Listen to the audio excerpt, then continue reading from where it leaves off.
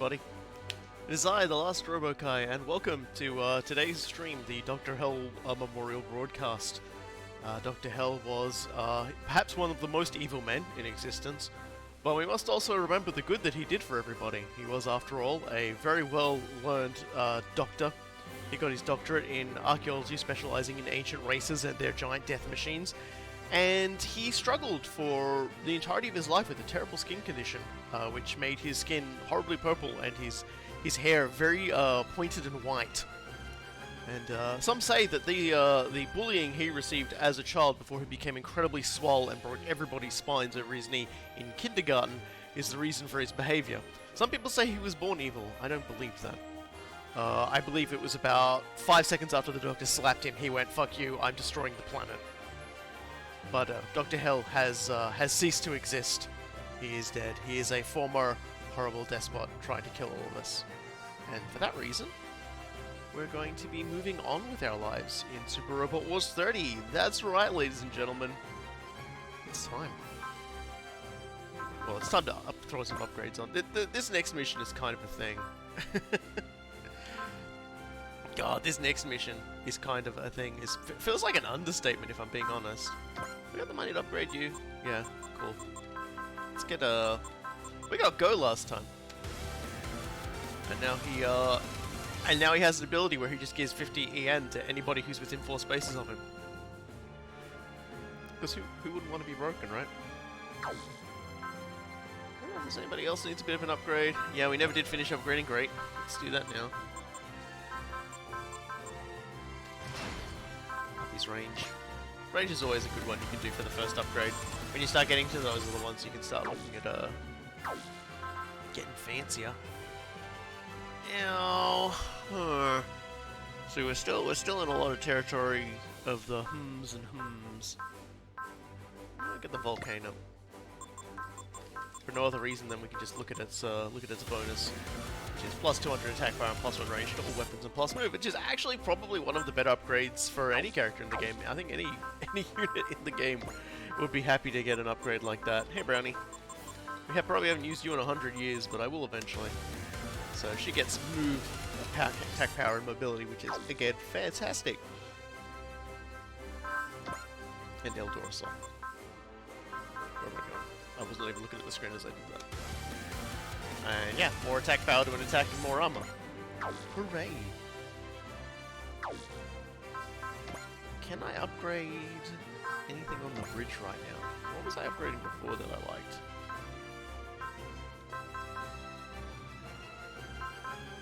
Let's get the missile canisters, the counter ability.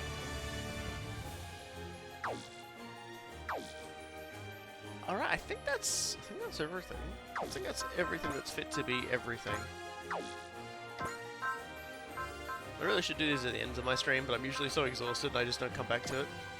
But I've managed to defeat Elden Ring, and I've uninstalled it from my computer so it doesn't haunt me any longer. And for those who are wondering, I've actually finished recording. Because I don't know if I mentioned this previously, but Cool Guy's workload in the last year has somehow managed to only get worse. So the likelihood of him being able to finish Winter Assault just basically bottomed right out. And I thought, well, I've taken a year off of doing that Let's Play. I will sit down once Elden Ring finishes, and I'll just finish off those Winter Assault things, because I've already got Dark Crusade entirely ready to go.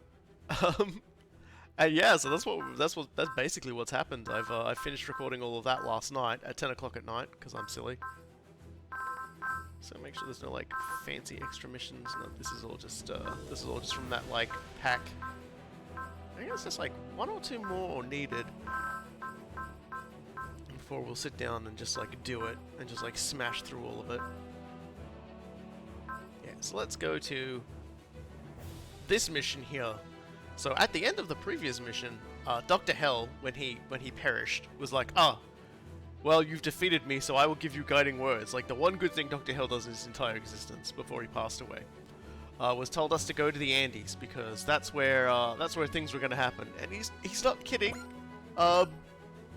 Boy, the Andes mission is you might be feeling really really good with yourself after defeating the previous mission, after taking down Dr. Hell.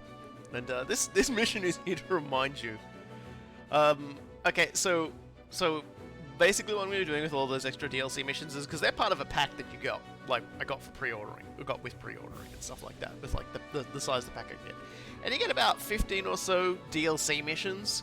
And I was just gonna wait till they were all unlocked and then just like do them one after another. I may even wait until like we've beaten the game, like before I just sit down and do those missions.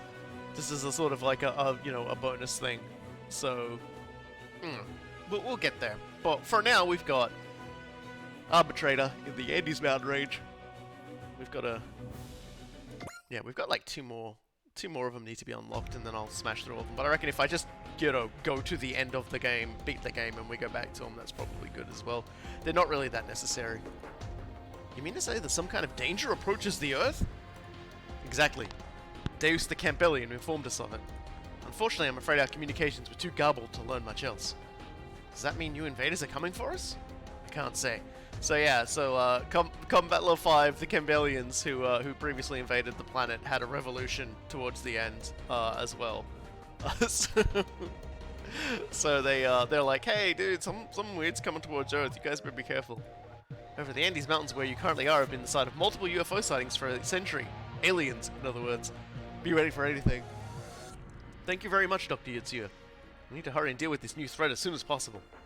Dr. Hell, who sought the Pillars of Light as a road to a great power, told us to go to the Andes. So does that mean there will be a Pillar of Light here too? I'll need to send a team to investigate before we can say anything for sure. Yeah, we going in. We going into the Andes. I don't know if the trees are like this in the Andes, but we're just gonna roll with it. Palm trees in the Andes. These ruins, they're reminiscent of sites of Incan civilization, but they seem to have a different origin. Mysterious ruins, similar to the area in Phnom Penh when the first Pillar of Light appeared then. So that means there's going to be another Pillar of Light here too. Perhaps. We found not the slightest hint of a system that would make such a thing. That too is similar to our previous investigations. Aerial scans didn't find anything, so the only option left is to look over things with our own eyes. This is your field, Yuta. I'll follow any orders you have. Well then, Az, I guess you're Deputy Brave Police for today. I swear I'll fulfill my job to the best of my ability, boss. Kind of an odd feeling being called boss by you, Az. Is that so, boss? She just like leans in and goes, boss. It's a little weird. Kind of makes me feel like I'm talking to my sister, so having you call me boss is kind of embarrassing. Well, Yuta, if you want to be called boss, better do the job of a boss. Well then, let's get to work. We'll find a clue about the Pillars of Light. Okay, Shadow-Maru, Kagero, we're really going to need your investigative stuff. Of course, that is the only ability I have to contribute. Shadow-Maru? What I don't get is what these Pillars of Lights are even for. Yeah, Shadow-Maru's starting to go through a bit of a very sudden, but possibly happening in the background, midlife crisis. Dr. Hell believed it was a path to power of some sort. Path to power. Why does somebody even want it? Does it grant wishes or something? If it grants wishes, it'd probably wish for enough money to live without ever worrying again. And your real wish? I'd want to wish for world peace first, honestly. Yeah, that's right, Az. Well, how about you, Yuta? I'd probably wish for a toilet, like, right now. That's a problem. Quick, Yuta! To the bushes over there! Yeah. Keep an eye on him, Deckard. I can't exactly go and, do so myself. Shadow-Maru, what would you wish for? Power, I would think. Power to let me fight. Shadow-Maru, you... It was just a thought. Pay it no mind. Shadow-Maru, Deckard has his job, and you have your job too. If you imagine, a small robot like myself is at a disadvantage in a real fight. Still, you need not worry. I have my moments to shine. Even if those moments are small, dull things that will never catch the eye of the world. Well, you're a ninja, you shouldn't be catching the eye of the world anyway, buddy. Okay, if you say so. Remember though, Yuta worries about you. Probably doesn't know exactly. He can tell you've got shadows in your heart. Tiny boss. He is far too kind for his own good. Are you going to pick up Edge before the end game? Yes. Yes, I will probably, Oh no, everyone! Oh no, don't tell me you didn't make it to the... I totally forgot this was a thing in this particular mission. No, there's a UFO! Indeed, I've just confirmed detection. A real unidentified flying object has appeared in the airspace nearby. Everyone hurry, back to the Tristrega! Roger! Yeah, we'll pick up Edge before the end game, don't worry about it. Oh look, an alien. It's a really cool dreadlocks. Oh, that's energy, I can't remember. Let us see then, people of Earth. Show us your heart that hates evil. Yeah, so this is the sort of the point late in Brave Police J. Decker where it just really just ramps up the what the fuck is going on with this show, and I love it. Keep in mind, aliens happened early on in Brave Police J. Decker, as well as like a weird non-human species of people living underneath the Earth is also like another thing. So it's like it's not really that bad, but it's just like what? So for this mission, we're gonna want to take all the Brave Police, because this is a Brave Police mission. I think there's an event during it that throws out the Magic Knights, and we're dealing with a pillar, so it's probably never a bad idea to have Van out. And then we'll take Gridman, Ikaruga, Upvine, of course, my new Bolts, Cobb Battler. Definitely still need more kills on the Mark II. Gal Gaigar and Gal Gaigo. There we go. That seems like a pretty good spread of dudes.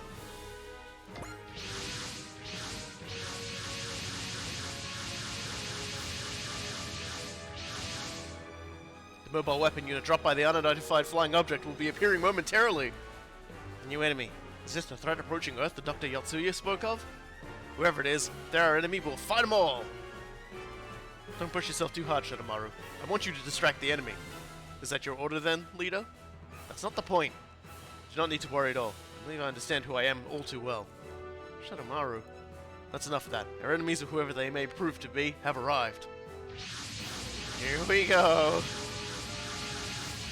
These guys are mercifully only appearing in this like mission mainline. They do appear in like side mission, like on the onboard computer and stuff like that. But oh my god, these guys, they're huge. Never seen that type of machine. That must have been made somewhere other than Earth. And here's the guy in charge of it. To all Earthlings. There's a broadcast coming over an open channel, likely from that group of giant robots. To all Earthlings are to disarm immediately. We, the alien Barrack, declare war upon the Earth here and now. Alien Barrack? So that's their name then. They're declaring war off the bat? They want to pick a fight with us? All Earthlings are to provide us their unconditional surrender. If you fail to do so, we will begin an all-fronts assault. To the aliens identified as Barrack, I'm Mitsubishi Grey Valley of the Time Warriors Earth Federation Autonomous Corps. Take a shot. As the leader of our unit, I propose we designate a space where we can discuss the situation. For what purpose? I wish to ensure we understand your goals and seek to reach a peaceful resolution. We can count on your cooperation. No such resolution is needed. If you fail to understand our words, then we will move directly to force. And they move directly to force. Damn, this guy doesn't beat around the bush. They're attacking us. His power. They're clearly a capable fighting force.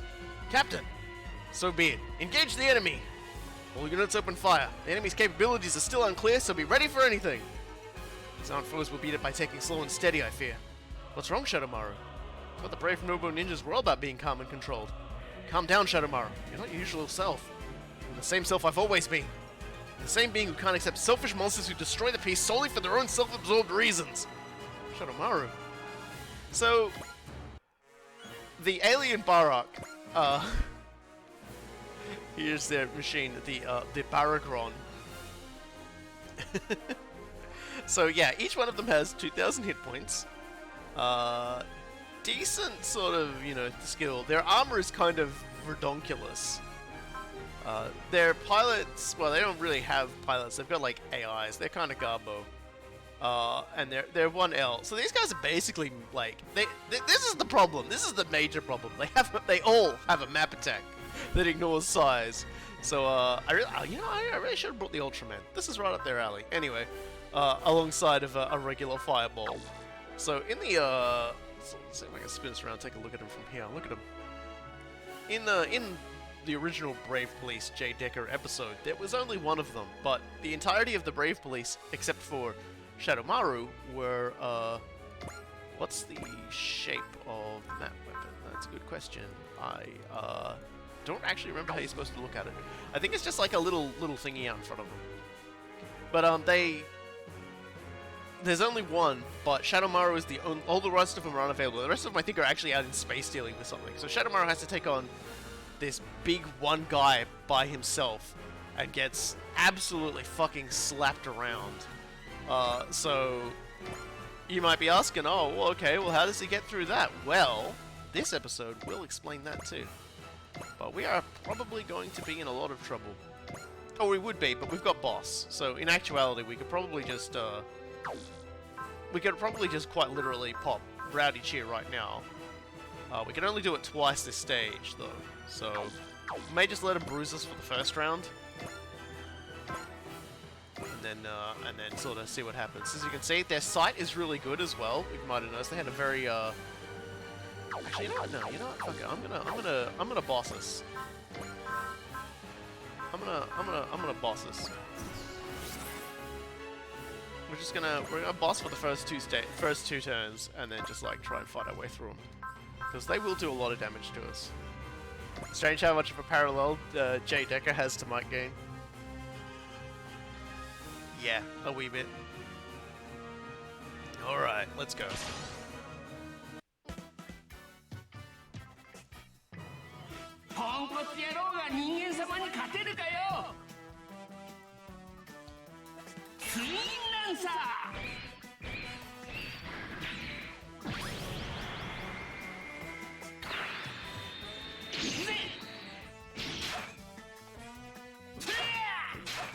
But they can take a beating, so they're actually gonna soak through quite a lot of this in the first turn. So typically a Super Robot Wars game, you might want to do, you know, big hits to, you know, to a big spread of them and then kill them on the counterattack on your turn. But these guys kind of play differently because they've got so much armor and so much health that your better bet is to just focus them down. Just like pick one and just like shoot him until he dies, then pick the next one. Until, of course, your morale is high enough that you can just keep doing it to literally all of them, and it won't matter. But until then, you just might as well just pick one and go for it. At the very least, Ernie is still just not going to ever worry about him.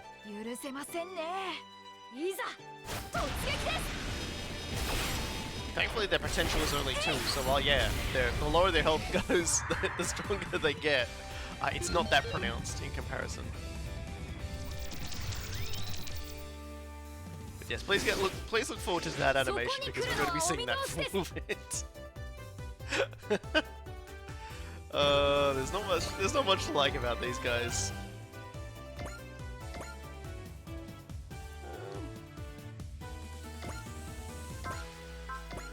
Just gonna do our best.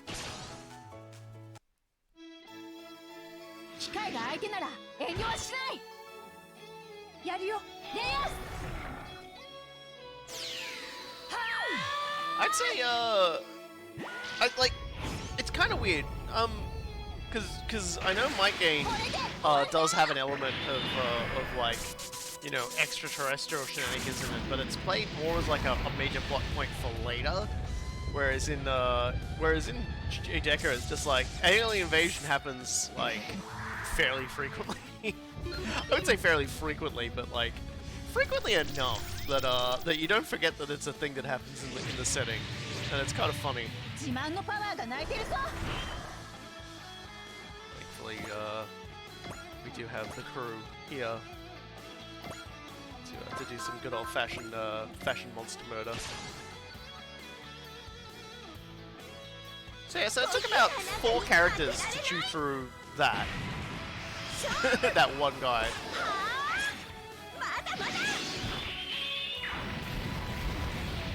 But the good news is we got one of them down.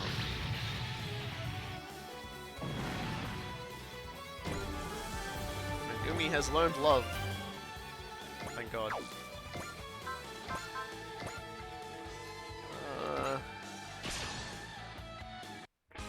Deckard, Duke, help support Shadow-Maru! Copy that, boss. You can leave him to us! Why are you so panicked, Shadow-Maru? As long as you have love for peace and justice in your heart, you'll always be part of the brave police. And yeah, that's kind of like a thing that's in the episode, like when the others leave and Shadow-Maru doesn't come with them because, like, he can't really help with the situation.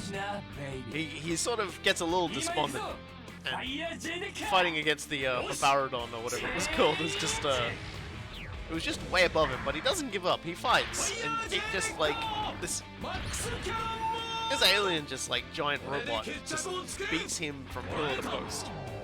And it's like, it's inside an entire city too. Like, it just turns up and says, I'm going to start destroying humanity now, have fun. And he's literally the only one who even has like a slight chance of being able to stop it.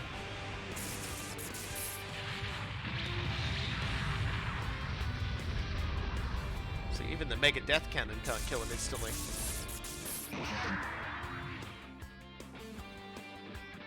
He's like, huh. Well, I can't hit from this range. Bring J-Decker up there.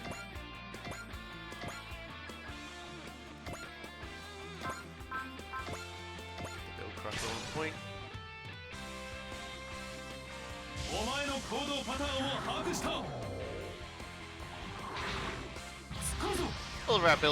All of our Brave Police team members are level 100s anyway, so they're pretty good.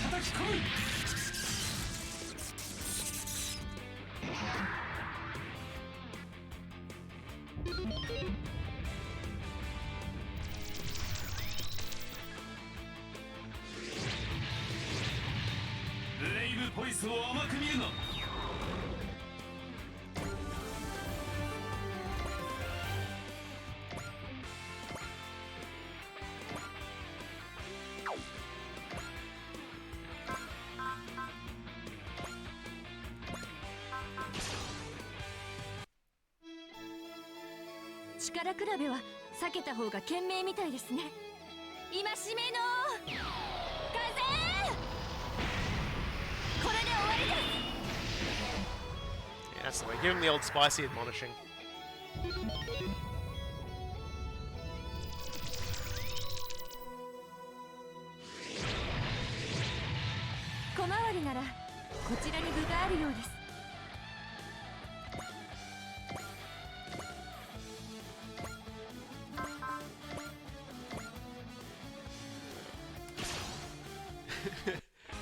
Everyone has their own roles. You're right, of course.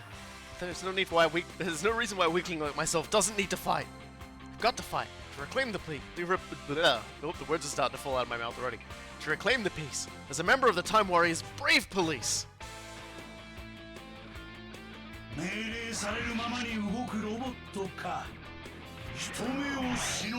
Ganbate, Shadow-Maru.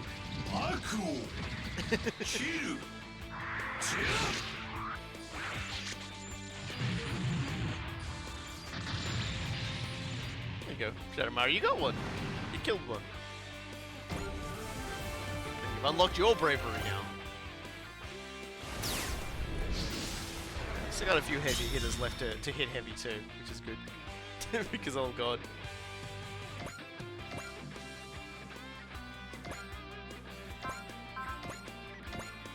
So even ours can't insta-gib this guy. That's usually a pretty good indicator. Like, when I did, I was like, ah, that's fine, I'll just fly ours in the middle, she'll take care sorry, it was Edge when I was playing. I was like, I'll just fly Edge in the middle, Edge will take care of everything. And Edge did not take care of everything, and like, took off a ridiculous amount of damage at one point. I was just like, oh, this is a problem. This might actually be a major problem.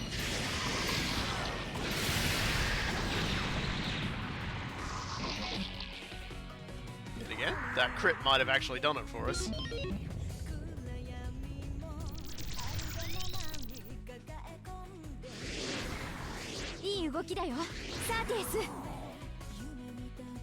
I do like this stage, and I do like this stage background too, with all the hills, mountains, and ruins. And everything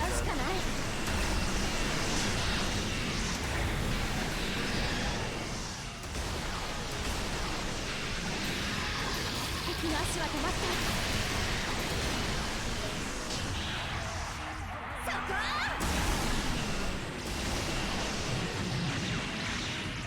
Yeah, there we go. So the crits did the job. And, probably shouldn't forget that ours just crits forever. Alright, so that's another one down. Thank God. Let's keep the fun times rolling and the fin funnels firing.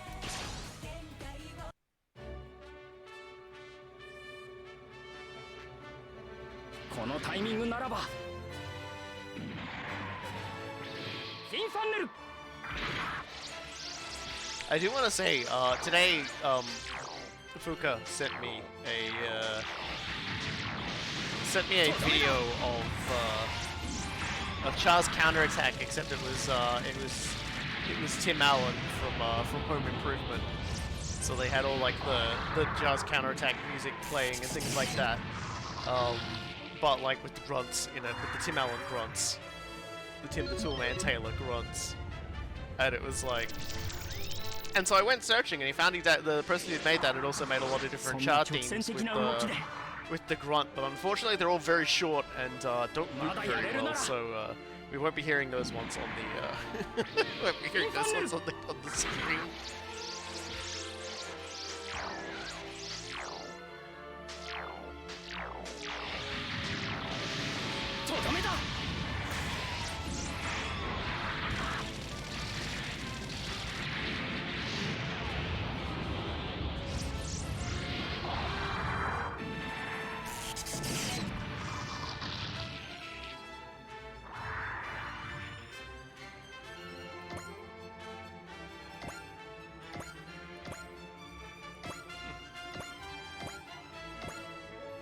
Quite close enough.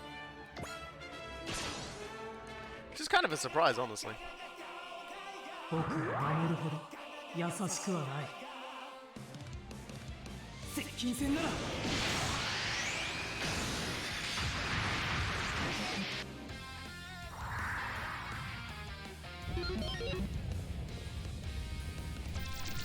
How much armor do these things have? About 2,600.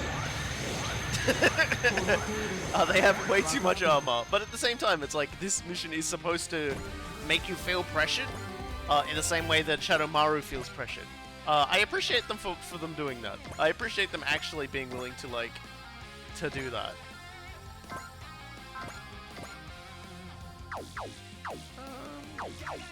Actually, Kagero, can you Brave Ninja attack this guy? Hell yeah! Yeah, it was about 2,610. Yeah, like just basically 2,600 is like a lot. Like I'm pretty sure we've got Galgaiga's armor somewhere around that at the moment with upgrades and items.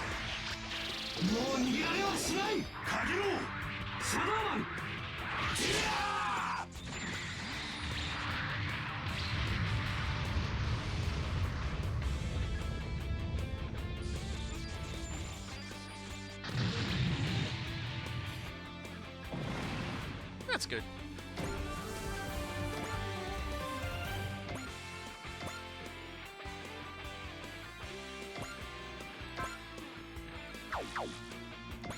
Let's just work on getting the rest of these guys down now.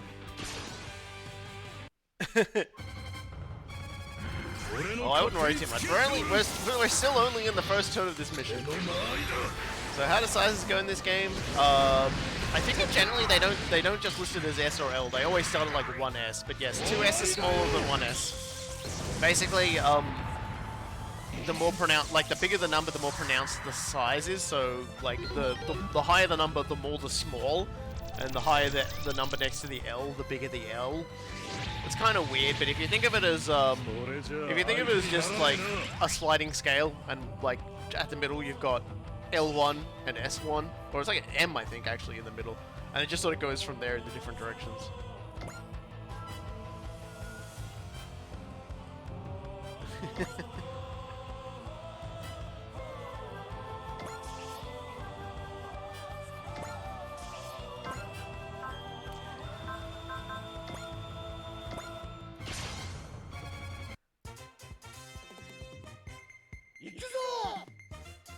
The size differences don't go too wacky this time, so yeah, if you say there's no 2S, I'm inclined to believe you, because I don't even remember myself. Mostly just because I guess you get down to a certain size, that's it. Like, I don't think it really gets much smaller than the Ultramans. Even Photoms, even their little robots aren't going to be smaller than an Ultraman. Which is a weird thing, it's a weird sentence to say. So we're definitely gonna tanking a lot of nonsense here. Can Max Gridman put this guy down? Actually, can Gridman Caliber just put this guy down? Yeah, there we go. We definitely want to be saving, we're definitely going to be wanting to take on the extra waves of enemies that are no doubt coming with Hyper Gridman. He's going to be getting a lot of kills in this one. Oh dear! So the Monster Hunter Rise expansion, I did see the video for that last night. Sunbreak. I found I kind of like the new area they got going there with the big castle in the middle of like a bunch of different biomes. I kind of thought that was cool, and I did like the spooky vampire like moonlight butterfly themed like Elder Dragon. I thought that was pretty cool. The big monkey-like dude where like, oh, when he gets angry, like one of his arms becomes covered in magma and the other becomes covered in moss. I was like, okay, alright, that's definitely kind of weird, but you know, whatever. You do you, video game.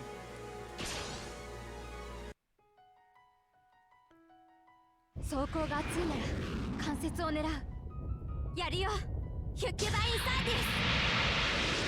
at the very least, they targeted the one person who can insta-kill them.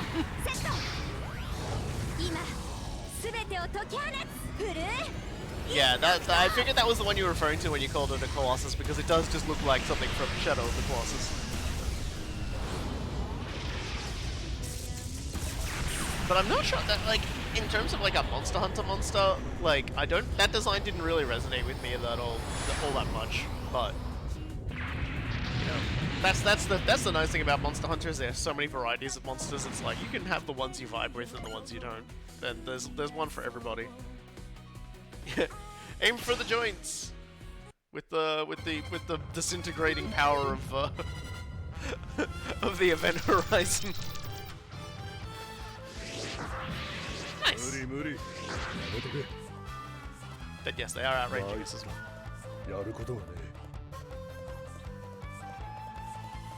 Yeah, I've never. Okay, I guess we're doing this. I've never played a Monster Hunter with Astalos in it, so. But I did like its design. I kind of liked it. It kind of looks like well, it kind of reminds me of like I think Scyther on crack. It's the green one with the big like wings and the axe-like head. I thought that was really cool. I haven't touched more of Rise. I haven't touched Rise in a while myself, but I do need to get back into it.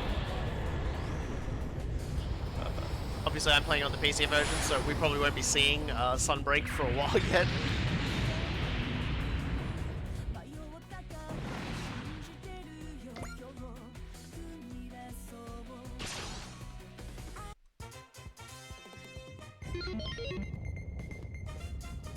Yeah.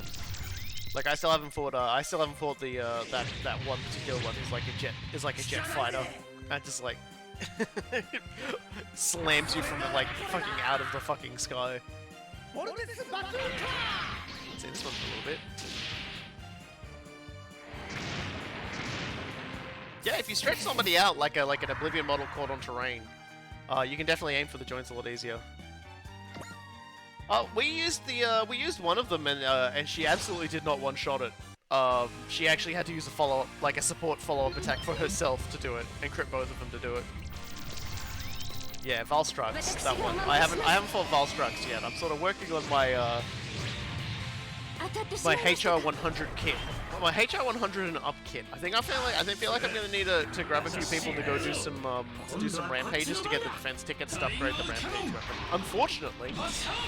Because I will say this, I don't really care much. I think everyone sort of agrees with this. Did they even say in the stream, oh, more rampages? Because it feels like they didn't. Maybe I missed it. But they definitely didn't even really talk much about the rampages. Because the rampages were kind of bad.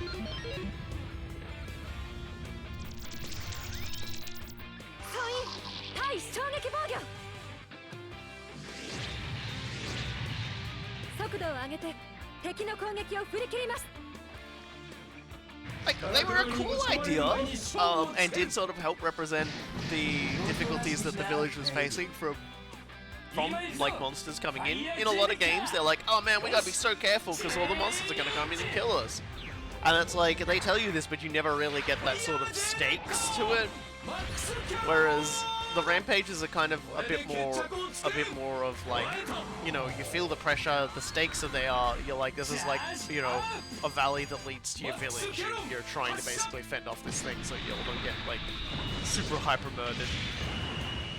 But at the same time, it was still just though it was like a tower defense thing, and it just didn't feel that great. It's a better series of fights than like Magna Marlow, but it's still a bit of a clusterfuck. Like they want to do something that has just sort of like a big spectacle to it. I get it, but man, rampages are kind of butt. I beat Elden Ring, by the way. I beat Elden Ring. I think I said that earlier, but I'm so happy with myself that I beat Elden Ring. The first thing I did was uninstall it so that I could actually like get other things going. And I've already accomplished so much since uninstalling Elden Ring on Class Thursday. Like I've just like recorded all of the Winter Assault footage for like Cool Guy to commentate on. It's just so funny.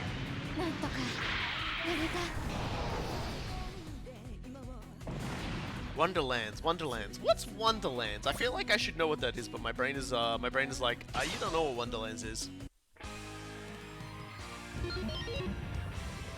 The next title I'm so looking forward to is Ghostwire. I don't know, like, it's kind of funny to say, because Ghostwire is by the same crew that made the Evil Within series, and whilst we all know, like, my experience with, like, the Evil Within was kind of like some periods of I was enjoying it up until it just started off, like, the bullshit. Oh, it's the Borderlands thing? Okay, yeah. Man, it's been so long since I've even, like, looked sideways at a Borderlands game. I hope you enjoy it. I hope it's enjoyable. The thing that sort of got me on Ghostwire is just it has big Japanese occult energy. Like I do the Neo Let's Plays, and my big plan once I finish the Dawn of War Let's Play and like play Soulstorm and do the Soulstorm campaign is I'm pretty much gonna launch almost immediately into Neo 2. I had hoped to be on Neo 2 right now, but like as I said earlier, like Cool Guy's workload just exploded on him, and I was just like. I was kind of happy to take the year break not doing things either, just because I think I'd gotten so stressed with like timelines and time frames and everything like that, and like the pandemic and like a member of my family getting like horribly sick and just things like that. I think I was starting to have like really bad like panic attacks at the time. So basically taking a year off from like doing a Let's Play and having like a Let's Play schedule, just even like hanging near me, might have helped. Things have sort of, you know, regulated and eased off now, so it's not too bad. But yeah, I'm really looking forward to Ghostwire just because it has big weird Japanese occult energy. And you don't really like outside of like the stereotypical horror games that you might see, like the lower budget horror games and things like that you might see all over Steam with the pseudo PlayStation graphics. It's like, you know, like outside of those these days, you don't really get that much of it. All right, let's boss again.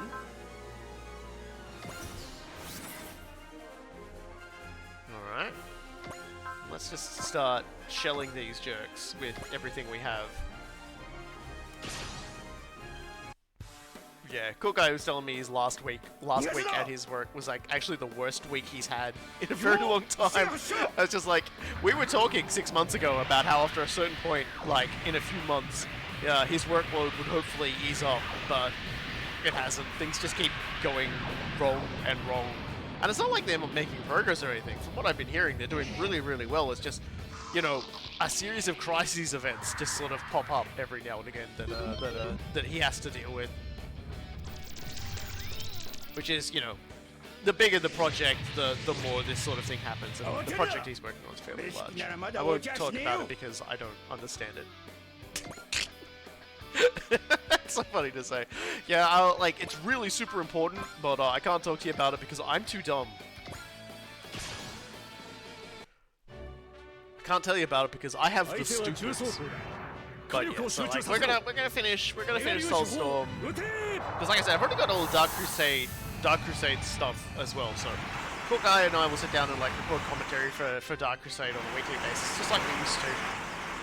And then while that's all getting sorted out, I'll do a, like when we're about halfway through, I'll do a poll for what Soulstorm faction I'm gonna be forced to play as when I force myself to play Soulstorm. I kind of happy I haven't been playing Soulstorm last year. Oh god. All right, can we map these guys? Oh yeah. Missile canister, standby.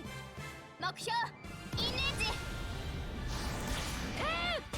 think generally speaking, like if you're fortunate enough to be, who was the canonical winner of Soulstorm?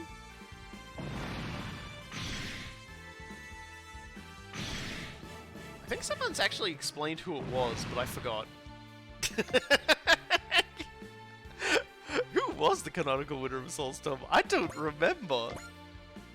I've talked about it before with I've talked about it before actually with Cool Guy, even when we were like playing like Dawn of War 2 and stuff like that. And I legitimately do not remember who it was. I know it wasn't the Blood Ravens because they talk about how everything goes wrong there.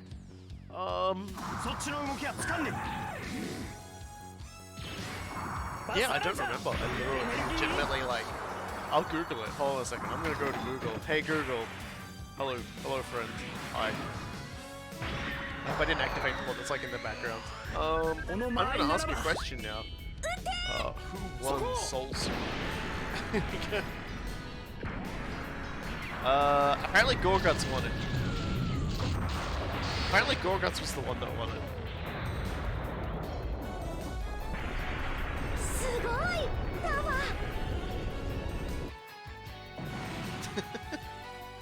I think that apparently Dawn of War 3 says that the Gorguts won it, which is a bit of a surprise to me. But considering in Soulstorm he just kind of turns up and watches everything go wrong. And now we've killed enough of the enemies. Gasp! What's wrong, Hikaru? Something's coming. It's Nova. Hey Nova. Still crazy? Eagle. Oh no, it's Hikaru. Oh yeah, and there's Nova. Hikaru, the Zoldyck forces have determined you are our greatest threat. Therefore, we've been given a mission to see you defeated. Can't believe I'm seeing Nova and Autozam on the same side. Just like Zagato, Nova is supporting Zoldyck, it seems. Absolutely. I'd do anything to kill Hikaru. Alien Barrack and the Otherworld forces will be stuck between them. There's even more incoming. Yeah, I got some bad news for everybody. The questors! You cursed seekers of knowledge, so you've come to this planet after all, have you? Wait, why does the alien Barrack know about the questors? If they've come, then there's a pillar of light here after all. Absolutely correct, Oz. I'm glad to see you again. Ceruleum! However, I have no time for games with you. I have a mission to fulfill. A dialogue with me, correct? Correct indeed, Mitsuba. Who is this guy? Is he gonna get between Hikaru and me? For now, let's take a moment to watch. Seems our third combatant is doing the same. The alien Barrack forces have stopped moving. Are they observing the dialogue between Ceruleum and Captain Mitsuba? If the alien Barrack are here, then perhaps I'd best hurry. Do you know about them? Ah, perfect. Answer my question, I'll give you information about them. Very well, I accept your deal. Then let us begin. For this question, let's assume you are a simple beast, only able to judge things by your physical senses. Your owner has left food out for you.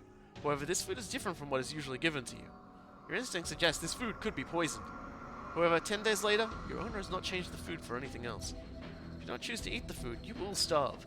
However, it could be poisoned. Your owner might change the food tomorrow. Answer me this, Mitsuba. Would you eat the food despite the fear of poison? Or would you wait for your owner to come? Yeah, so we've got this thing, right? We got this last question. This is the last question. And we've been tipping everything to the left, right? So for this particular mission, we have to basically tell them we'll take fate into our own hands. I would take control over my life with my own decisions. Fine answer. Still, the obstinacy it reveals is undoubtedly a danger. That has tipped the scales to the left. Now it's your turn. Tell us about Alien Barrack. You need no explanation. Fuck this dialogue. They're launching an indiscriminate attack. Since the questors are no friends to them. Haha, now that's more like it. This is gonna be fun. Nova, go ahead and break this world to pieces, and then Hikaru and I can welcome the end of the world together. She's crazy. This isn't just a turn of phrase. She actually wants the world to be destroyed. Eagle, you're not sure what to do, are you, Eagle? Hikaru was giving him like the biggest wobbly eyes right then. Hikaru, if you're willing to risk life to fight, then you should fight for something you really believe in, Eagle. I do. I fight for Autozam. Do you really believe that at the end of this lies something that benefits Autozam? That Black Rune God! It's Lantis! Lantis. Such a strong sense of responsibility. The same as always, Eagle. But you must see that sense is also a weight to bind you, to look away any other possibilities. Binding myself? Look at the Magic Knights. They fight to bring forth a better future with their strong will. There's no need for the power of any pillar in that. Lantis is right, Eagle. Frankly, don't know why it is you seek power, but I can tell you, you're doing it the wrong way. You need giant muscles to do this. Look at you, you're like tiny clamp arms. You really think the people of Autozam are happy siding with Zeludek? Someone who couldn't care less if the world is destroyed? Look at the Time Warriors, Eagle. We're a group from every different walk of life, all pitching in for the same goal. Fight with us, Eagle. I can't ever give you the power of the pillar, but I'll give you any other power I possibly can give to help you. You're getting between Hikaru and me? Get lost! Eagle! Then fine, Hikaru. Furthermore, I've made up my mind. Someday, relying on the help of friends like these will bring danger to Autozam, too. Getting the power of the pillar must come second to protecting my fatherland. Eagle! Hope you were listening, everyone. Time for us to walk a different road than Zeludek and their supporters. If that's Eagle's decision, hey, no objections here. Thanks. All of you. And you too, Lantis. Everyone in the Time Warriors, I apologize for everything I've done. Hope you'll let me fight beside you for this one moment at least. Captain Mitsuba, we're clearly at a disadvantage here. We're glad for the help. Thank you very much. I assure you, we will live up to your expectations. Lantis, tell me you're going to help us too. That is why I came here in the first place. Thank you, Lantis. Thank you, everyone from Autozam. Then let us begin this battle. I'm eager to show the power of my Gravelin. I have had absolutely enough of you. Eagle and Lantis, you dare get between Hikaru and me, that's gonna get you killed. That's a paddling. You're not gonna do a thing, Nova. If you think you're just gonna turn this into your own little party, you're sorely mistaken. If you want to threaten Hikaru's life, we'll stop at nothing to shield her from you. Seems like it's going to be a three-way battle with Alien Barrack, Nova, and the monsters and us and the questors. Blah blah blah blah blah. All units intercept each force and watch out for pincer maneuvers. The chaos of this battlefield is like a sign of humanity's future. The machine you're so proud of, it's going to the scrapyard today. Right then. Well. So let's take a look. Well, we've already looked at We've looked at Lantis previously, but it's always good to just go back, you know, see everyone. He's got Supreme, he's got Spirit Endurance, so he's basically just really good at just like not taking shit from anybody. But here's what Eagle and the FTO looks like on our side. So he also has Spirit Endurance, which is really good, which means he doesn't take stats downs from things. And, you know, and other than that, pretty strong hitter for what he's got.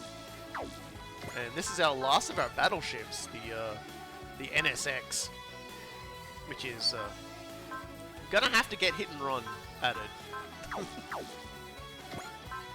It also doesn't have a command aura, which is kind of a problem. I kind of don't like that.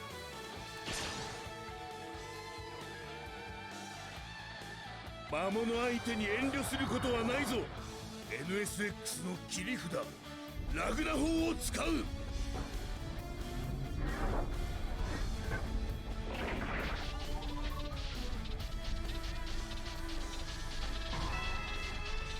発射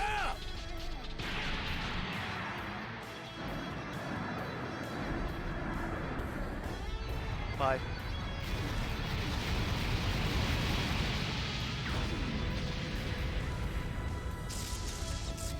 So I think I went way off track of like what I was talking about before, but I'm really just like Ghostwire sort of got my attention because a big part of it is just weird occult stuff. He's got an attack called Vulcan.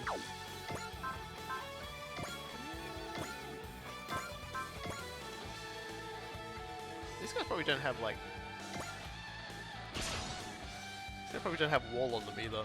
Lantis, I certainly didn't imagine that they would come, that you and I would fight side by side. You, born in Autozam, and I, born in Sephiroth.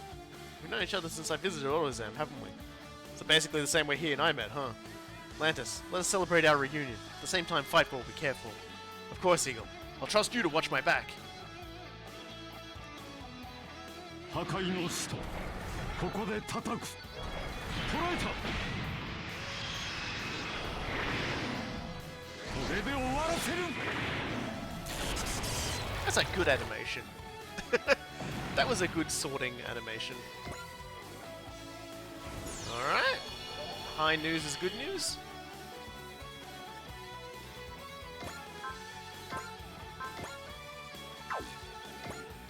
FTO, go. Yeah, see, we didn't get wall because we weren't, they weren't deployed when we decided to do that. 速やかに任務を遂行します。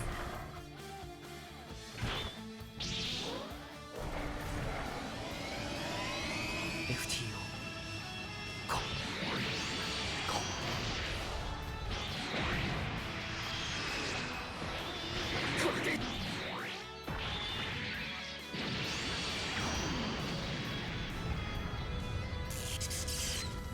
We'll send the Magic Knights off to help them.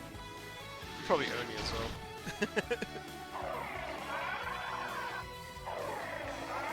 But yeah, that was the last of the Questor questions. We do still have some like decisions to make later in the game, but you know that's for then. This is now. Ah, dang! Looks like we gotta do a bit of traveling to get that. We'll send Van over to help.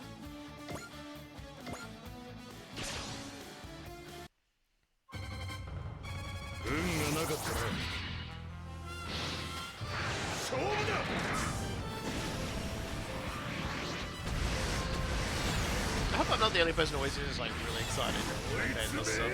I still haven't like finished my thought about Ghostwire. I saw some gameplay of Ghostwire and like at first like I was like, oh man, this looks really cool. I wonder if it's gonna be like The Evil Within, where it's a fairly linear sort of story, you know, sort of thing. But apparently it's open world in Tokyo, primarily around I think Shinjuku. They said it was either Shinjuku or Shibuya, which are two entirely different sort of districts in Tokyo. But I don't actually remember which one they said it was. I think it's Shinjuku because why would you not have like the yeah, but but I noticed they had the sorry, my brain is frazzled here. I know they had some like footage of like combat in it, and it was just a lot of it was like your character just Naruto hansing at doing like attacks with that. And it was like real just like a big like light show of like you're like I get you're casting like magic with hand gestures and stuff like that, but it just looked really weird. But at the same time, you're like fighting like weird headless schoolgirls and like dudes with like umbrellas but no faces. And then the Scissor Woman came out, and like it's kind of funny, the Scissor Woman thing, because in the Japanese yokai belief, she's one of those like rumors, one of those like ghost stories that's persisted since like the samurai times. It was originally I don't have the thing up. It's like, you know, and because my brain doesn't do remembering Japanese names and terms very well. I don't remember it exactly. But essentially she's been altered over time. Originally, like, her name is essentially the Japanese for split-face woman. And the reason why it was the split-face woman is because she had the Joker smile. Basically, where her smile is like carved further up her face, and she would be a woman wearing a veil typically on a bridge or on a road late at night in a city. And if you walked past her, she'd ask you, "Hey, do I look pretty?" And if you said no, she killed you. If you said yes, she would take the veil off and show her horribly disfigured face, and ask you, "Do I still look pretty?" And if you say no, then she would kill you. And if she said yes, she'd carve up your face. And apparently, the only way to prevent this woman from doing this is to just give her ambivalent answers or money. So that was always pretty funny. But apparently, over time, this ghost story just sort of morphed, and even as late as the 80s, it started to gain more traction, and people started to freak out about it. Like, kids were not allowed to go home without supervision because they were all people had started having, like, you know, like sharing stories about, you know, her, about the scissors lady, because she was out there and she was gonna kill your children. Oh, and don't bother running away from her. Apparently, she's like a super athlete as well. She can like chase you like eternally and like really fast and kill you. So, just like give her $100 to fuck off. But it was just like she actually is in Ghostwire as an enemy type, and it looks like she's a formidable enemy type as well. And she's carrying a very large pair of scissors because at some point in the creation of this character's story, she started using very large scissors, and it's kind of funny just to see that still there. There's actually an entire, if anyone's ever played the I think it's the 2-bit graphics adventure game / roguelike World of Horror, which is an excellent game, by the way. If you've ever even got like a passing interest in like weird Japanese horror stuff, absolutely 100% get your butt into World of Horror. It is a really good game. And on top of that, it has a really good, it has like, just like lots of content, really good updates. And it actually has an entire mission based around the scissor woman. And it sort of goes into the whole thing about how it's kind of like a schoolyard Bloody Mary sort of thing. Where, you know, if you do this ritual, oh, she's going to come and get you. And I was like, well, why would you do that ritual in the first place? Some asshole does it. Some idiot inevitably does it, and then she's going around and like trying to cut people, so you gotta try and stop it. But yeah, we've unlocked bravery for all of them. Bravery for all, and for all a good brave. There we go. Now we can actually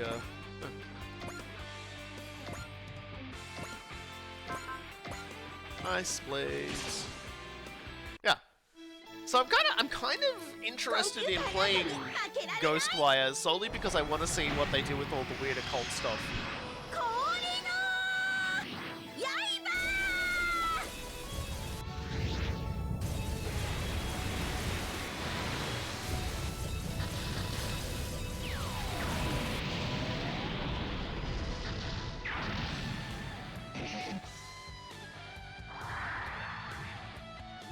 It'll be nice to play a game where it's like by Japanese horror, like a Japanese horror game by Japanese devs, and they delve into like modern Japanese horror, because you know, a lot of them just end up being like, you know, oh, it's John American from America Town, and he's gonna be dealing with the super zombie Borgites. You know, and it's like, I mean, you know, they make a good game. You know, like Silent Hill is definitely a great example of the Japanese doing their horror, but in a Western flavor. Evil Within is a pretty good example of that sort of thing as well. And then at the same time, it's just like if you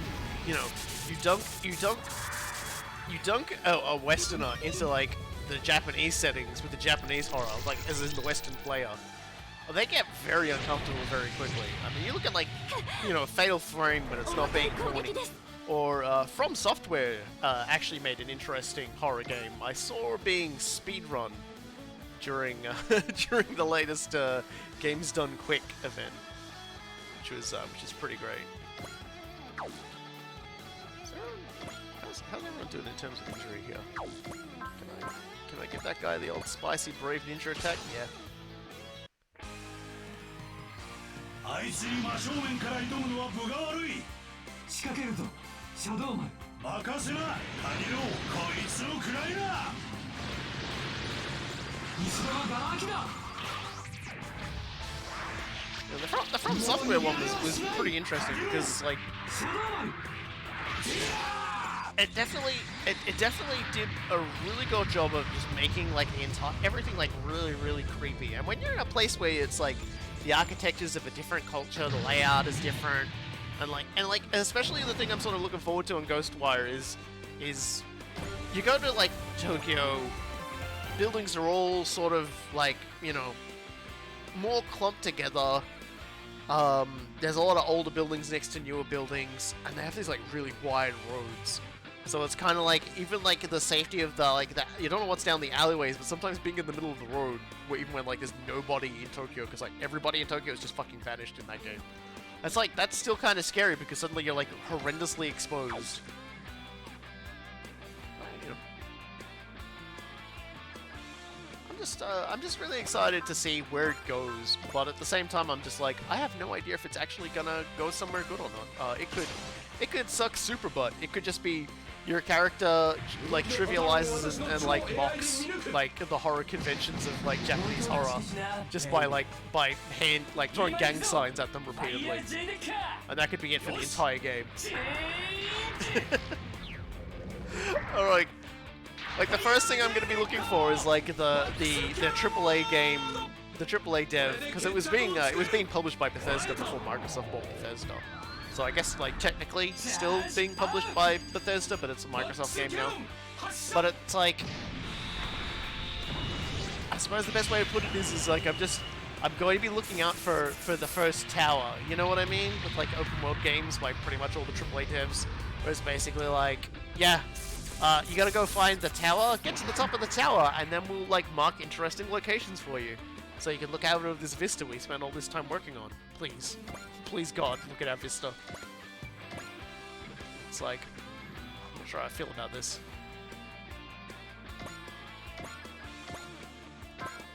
Still so many of these guys.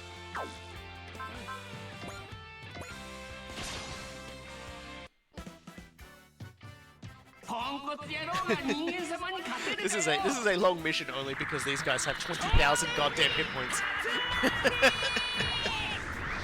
It's like, stop having 20,000 hit points.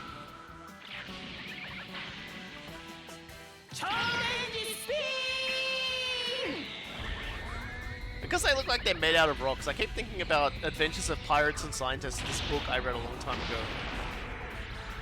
Did I see the mock-up somebody made of Ubisoft in the Elden Ring about the UI? Yeah, I've also seen someone like some of the ones where people piled even more stuff on top of it. I'm glad. Like, all I can say is I'm super glad that that Elden Ring did not go the climb a tower route, because pretty much every open world game, aside from like I think the three, because I was actually like talking about open world games with Fuka before I started the stream today. And I was just sort of discussing how much I really like, God, that's a lot to waste. Oh, let's just punch this guy away. I was talking about the top three, and honestly I thought about it and thought maybe top 4 of open world games in terms of what they did with the medium and how they played with it. And I'd say the 3 that probably have done it the best is obviously it's Elden Ring, because Elden Ring did really well with making you feel immersed. The world has an amazing story to tell if you pay attention to it. And there's a real sense of you go off the beaten path and you discover something really cool. It does get muddled a little bit by the whole Dark Souls, oh, you didn't know this NPC was here and went off and did something else sort of problem. That, yeah, like, you know, as exists in pretty much every single Souls game, you can absolutely beef the entire character's arc just by going left instead of right. But there's so many things just off the beaten path that you can find on your own, and it's so good. And then there's Breath of the Wild. And Breath of the Wild is one of those ones where it's like, they do have the towers, they literally have the towers. You climb the tower, and then the game goes, oh hey, look, here's all these interesting things around. But it also still has a lot of stuff that you can only find through just poking around, rubbing your head on things, sneaking into areas with like extremely hostile enemies that might be like a bit stronger than you, or immensely stronger than you. and you're rewarded for it. There's never really, I think, a journey you take in Breath of the Wild that feels like you didn't get suitably rewarded for just like diving off the beaten track and trying something. So I definitely give them very good props for that. And then The Witcher 3. I forget, I don't think The Witcher 3 had tower-like mechanics. I think you basically just traveled around and you like read signs and people directed you to things there, and you just sort of organically explored the game world and you know and found things. And The Witcher 3 was a very well-realized world where with a lot of different locales, and some of the things you did even had like micro or macro effects on the game world, which was really cool.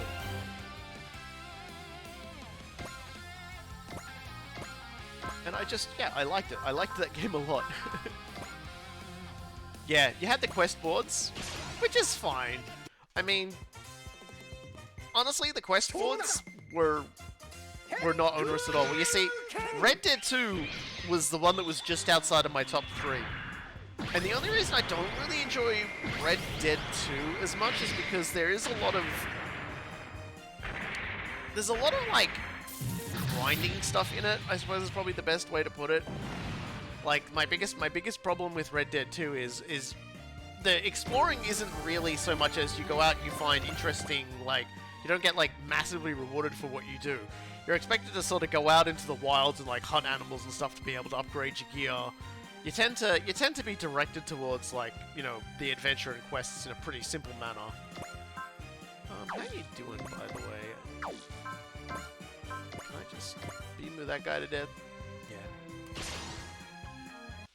Yeah, and I just feel like there was never really a time in Red Dead 2 where I went to a location and it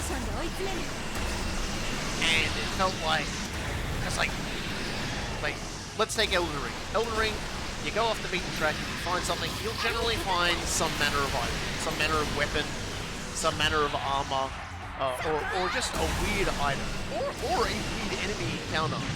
Breath of the Wild, you might find an item, a chest that has like something in it. You'll be able to gather up exotic weapons from the enemies you kill, or things like that. And The Witcher usually was so chock full of quests to do. When you went to different areas, you usually find something to do, which might lead into something else that happens further down the line. You know, it was kind of cool.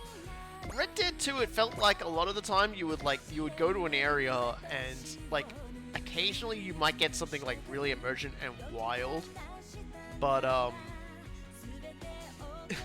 just made an important discovery just now. Fuck these tasteless god-awful men's multivitamins. Well, that's the thing, is like, it always felt like in Red Dead 2, I walked into an area and all I did was I just kind of like walked around the room I was in and just like hoovered up everybody's like belongings. Like, so I would like walk into an area, just like steal like 50 cans of beans. Just my character's just like, yep. Visually though, fantastic, and story-wise, Red Dead 2, I enjoyed. I never actually got too far into it though. I think just because other things came out and I got distracted. Like, I tried to play it multiplayer with Cool Guy, we did try to do some streams of it, but we just ran into so many like problems with that, which was a real shame.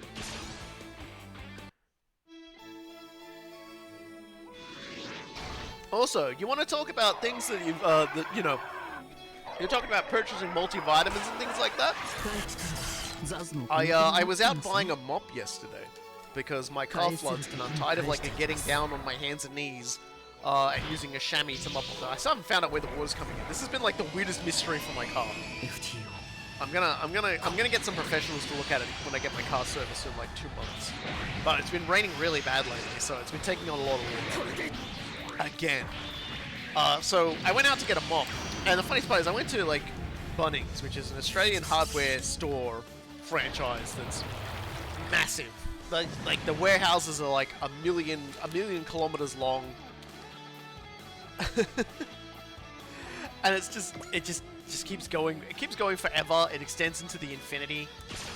And I couldn't find the mop I wanted, which was the weirdest thing. Like, and can I just say, a hardware warehouse is a spooky thing to get into the deep end of, because they have the side that's like set up for the entryway and everyone to come in and come out, and then you get further into the back where like people start like looking at the wood they want to cut and stuff, and that was sort of in this middle back area, and it was just like even the PA system that was like playing music throughout the warehouse sounded distant and tinny. I was just like, man, like this is unsettling. I feel like I have actually stepped into like a horror zone. And the real horror was they didn't have the mop I wanted. Because the mop I wanted was I didn't want a mop that you squeeze using a bucket, and I didn't want a flat square mop where you know the one basically where it's the sponge, and so to squeeze out the water you pull a lever and it folds the sponge in on itself and like presses against it and squeezes the water out. And the reason I didn't want that is because there's like a few harder to get spots in under my car seats and things like that.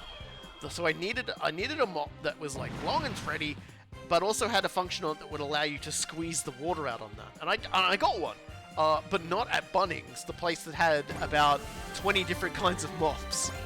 There was like one section which just had no mops in it. Like there was like this big blank section, and I bet the mop I wanted was there, and everybody else needed that mop. Considering the amount of flooding and water we've had recently, I'm not surprised I couldn't find the mop I wanted. I imagine everybody's probably been getting a lot of mops around here, and we weren't even the ones who were flood affected. But so I went to another location, which is like a super center that has a lot of different like chain stores and things there. And so I went to a Kmart, and I got a mop from there because I had exactly the mop I needed. I walked out triumphant. There's no good way to carry a mop that doesn't make it look like you're ready to get into a fight with someone, by the way. Like, it always just felt like I was like just ready to like pop somebody. You still have a Kmart? Kmart is alive and well in Australia. Kmart is very alive and well in Australia. It's owned by, I'm not sure if it's owned now by the same people, but I'm pretty sure, I think the same people who own a few franchises in Australia. Target still exists in Australia, by the way. That were my next stop if Kmart didn't have the goods. I don't know how you might feel about that. So while I was there, because the story of my adventure isn't actually about the mop. I went to the supermarket, one of the supermarkets that was there, the Coles that was there. And this particular like super center has a Coles that very occasionally has weird stuff. Every time I've ever talked about bringing home something to eat, and it's like from like the import section of the supermarket. This is the supermarket I'm talking about. I don't go there all the time. I go there very occasionally. And if at this particular time I went there, and previous time I went there, they had gumbo. They actually had like the stuff for making gumbo, which was like nice. And so I go there this time, and they had imported from Japan a bunch of fun size packets. Like it's an 8-pack of like fun size Kit Kats from Japan, and they are green tea flavored. Green tea leaf flavored Kit Kat. And they're kind of nice, actually. I've already had one. So I've got 7 left. And they're nice. That's probably really weird to all the rest of you. You're probably all just like, what the fuck? Like, after the last few times I brought home something with like green tea in it, and like, no shiokara. There was no like weird squid stuff. Okay, she's just like, I am taking no damage today. Goodbye.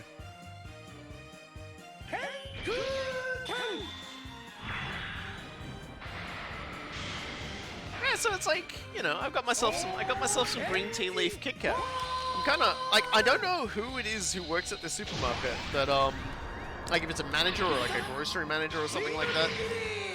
Yeah, green tea flavored Kit Kats. I'm told Kit Kats are incredibly popular in Japan, so they have a ridiculous number of flavors. Because apparently Kit Kat sounds very close to a Japanese term for good luck in relations to studies. And so it's apparently a popular snacking food when studying. I don't know how true this is, but there are, the fact that there are a ridiculous amount of, a ridiculous amount of them, there's, you know, that's a thing.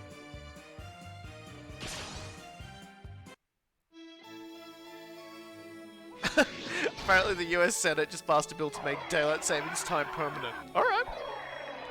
There's actually one or two states in Australia who have already abolished daylight savings time altogether.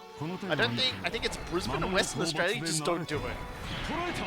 Sorry, Queensland and Western Australia just don't do it, I think. So it's something interesting to think about.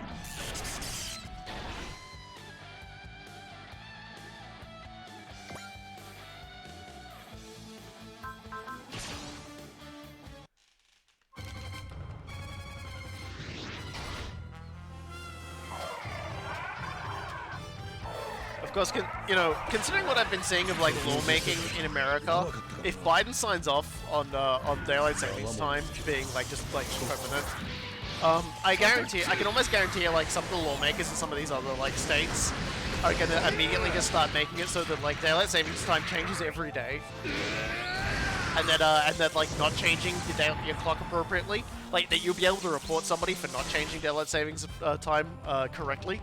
And there will be like, you know, 20-year jail time for it. Hey, let's just hit her with charge. Might as well soften her up. I want to have the wasabi claim Kid Kat. Also, Pluto is still playing with fucking Mexico. Yeah. Basically, I can see some of the states just going absolutely insane just because the federal government did the bad. So now it's time to take them out. Oh, that's right. She stats downs. I forgot. No, I'm gonna do like average damage.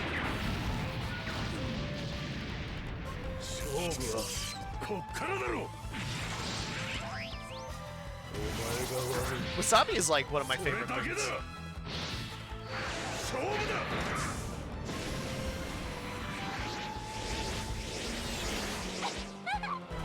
I probably should have checked what his hit rate was too, apparently, because apparently I fucking just blew his soul. All right, I was too busy talking about food, and I just like completely beat. Oh no, it would have been just because his stats got halved, his hit rate would have gone down. Ah, god damn it! I should have just used flash on him. Oh well. This was fucking weird, and I love it. I know. He was at 100%, yeah, so when he got stats down, his accuracy got like cut in half, I think. Oh, that hurts a little. Not gonna lie.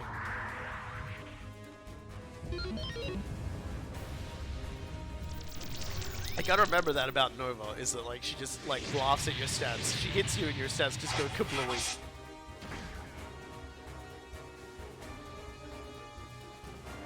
Also, sadly, we have lost wall power now. Yeah, okay, dude. The wonders of the Gravelin. Can you comprehend them, Ars? I understand your desire to show off your machine, but please, do it literally anywhere else. Now, don't say that, please. I'd love for you to know all about my Gravelin. Look, I've got my Wikipedia article all updated for it. Really happy about it. I can almost appreciate that. Almost. However, I'm still destroying that machine, together with the Huckbind, with all we've got. Does Lantis' Spirit Endurance prevent stat down? Yes. Need to turbo murder this guy, he actually runs.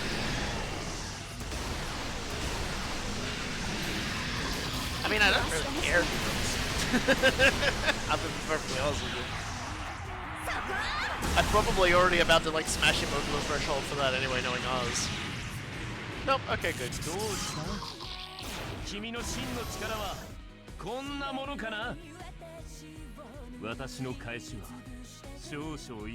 I just love how Cerulean's like, the more you spend time. Oh, he's got laser eyes! With the eyes of wisdom, I see the truth! Laser eyes, yeah, like, Cerulean, I love Cerulean. She's like, no, I'm really proud of my robot. Please, take a look. Take a look at my robot. My robot's amazing. Give it a lick. It tastes just like raisin. Anyway. The good news is that turn, we're actually cleaning through things pretty good, so hopefully we'll get through this.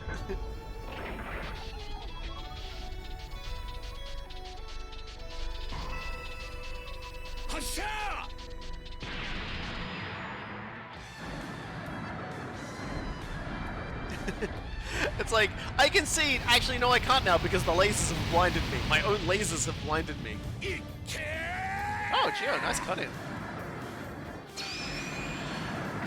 Guess that's the dynamic kill you get for using it. Because you get to see Gio yelling more and the thing just sort of fly off into the distance, explode. There we go, nice work.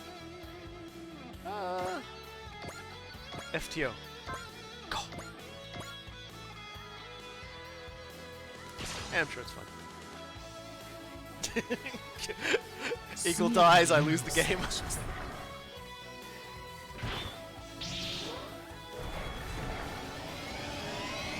FTO. Go.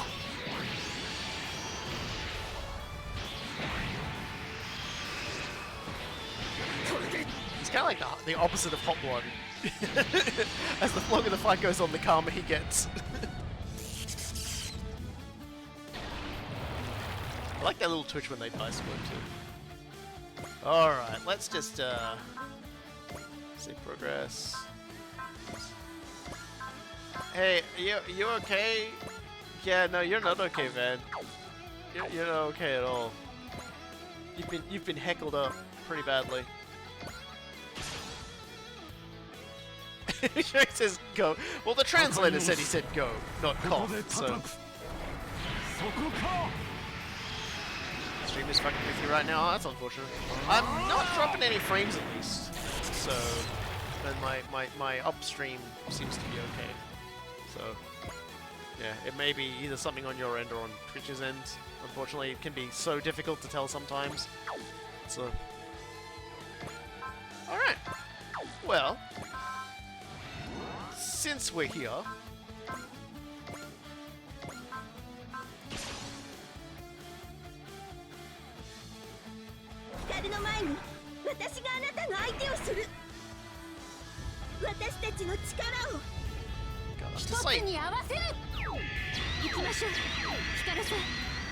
God, I'm just thinking about all like the weird food you can get.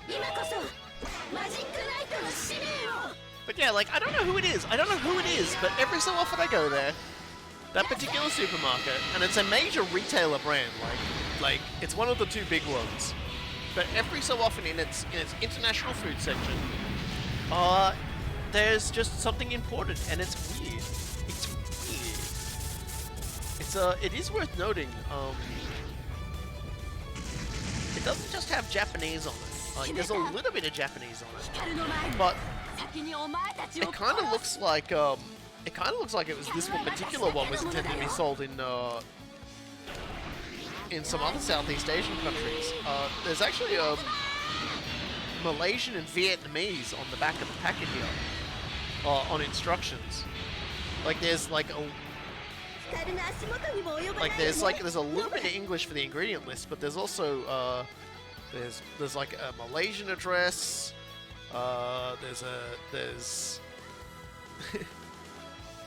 There's Vietnam. There's a Vietnam address on here. Apparently, it was imported by Nestle Philippines. No, this is Coles, man. This is Coles. I went to my non-local Coles. They keep bringing in weird stuff, and I got a bag of green tea leaf flavored Kit Kats.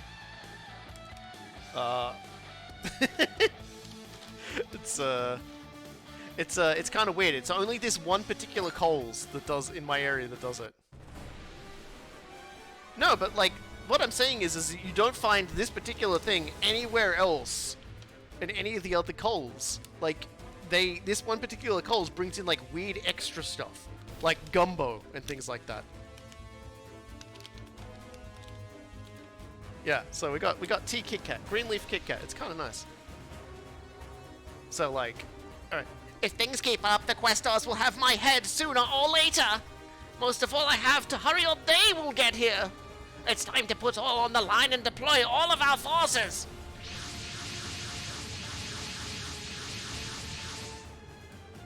They still have that many units in reserve? If we take 5 from that entire force at once, here he comes. Stand ready. Oh, thank you! What wonderful fireworks you've given me and Hikaru! Exactly how I'd expect alien Barrack to fight. crude, but exceedingly violent. Cerulean, tell us what you know about these alien Barrack or whatever they are. They are, simply put, stereotypical invaders, space criminals who attack any planet they find beautiful and take it over and colonize it. Can't remain in the back if they're a criminal. Shadow-Maru, if we strike the villain commanding from the rear, we shall win then and there. Allow me! I believe my size makes me best suited to break through the enemy lines. What an imbecile! What did you think you'd accomplish alone? Ugh! Shadow-Maru, you're in over your head! What a shameful defeat to follow such a bold claim. Get out of there, Shadow-Maru. I can still turn the tables on this villain. I'll stake my life on it. Please, I'm begging you, don't do this! Tiny Boss, you shouldn't waste tears on a fool who charged off alone. Is he trying to pay for his misjudgment in charging in alone by dying? No, you don't get it. He's fighting for a chance to be proud of himself. Shadow-Maru is risking everything he has to try and save us, as only he can. However, I fear this duty was too heavy for my small shoulders. Shadow-Maru, stay with us, Shadow-Maru. Come on, everyone, we have to save Shadow-Maru. Shadow-Maru, you won't die on my watch. So, you've all come to die. Here then, let's start with you. Ugh! Kagero! I need power. Power to defeat evil. That light? Oh? Power flows through me. Everyone, use this power of mine. Shadow-Maru.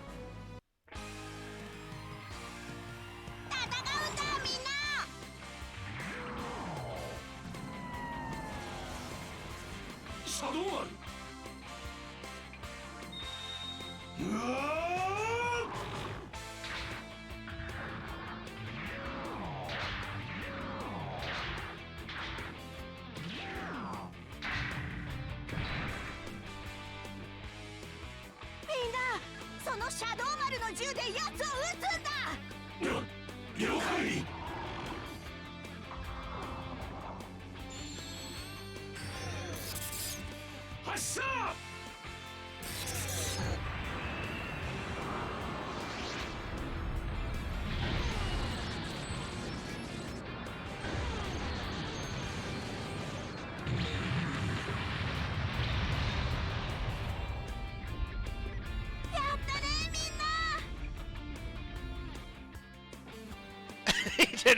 He turned into a gun!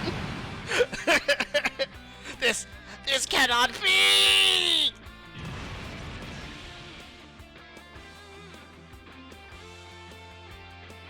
I did it! Wow, that was amazing, Shadow-Maru. You can transform into a big gun like that? When did you get that function? Even I do not know. I see. So they have been chosen. Do you know something about this, Cerulean? I think I am not the one to speak on this subject. Alright everyone, let's use Shadow-Maru's new power to go on the offensive! Roger that, boss. I cannot whether this power was given to me by someone or not. I live to fulfill my duty, the duty of the brave police. So yeah, Shadow-Maru just earned a new attack, the Brave Ninja attack.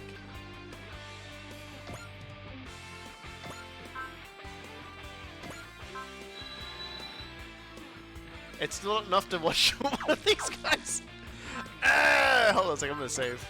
There's a lot of dialogue and I haven't saved for a little bit. Turning into a gun is not ninja, fuck. I would like to remind you... Hold on, that was the attack, was it? No, it's the multi-shift attack. No, it's not that either, what? So wait, does it mean... Who does it then? That's it, the Brave Cannon. Okay, so it's you who does that. Yeah, I was gonna say, like, that doesn't seem right. I'm just gonna, like, beam this guy from across the planet then.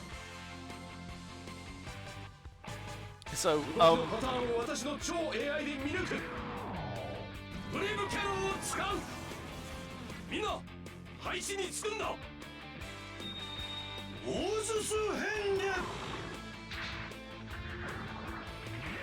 So yeah, like a friendly reminder. Shadow-Maru's entire like design is based off of, or pretty much exactly, Six Shot from Transformers. He had 6 different forms, and one of Six Shot's forms was in fact gone. So So yeah, apparently J Decker is the only one who gets that attack. I misremembered. Mostly because by this point in the game I was only using J Decker and not the other ones. I thought Six Shot was based off of Shadow-Maru. It's the same mold, basically. They're not... from everything I've read, it's the other way around. It was Shadow-Maru based off of like Six Shot, but the Six Shot design hadn't been used yet. It was a design that had been created, but not like used yet, and they used it. And then eventually the others used it as well. We just got this one guy left here. This one asshole over here. I think the way they got around it for the most part was by having yeah, everyone was so stunned they were just like, what? And in all fairness, Shadow-Maru did not need anybody to point and fire with him in the episode where it debuted, I believe. I think he just transformed and did it. Why did he transform? Well, we'll find out at the end of the episode. The end of the mission.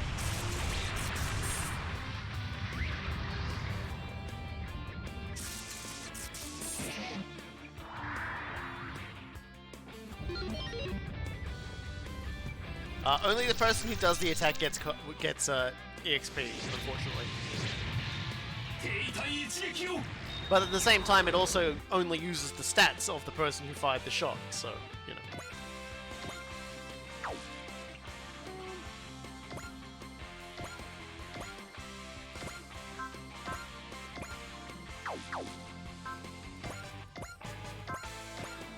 Anyway, let's get it. Yeah. If there's like a one where like a support attack, the support attacker will get the kill. That's the only real case where like where a kill counter doesn't go to the person who initiated the attack.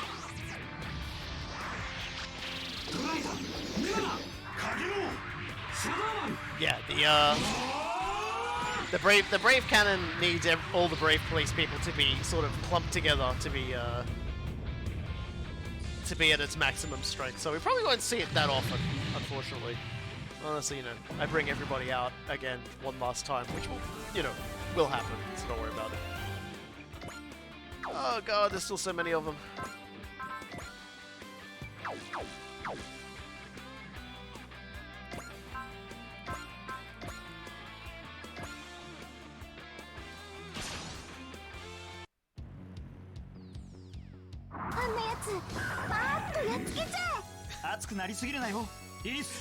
Oh, she's already got the boxing gloves on again. Lewis, please.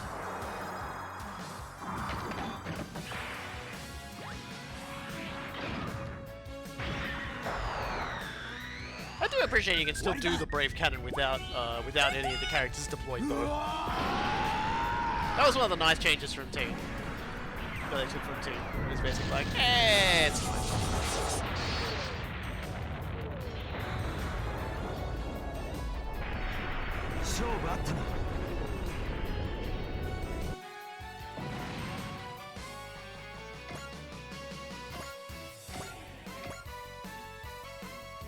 Suppose we better deal with you, eh?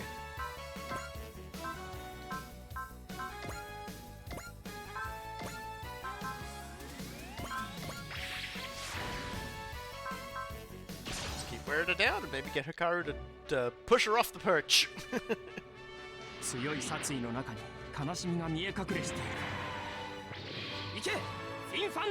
mingled with lots of bloodlust.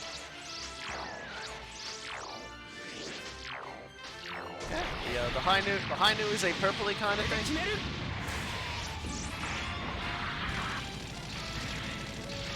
Yeah, I've always found the interesting color, because you'd expect it would just be like a straight blue to contrast the white, but they went with a more sort of weird sort of purple, and I can dig that. I like that.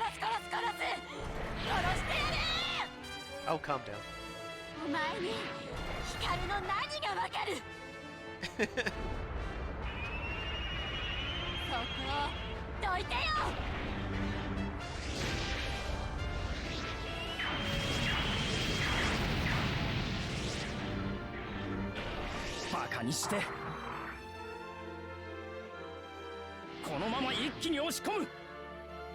Oh, it started with X. I didn't even notice it next.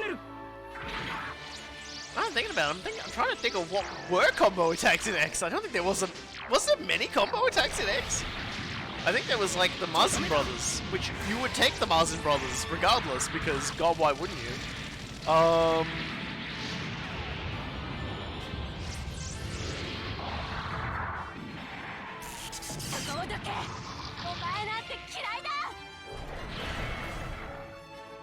Yeah, the classic new is very Gundam-y.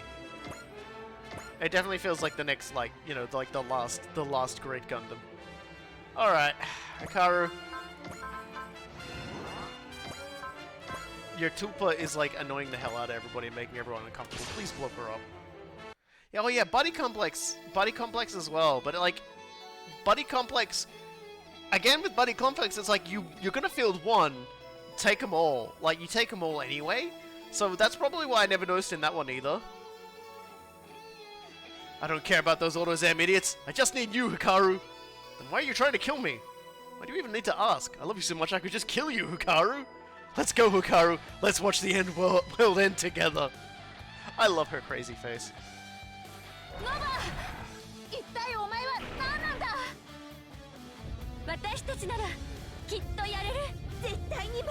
I love her fluffy hair and her murder eyes.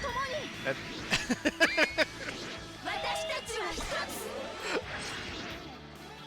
it's like when you're just like saying, yeah, you know, I really like this one. They're pretty cute. They're great. But you're also like keeping them out of arm's distance with a stick, and they're all just kind of leaning on it, like swinging at you, going, "I'm gonna kill you." They're chewing on the stick, in fact. There we go. So that's Nova out of the game. There's so many damn pests in the way. I didn't get to kill Hikaru. Well, see you later, Karu. Next time I'll kill you for sure. God, I love her facial expressions. Nova. Eagle, do you know anything about her? I've heard nothing save that she's working with Zaludek. However, the monsters she dispatches are clearly a different type than those who exist naturally on Sephiroth. Judging from her magic, though, she's clearly connected to Sephiroth somehow. Another person who's helping attack this world, filling the hole left by Zagato. I'm also concerned about that mother she spoke of. Perhaps that mother is the true enemy I must defeat.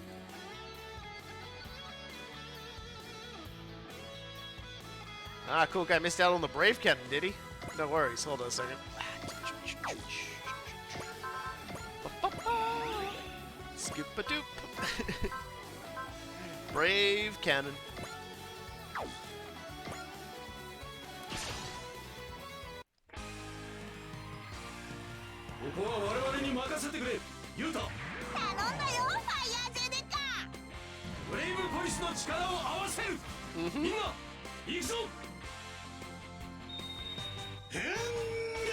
Yeah. Realized in Shadow-Maru's transformation, realized in glorious... Yeah, it is a fucking great moment in the show. I love how they've done the animation here too. They've like really gone all out in like showing off all the little stages of his transformation. It's so good.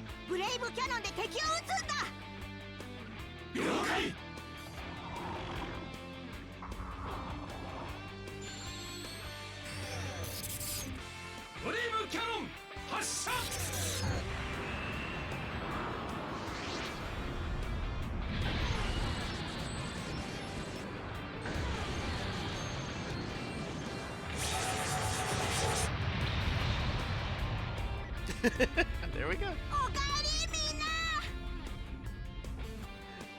Bye.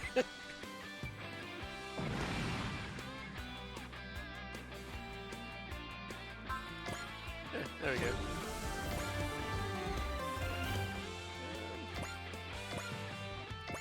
Let's throw a van in there for a sec. So got this butthole over here we need to take care of, so let's go ramming speed. よし、攻撃を開始する。一気に決めるぞ。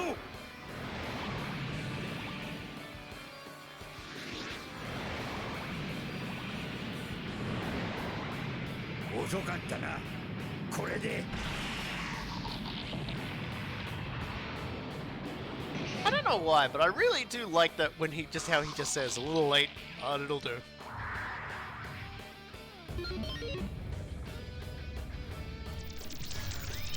It's like he's just got that gruff captain-y sort of thing, like being like, we could have done that better, but that'll cover what we need. So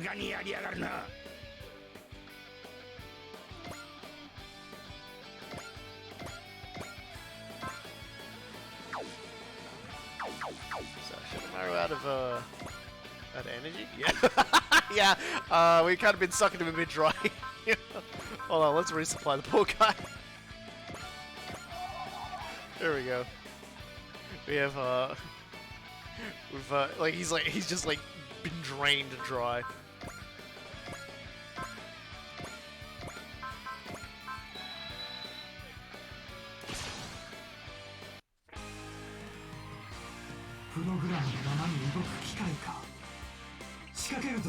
Shadow-Maru. 任せな、カニロー、こいつを食らいな。後ろはガラ空きだ。もう逃げられはしない。カニロー、シャドウマル。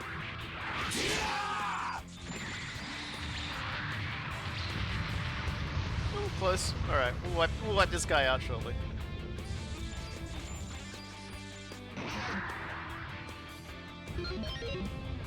Yeah, I'm just thinking about it. The funny thing about the not having to deploy everybody for X thing was I just didn't notice it because you either deployed all of the units that were needed for the combo anyway, because why would you not? Because in case,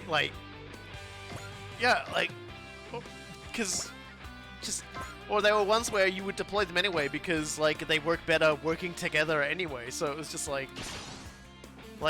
it's just kind of funny. I never noticed it just because all the ones that had a combo attack, it made sense to have them deployed together, or they were deployed together naturally anyway when they were mandatorily deployed. It's kind of funny like that.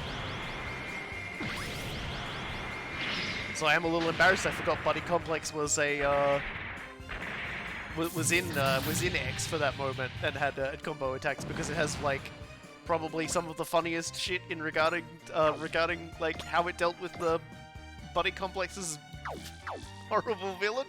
And I don't mean horrible as he's a badly designed villain. I mean he's a hilariously horrible person, and that makes it funny. Begin with this guy.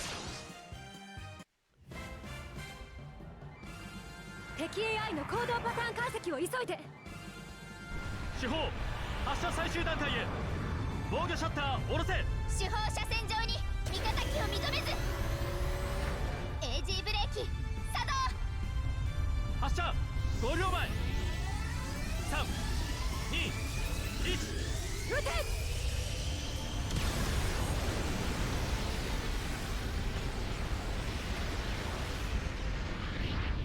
This mission was always going to take a while just because of big hit points, boys. Everybody's got 20 goddamn K hit points.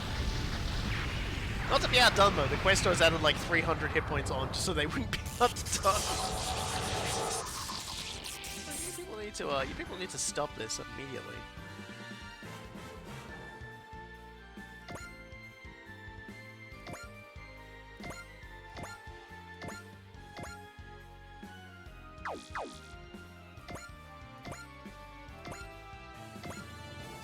Some others then if I can't actually get it close enough to kill anyone.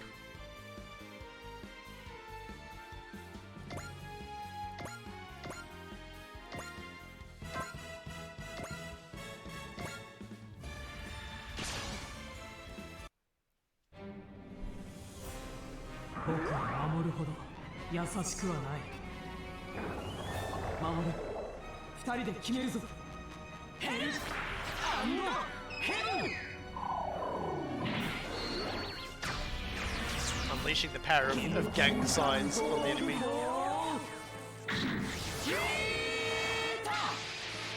This is, of course, it's a kill steal only if I think if Gal Geigo fails to crit. Maybe. Yeah, if it had crit, that would have won. That would have been a kill. So it's his own fault. It's Koda's own fault.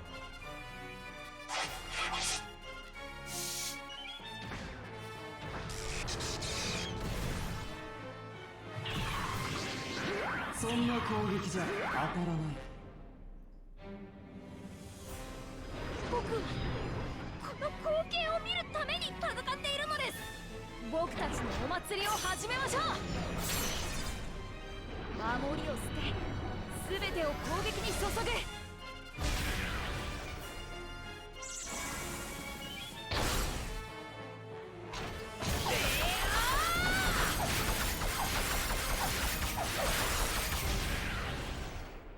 イカルガのベヘモスハートとクイーンズコロネットの最大出力をご覧あれ。 I will say though, that attack worked really well with the music. It's funny how the mood of an attack gets changed so dramatically.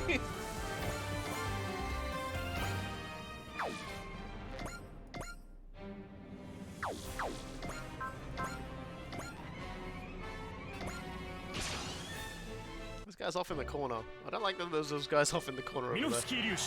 戦闘濃度3分了解ミノフスキー粒子散布しますメガ粒子砲撃て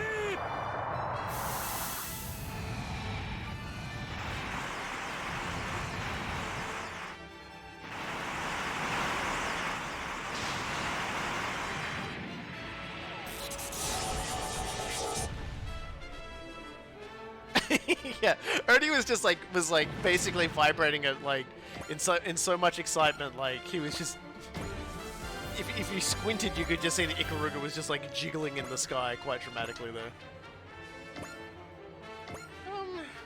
God. You guys don't get to be over there. Okay? You're not allowed to just be over there and like not getting killed. I'm sending Ernie to kill you.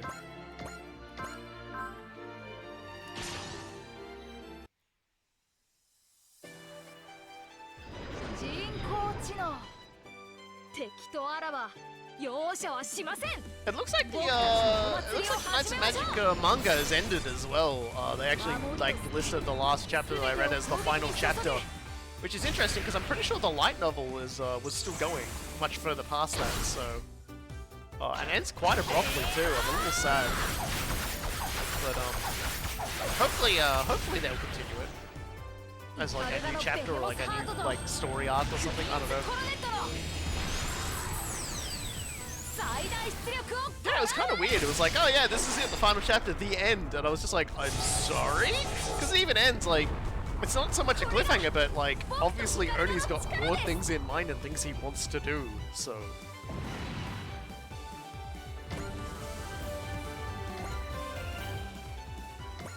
I don't know. I don't know why exactly it ended up just like ending the way it did. Maybe I'm hoping it's just a case of they've ended it. They might take a break, you know, look at what they're gonna do for the next one, and then start the next one.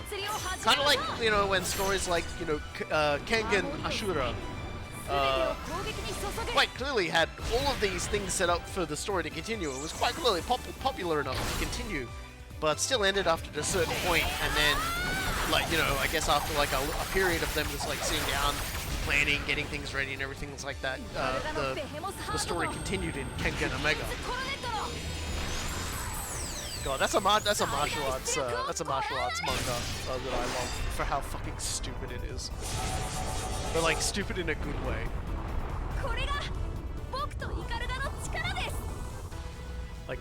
Like it basically embraces the idea that martial artists are, by very definition of their existence, absurd creatures.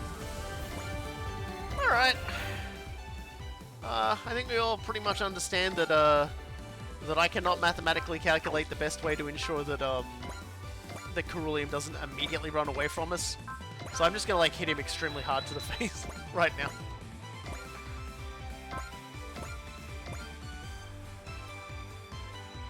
It's probably gonna get pushed over the line by... I don't care. I don't care.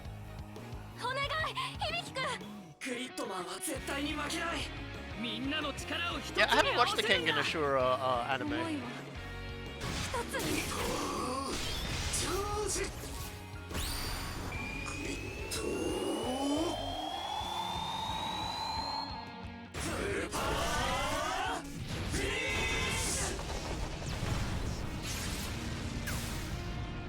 I love the shit out of Kengan Ashura. Omega has been alright so far. But it does feel like it's yet to really up its ante. But I'm looking forward to seeing where it goes. Damn, he actually like clapped his hands out this thing.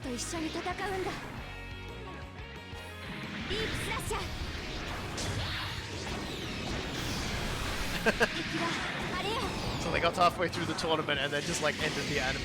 Nice.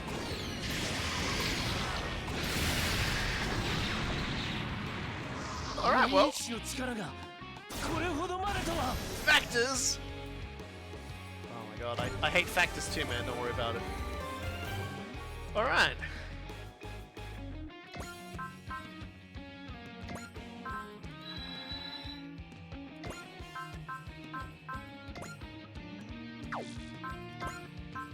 Still do the black hole one more time.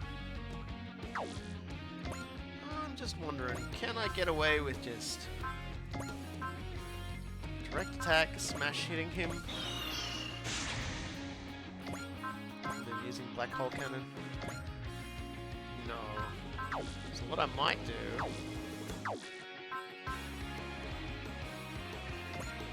is also play trick attack. Okay, that's still not enough. Then again, it's also... You're right, I did not do soul on her. Still not enough. Still not. But, she does crit 100%. So there's a very good chance we'll actually do this. But there's no way of knowing until we actually do it. And there's no point in like having anybody else tickle him at this point.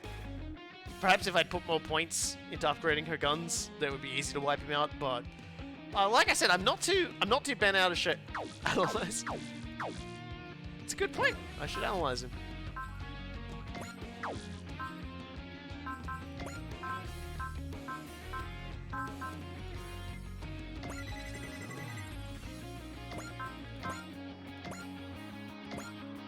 Yep, that'll do it. All right then. Thank you. As that is the one time I will accept backseating.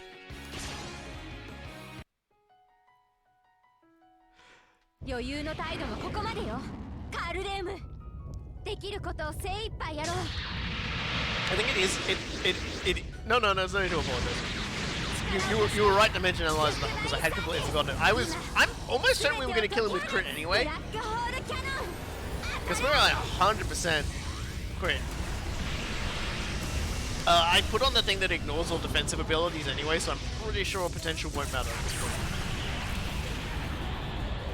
But we're pretty much just looking at like, was critical gonna like do this? Was like, yeah, see, like a critical hit for that was already gonna do that much damage.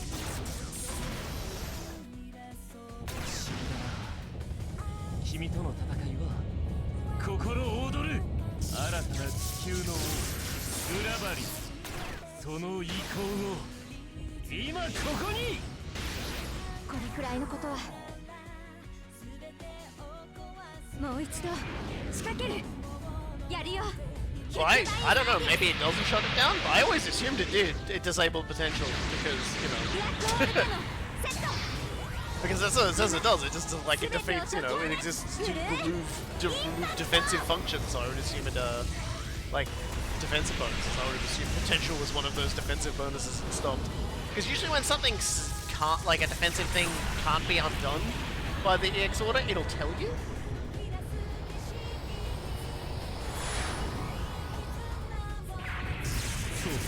It definitely feels to me like potential did not help him there. And there we go! It's just, yeah, and we got the Aos arc, okay. I don't even remember what that is, so I guess we'll find out. I think today is not the day, perhaps. We'll end this for now. However, now I'm absolutely sure you're a worthy match for the Gravelin and I. I'm sick and tired of hearing your excuses when you run. Now, Az, what with the lineage of the Divine Civilization? Oh, not speak like that. That man, he said Divine Civilization too! So the questors are connected to the Divine Civilization, then? As I thought, Mitsuba. You do not know of them at all. And let me offer you one warning. Reaching out to the divine civilization will prove fruitless. Ultimately, Earthlings are merely one of their failures after all. Failures? Correct. Oink! Oh look! This time happening at the end of the stage rather than like somewhere in the middle. Pillar of Light. The Gate of Freedom. Do not try to cling to their power. You'll unquestionably regret it. Just trying to create doubt by being vague and ominous, aren't you? Yes. As you wish.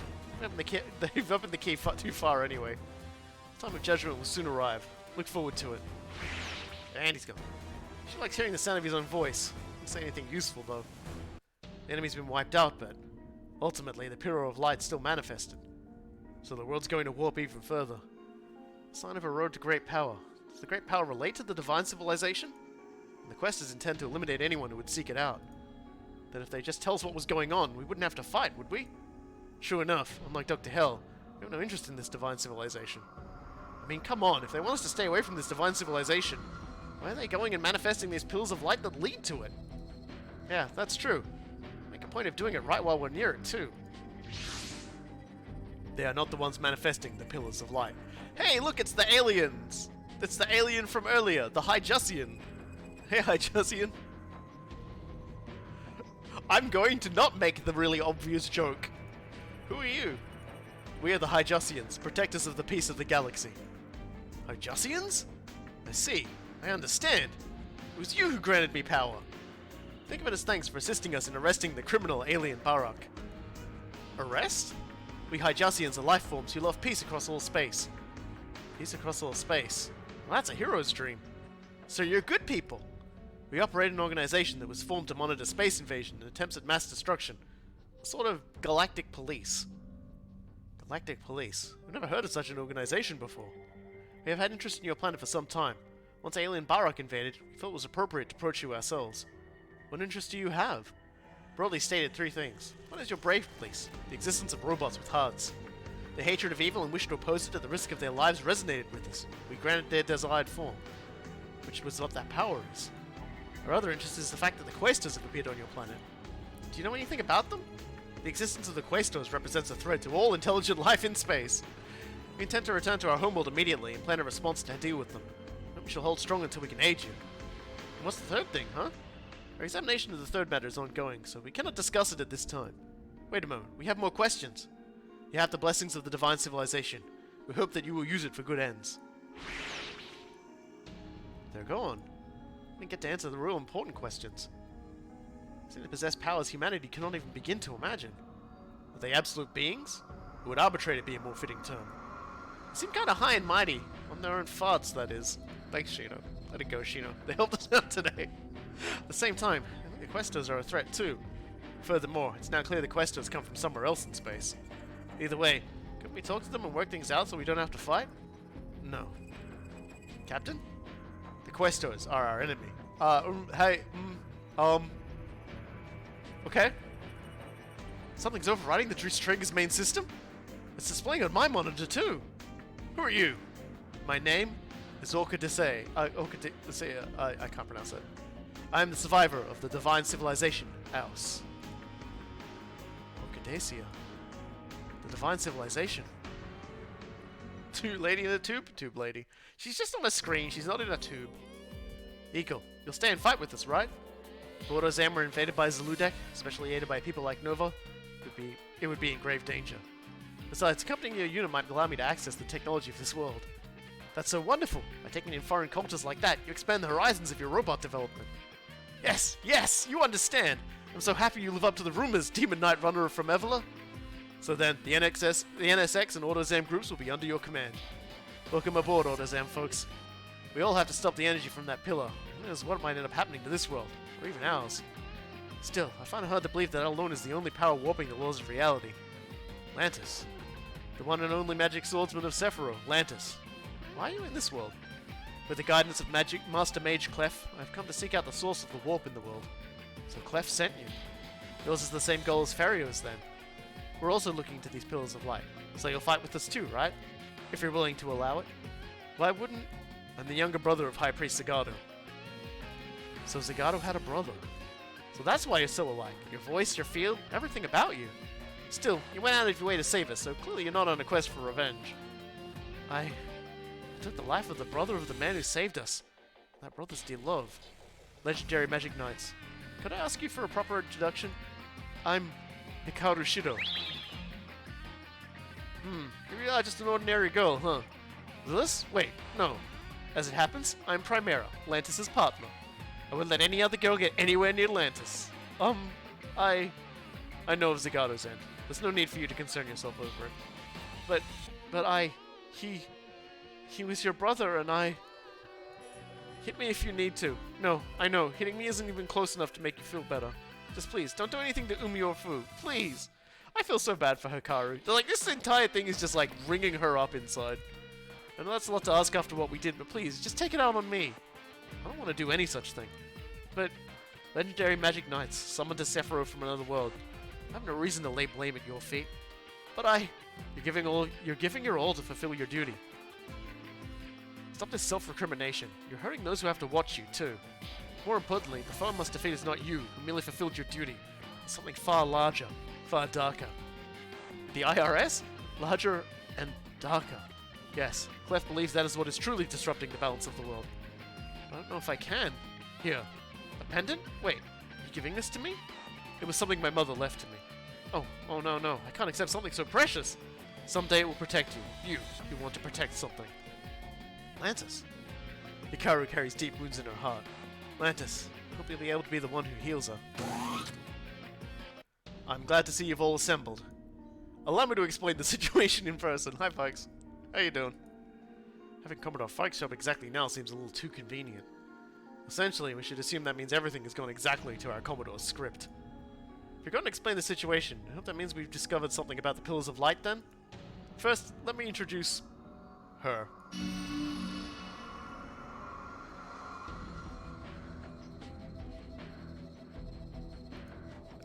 Orchidacia?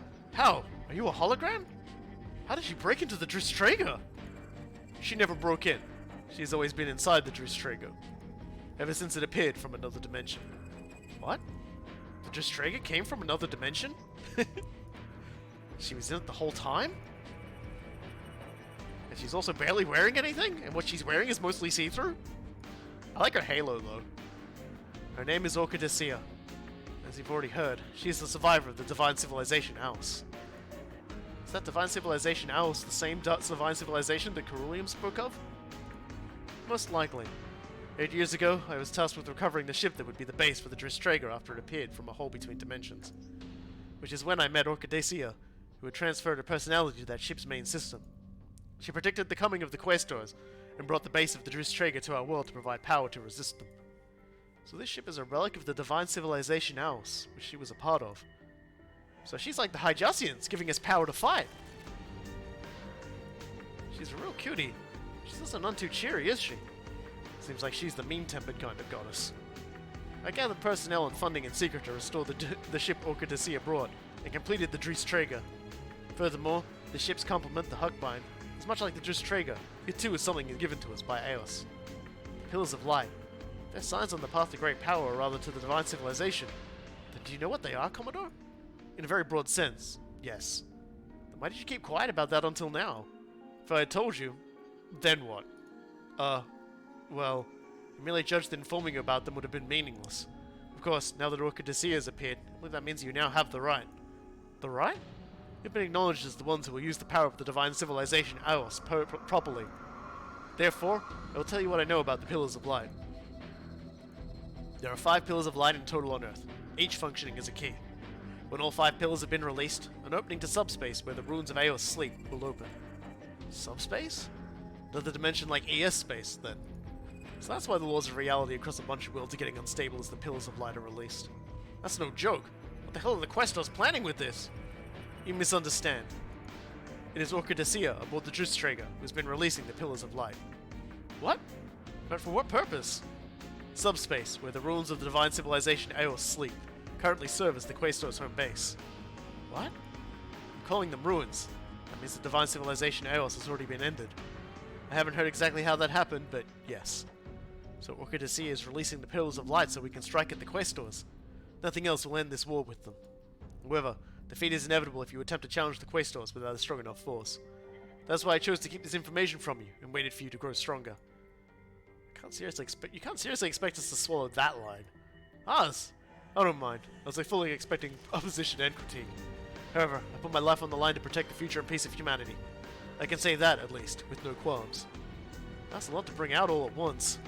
Yeah, I can hardly keep up with it all. Dude, that's because you've got, like, a pancake for a brain. Still, given the way the Pillars of Light are affecting many worlds, we have to hurry with this. Yeah, let's go straight to the Questors' home base and settle this right now!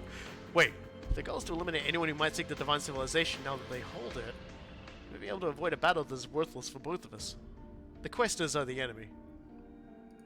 Hey, could you give us maybe a little bit more of an explanation? And then she goes back into silent mode again. You're not going to tell us anything? She is cooperative, but any information she does or does not provide is at her discretion. Tell us about the remaining pillar, if you don't mind. Phnom Penh, Athens, Kilimanjaro, and the Andes. At least 4 pillars in total so far. It would help us deal with the questors if we knew where the last pillar was located. You're not willing to share that with us? Most likely, this is a trial she has placed before us. So the mission you ordered us on was also one of those trials, Commodore Fikes. Then we shall overcome this trial and protect the peace and future of humanity. Captain, that's what makes us the Time Warriors. Heck yeah, Captain! To protect the peace and future of humanity. Is the Dristrager really ridiculously huge by Super Robot Wars standards? It's not the largest battleship that's ever been in the game, but it's definitely a very large battleship. It's not like quite like, you know, Macross levels, I don't believe, or the one from Double, I believe, is still bigger.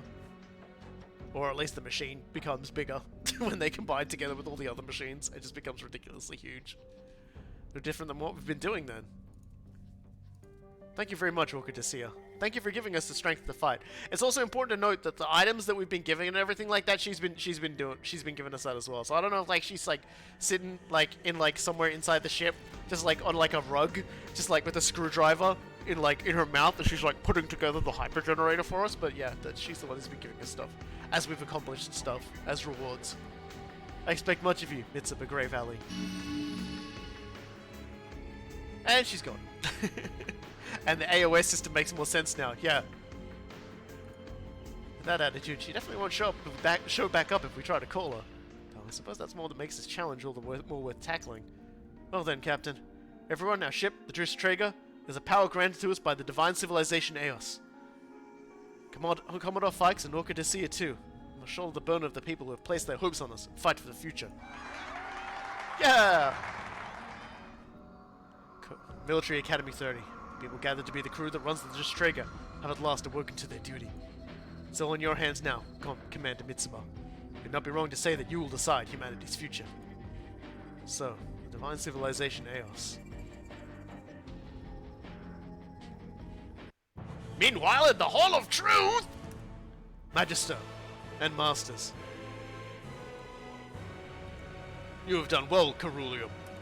She has at last appeared, it seems. As expected, she did indeed flee to that planet. Perhaps she views your ordering us to release the third pillar ourselves as a challenge, Magister. The Divine Civilization Eos. She remains terribly prideful, if nothing else. Now she has released the fourth pillar. Only one remains. The time of judgment is almost at hand. Magister, have you come to your answer then? Indeed. That is why I have dispatched you. The Hyjasians have arrived, seemingly pursuing the alien Barrack. How shall we respond?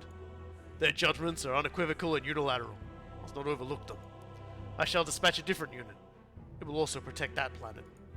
Then I shall dedicate myself to my own planet. Ceruleum, new king. I hope the new world you shall guide shall be a strong and healthy one.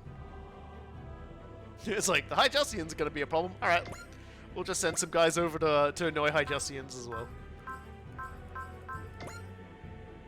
And with that, another chapter closes already.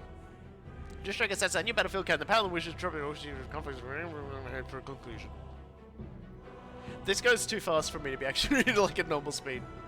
I apologize. It goes super fast. I don't press the button that makes that go. It just goes. It's just like, you can read that in hell. Screw you. And now we got a whole host of new missions. Let's take a look. Well, let's say first. I said let's say first. Don't you make a fool out of me! So we've got The team can go after Zoltan. Or... Yeah, we've unlocked another DLC mission for that. But then we've got... quite a few other missions. And... Tomorrow is Brave. Let me just see the prerequisites here. Okay, so we need another 6 kills to unlock the final mission for that. So... I say we go... Well, first things first. Let's have an interesting conversation. Tomorrow is Brave. As he learns about Guy's combat record, Ernie's excited, but also considers his next steps.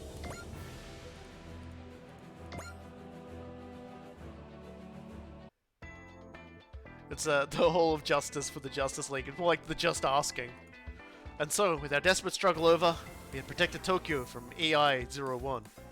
Ah. What's wrong, Ernie? I'm so moved! Battles of Guy and the brave robots are so inspiring! A hero who wields bravery as their weapon, together with valiant comrades, the heroes we call Braves. The Gao Gaiga, born of a fusion of the G-Stone from space and Earth's finest technological accomplishments. Piloted by the masterful hands of the world's strongest cyborg, Guy Shishio. The culmination of all dreams and aspirations. In this moment, reality has become greater than the most powerful fiction. I'm glad you're enjoying the story. I haven't even told you the half of it all yet. You mean to tell me my racing heart is only going to go faster? It's going to explode at this rate. For Ernie, that might be a statement of fact rather than hyperbole. Yeah, maybe we should take a short break? That sounds good. Besides, it'd be a shame to have this wonderful story just be over and done with so quickly. Oh, the Battle of Braves. I'm so glad I was able to come to this world. It's kind of funny you'd say that. From where I'm standing, your story is a pretty ripping tale of adventure itself. Yeah, absolutely. Ernie's cuteness is legendary. I think you're missing the point a bit, Addie. My cuteness. What's wrong, Ernie? Like, this is the first time Addie's called you cute. Still, after hearing Guy tell his story, it's a little... Ernie. Kind of a feel that a pilot of a super robot of justice needs a certain bold manliness. I made some silhouette nights as an engineer, but perhaps I lack the talent to be a truly great night runner. I hardly think that's true. Don't try to soften the blow. Looking at you, Guy, or even the new 3G like Kaido and Mamoru, makes me painfully aware of what I lack. Chest hair. Well then, here's a photo you should take a look at. Oh my gosh, they're so cute! But who are these two boys? That would be Mamoru and Akumi, as they were 10 years ago, during 3G's first fight. Oh, yeah. They've got the same hairstyles. They're both so cute! Oh, now you get it, Ernie. My dad Addie wants to hear this, but a man can't stay cute forever. Time comes for every boy to go up into a man. When that time comes, the person who will decide what kind of man you become is me alone, right? Exactly. If you think there's something you lack in who you are now, what you need to do is strive to gain it. Thank you so much, Guy.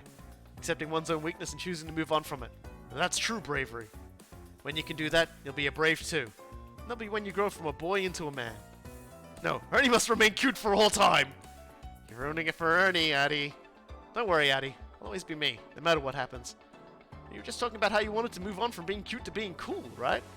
I thought I did, until just a moment ago. But not now. Fact is, Guy's bravery has nothing to do with his appearance. It comes from his heart. I too will hold to my endless love of robots, no matter what happens. I believe that someday, that will make me the person I am, shine like he does. That's so wonderful, Ernie. I knew it. Ernie is definitely Ernie. Well, no matter what anyone else says, you're you to the end, I think. Now, with that settled, it's time to install that Bullet X system Guy was talking about into my Ikaruga. Oh, but maybe I should prioritize developing some tool-like equipment to be able to respond to a wide variety of situations. In that case, I guess the first step is going to talking to 3G about the technological cooperation agreement that would get me access to a GS ride. To put together a plan then, I can take it to Chief, Batson, and Giaquan. You understand, Annie. Just as I have bravery, I have your love of robots. It's that heart that makes you who you are, even now in this very moment. Keep fighting, brave from another world. Hold fast to that feeling of yours forever.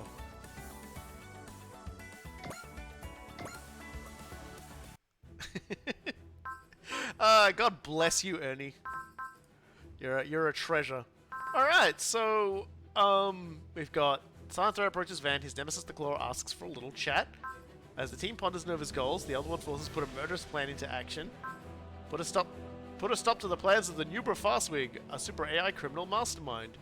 Or picaresque. The plan's now in motion, Guaza and his allies openly turn against Poseidon. That's one I think is a secret involved with that.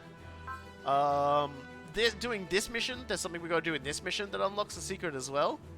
And this unlocks stuff for Van, and this one right here is actually a mission that can, Mother's Awakening blocks Dark Invitation. Or you could do Robot Symposium. We're not doing Robot Symposium today. I'm putting my foot down. We're gonna do Dark Invitation first, only because I'm pretty sure this particular mission can actually be removed. So we're gonna do Dark Invitation and then Mother's Awakening, I think. So...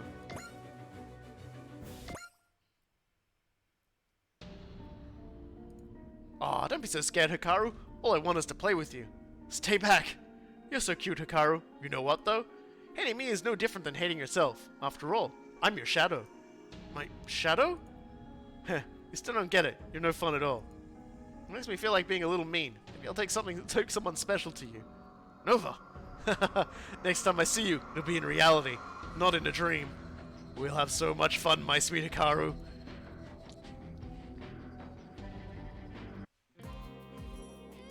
Are you doing okay, Hikaru? You haven't been getting much sleep lately. Thank you, Tsumi. Don't worry, though. I'm fine. It's not very convincing when you have grocery bags under your eyes. Want me to help you put on some makeup?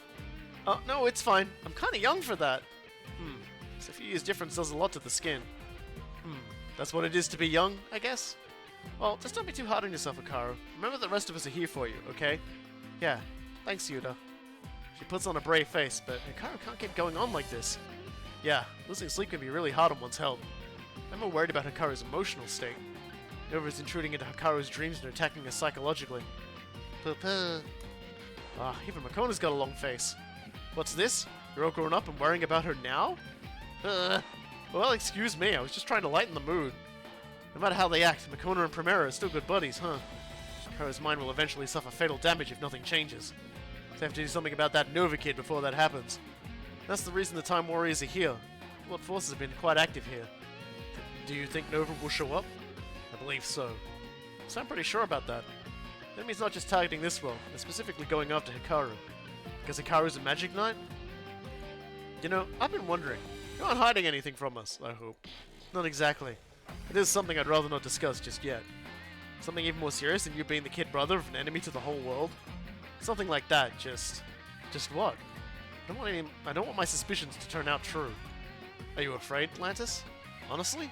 I might be. Wow, you're always so calm and collected. It's the first time I've seen you like this. That sounds like a big deal, considering how far back you guys go. Yeah, Atlantis' whole unruffled shtick goes way past dependable. It's downright eye-roll inducing. Doesn't even crack a smile when girls fawn over him walking down the street. Looks like you stand to take a page from Landis' book, Ogami. Huh? Girls fawned over you, you never ignore them. You're too nice. It's true. Sometimes you have to stand your ground and make sure you don't get into even more trouble than you're already in. Alright, I'll try to be more careful. But personally, I like you the way you are, Ogami. Well, I mean, I do too. Can't be expected to become someone else. You should live your life your own way, Ogami. It's like you guys just put him in a fucking blender. You just roller coasted him. Like, he's ended up exactly where he started from, but you guys just like dumpstered him in the same process. Thanks, Fu. You're absolutely right. In that sense, the story's definitely got Lantis written all over it. Yes, you can easily see that. Emerus, that's enough editorial commentary from you. And Eagle, please stop imagining it. Suit yourself, Lantis. I'll wait till you're ready to talk. Just remember, your enemy is our enemy too. I think the dark being you fear is one we have a vague sense of ourselves. Who are you people? We're the Neon Genesis Junior High students, members of the Time Warriors, and your teammates. Alright, for now, that's good enough for me. Looks like you guys have hit it off with Lantis, huh? Somewhat. We all like wearing black, so we were trading fashion tips. We could talk all night about power with Max.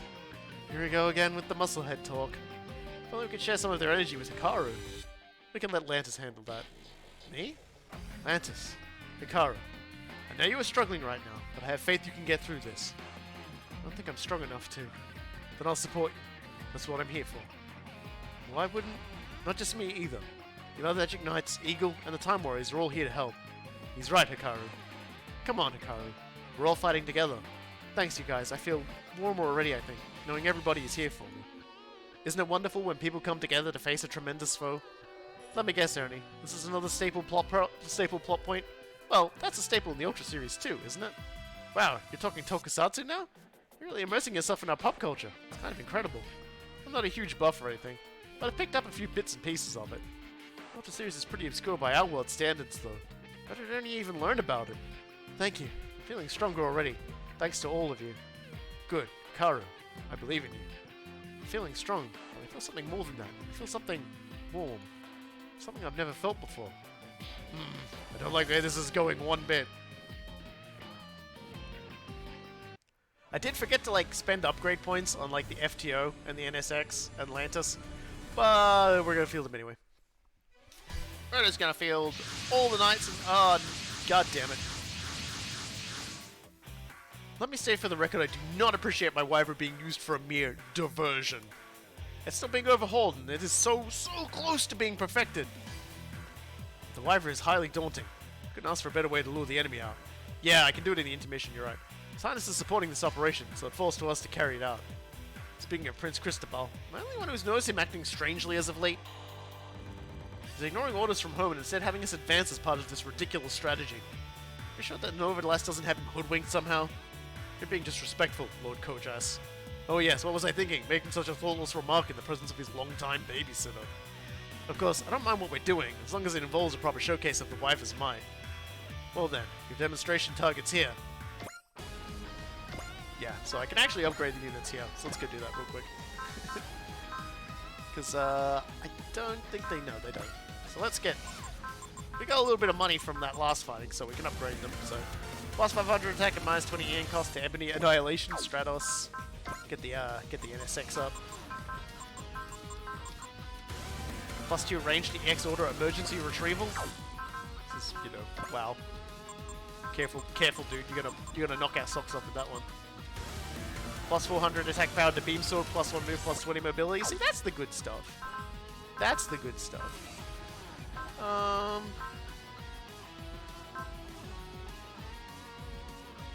Just thinking who else I might like put some points in here. And I guess that'll do for now. And we can like just upgrade as we go. Alright, let's select our ships. We'll take the well, we'll take the ones with the lowest levels up, so and finalize. Zuludeck force is sighted, as well as the giant warship we fought in Beijing. Scramble all mobile teams. What the? We haven't even engaged them yet. Explosions detected in multiple areas, including the hangar. The enemy appears to have boarded. Was their vanguard just bait? Phase 1 of our operation is a success. Let us begin our attack. All ships are in chaos. The mobile teams can't launch, ma'am. The enemy's approaching fast. We've already played in the enemy's hands by coming this far. All hands, deal with the intruders. In the meantime, the warships will engage. Pitting their levitate ships against ours? Finally, a proper battle to decide who rules the skies, with no meddlesome toys here to spoil it. Wow. Alright then, well we'll just move a little closer. Move a little closer. Move a little closer. And let the enemy come to us. Cause they're gonna fucking hate this. Yeah, the Albion Zero is just like an early unit to throw Suzaku in when you like, you know, get him as an early secret. Which is kind of neat. There's a lot of nice little touches like that early on in Super Opal Plus 30. Alright, here they come. I don't have...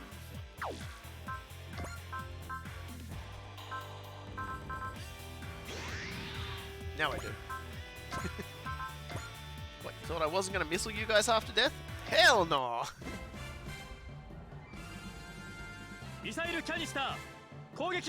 Yeah, I haven't actually tested that out in I haven't tested that out in 30, but in Super Robot Wars T, if you field the NSX but do not field the FTO, Eagle takes over as captain of the NSX, and so he gives all his stat bonuses to him instead. They don't mention it here, but yeah, it seems like that's the case. That's what people are saying.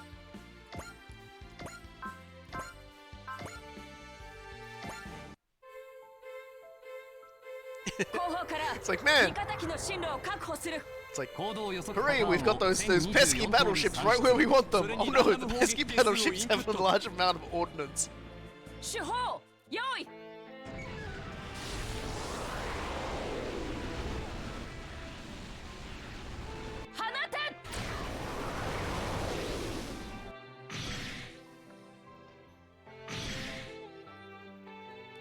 Of course, those other boys are in the water, which means all these beam weapons aren't exactly going to be doing too much. But that's okay.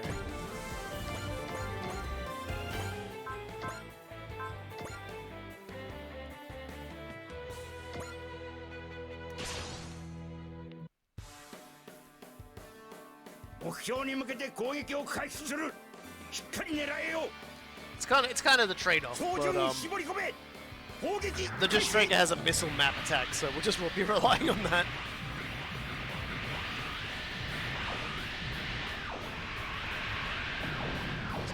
It's always good to remind everyone, yes, beam weapons do reduce damage in war.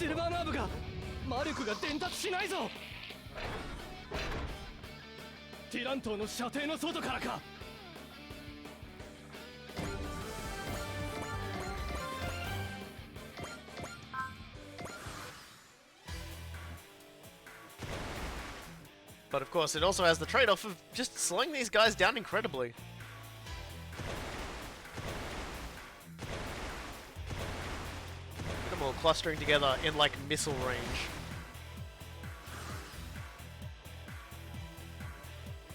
Oh, how my heart soars at the idea of a battlefield with no toys. What were they called again? Robots?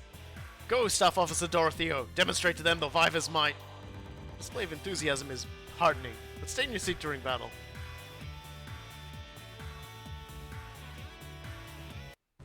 Meanwhile, in the Destroyer, yeah, we got, like, monsters and stuff invading the place. These monsters are like the ones Nova brought. Then we know then we know what the enemy's after. We sure do. It's Hikaru. More of them. Where's Hikaru? Well, she hasn't launched yet, so she ain't in the hangar. Don't worry, she's got knights with her. They can handle things on their end. We need to take out the monsters in the hangar.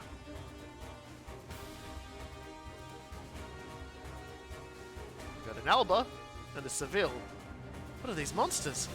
Alba and Seville. Mother gave them to me. Nova. Hi there, Hikaru. I'm here to see you.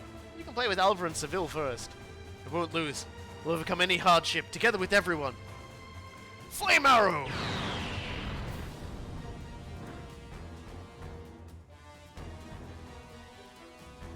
Flame Arrow didn't work? No, of course not. Alba and Seville are special models. Come on, Hikaru. Come play with me and Alba and Seville. Ice Blades! Emerald Cyclone!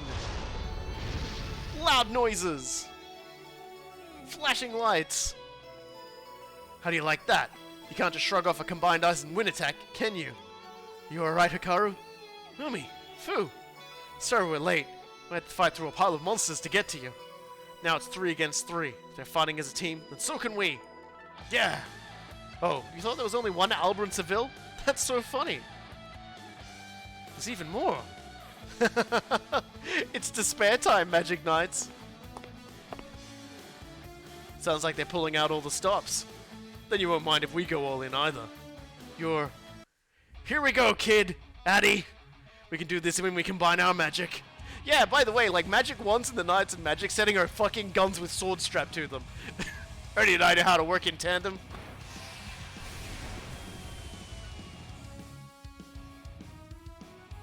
You're not half bad, Silver Phoenix Knights.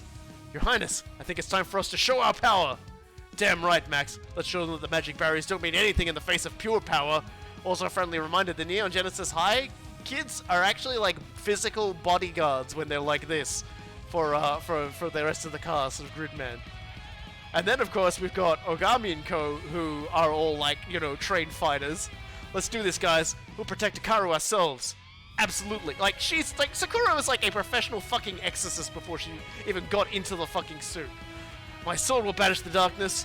Time to demonstrate the essence of Mifune Ryu Kenpo. And yes, Gemini is also an extremely skilled swordswoman.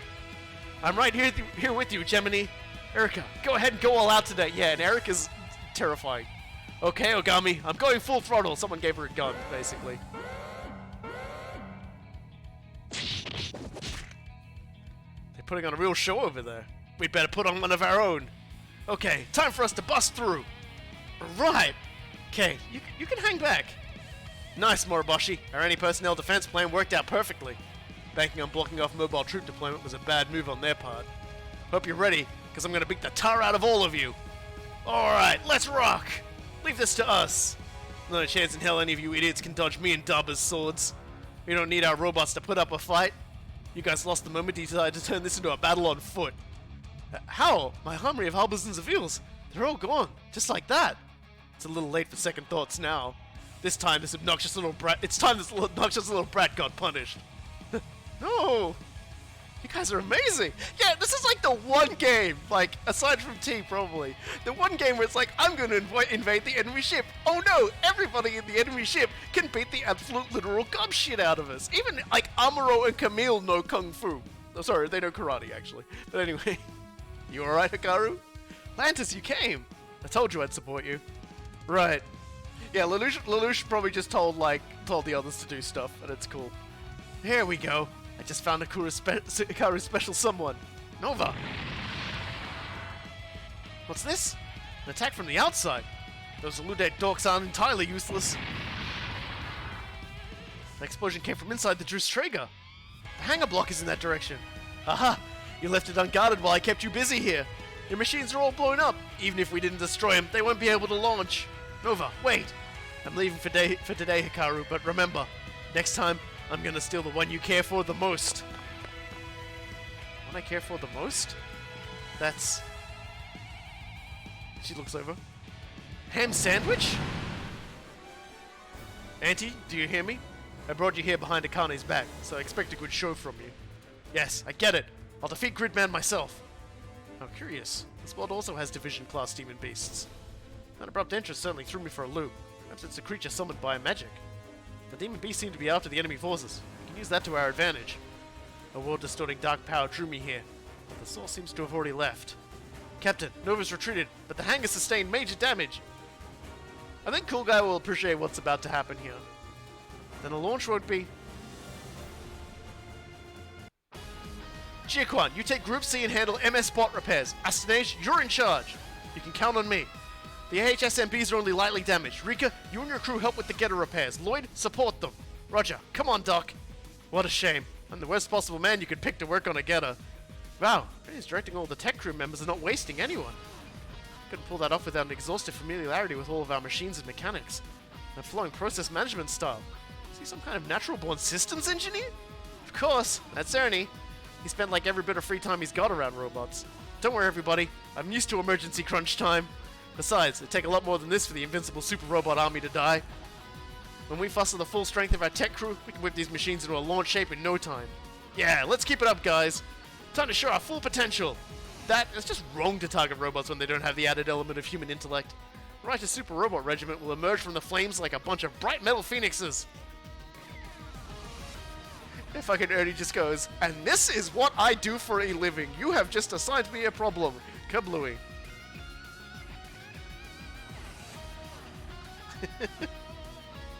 Captain, the hangars are reporting they're ready for launch.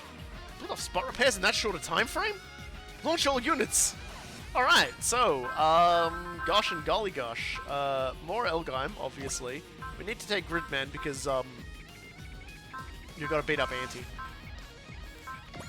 The Huckbine, as always. The Magic Knights. I feel like the Magic Knights... the Knights of Magic Cast, I wanted to play them. All of them. Even though they will be immediately deploying into water, that's okay. Yeah, we definitely need to get the Mazin characters for that as well.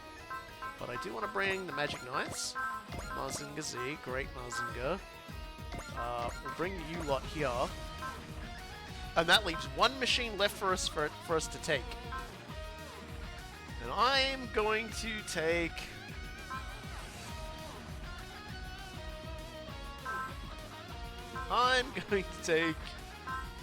I'm going to sit here for about 100 years not deciding, actually. Yeah, not you, sure. Let's take... Yeah, fuck it. Let's take SRX.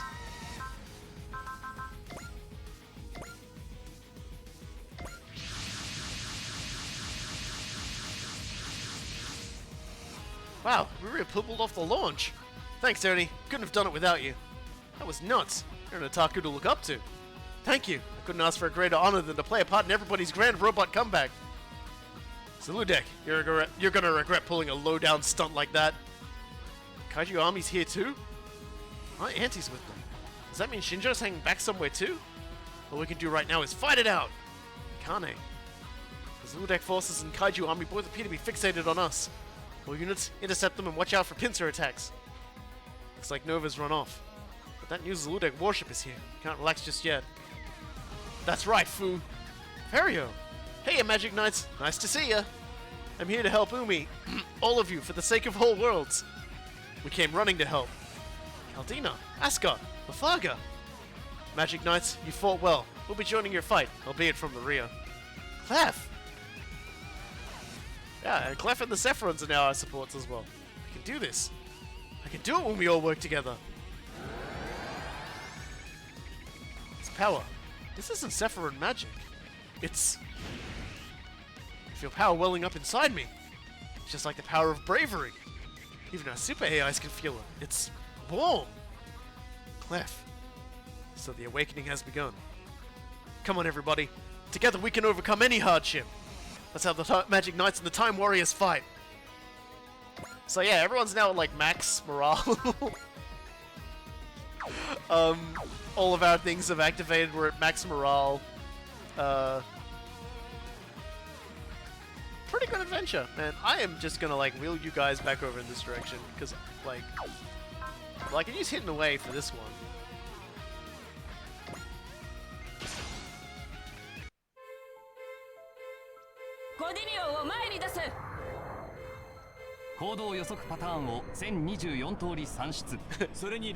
We should have brought together. Look, I ran out of slots. Okay, so someone needs to mod in just like adding more slots, just exponentially expand it. Yeah, everyone now has. It's like the opposite of the last stage where we started at regular morale and had to work our way up against enemies with like large amounts of hit points. We're now just like maximum morale against a bunch of people who are about to like suffer.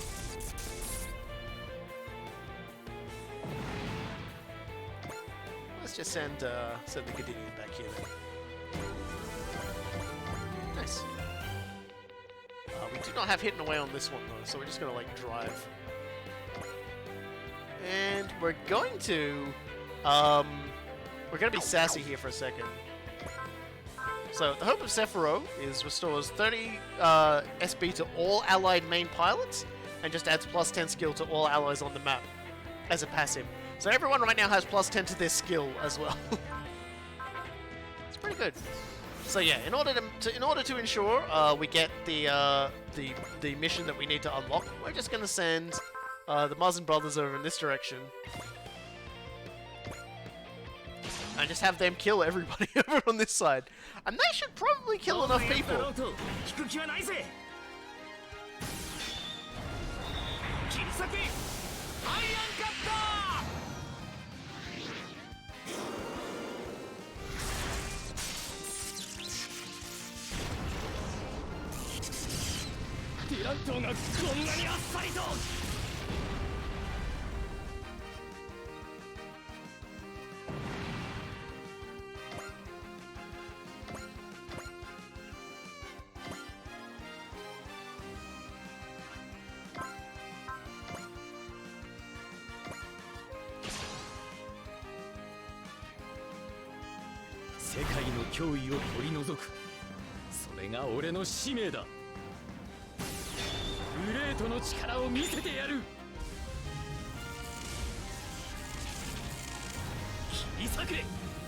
Yeah, I'm very fond of this mission. This is actually an entirely missable mission too. Like, you progress even a little bit into the story, and it's possible for this one to just vanish. And it's a shame because you get to see Ryoma bully Nova so bad she cries, which has resulted in a lot of funny pictures regarding regarding Ryoma doing a Here's Johnny-esque chop through a wall to harass Nova. And there we go! Tetsuya gets his upgrade where his Valor Spirit becomes Soul, which is really nice, actually. I'm very fond of that one.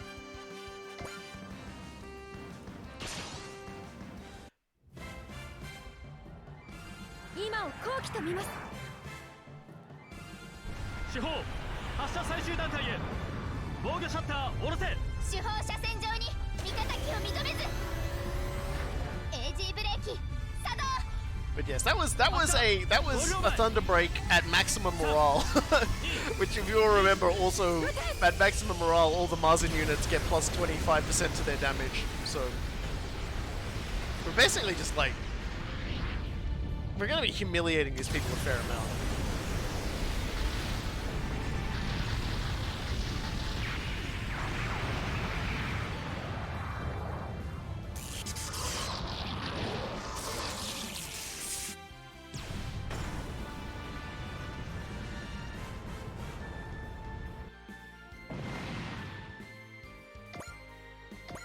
Keep on rolling.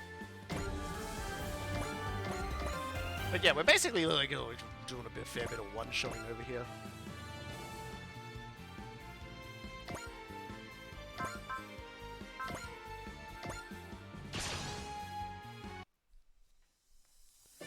Definitely want to get Ernie ready for the Wyvern as well. See, he and the Mazins are going to be taking care of that. I suspect a super duper dimensional punching rocket punch, a soul boosted great boost, and Ernie being Ernie should take that one out pretty quick.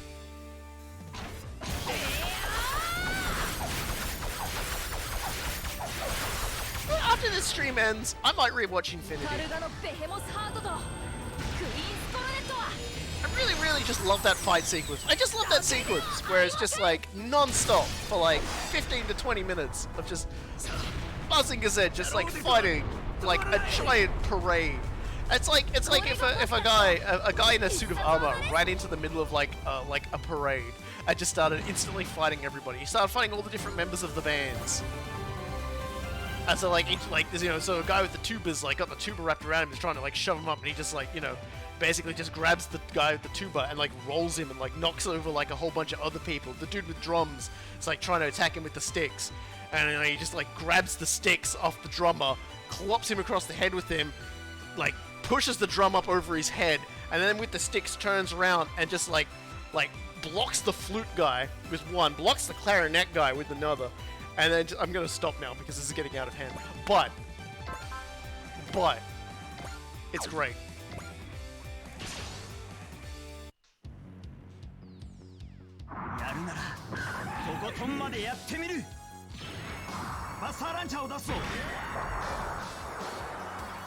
I'm just imagining this now as just a dude dressed up like Mazin Kaiser fighting like an entire like marching band. That's basically what that is for 20 minutes.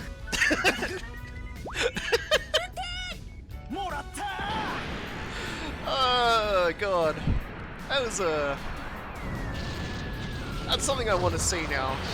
I just want to see one guy fighting an entire marching band now. Is there a movie where that happens?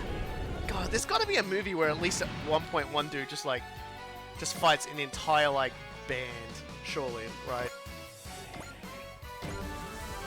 Okay, we got score 100, so that means we can do that other mission that I sort of showed on there, because now we've got exactly what we need for it. I'm pretty sure we did everything we needed to do for it, but it's always nice to be assured that you're actually gonna, do it right.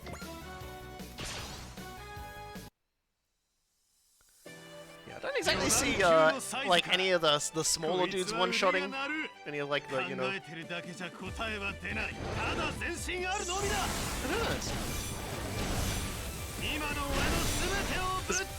it's basically Step Brothers when they attack the kids at school. Yeah, I don't know. I don't think I've seen that one. That's just my brain's like, surely somebody's done a sequence where a guy just like fights an entire marching band, and their instruments are used as weapons. Like, because if that has not been done in like the history of like storytelling, what? I refuse to accept that. I refuse to accept that it hasn't happened.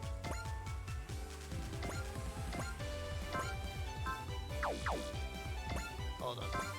We really need some kills. 力を手にしたことに意味があるのなら That's your homework, chat.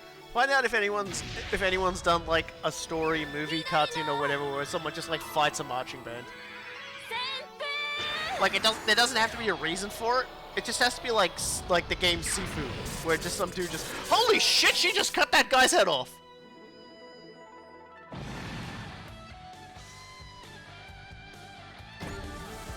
That was savage. My God.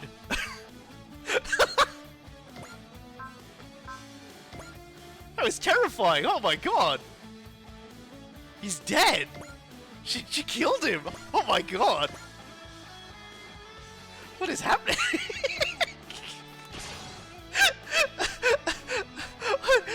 What even happened there? What even just happened there? Oh my God. That is disturbing as hell. Like it just died. It just we're all just like, I'm sitting there just going, you know, killing a marching band, and food just goes, dude, and that guy's head just sails off, and it doesn't even like explode or anything. It's slumped on the ground now. There's just like this thing in 2 pieces lying on the ground there. Holy God. I was not ready for that. I was not ready for food to just kill a man. Okay, it's a kaiju. Oh my God. Oh my God, she decapitated him. I wasn't ready. I was literally not ready.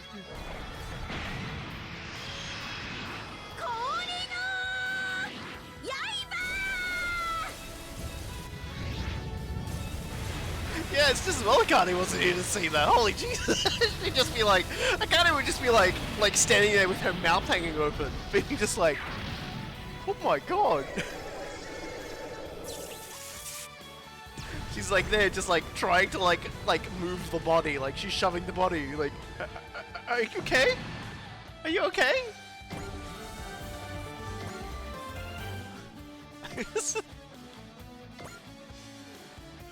Oh God, I love this game. I was definitely not ready for that. I love this game. Feelings are welling up from deep down within me. I don't know why, but it feels like when Lantis is there for me, I can do anything.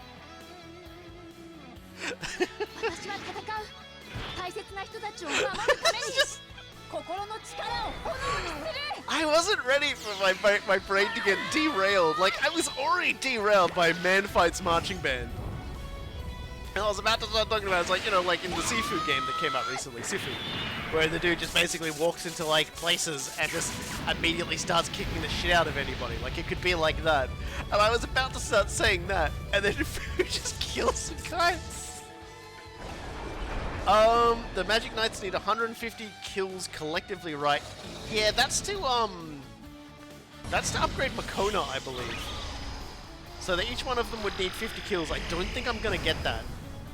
But at the same time, I don't really care about upgrading Makona. When I saw that, I was like, I could go off and like grind that up, but I was just like, I really just can't be bothered. Like, like in the list of things I really like could care about doing, that one was pretty low. So rails, what rails? Yeah, where we're going, we don't need rails. Might Gain's not here. Shinka Lion hasn't been added as DLC yet. Where we're going, there's no rails.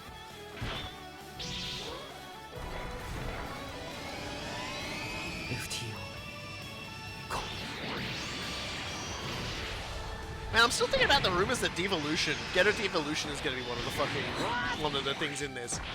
That's gonna work so well with Gridman, I gotta say. I would probably actually like once all the DLC comes out, I will definitely be replaying the game with all of the characters in it, like from all the DLC,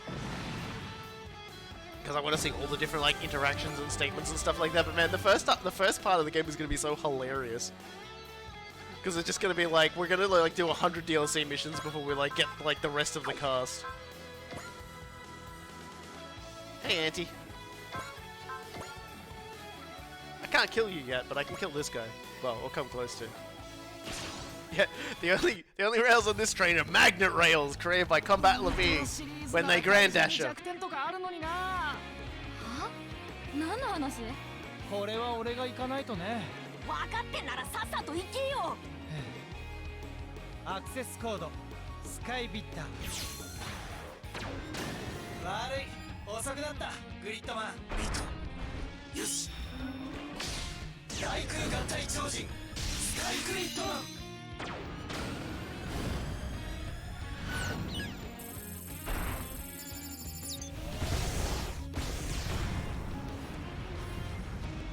Just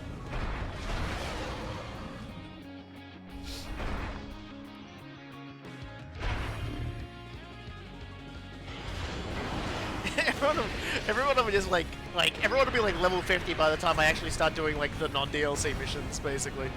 I'll probably do that run on normal as well, just because I've beaten the game on expert. I'm playing the game now on hard, so I'll basically just like cruise. I'll probably do like an entire one just on normal, just for like cruising purposes.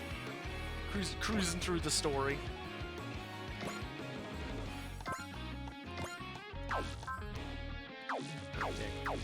Not close enough.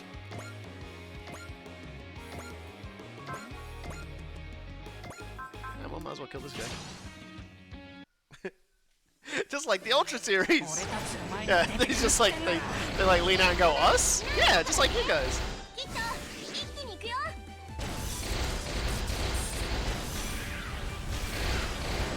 俺たちのゼンドルグのパワー見せちゃうから。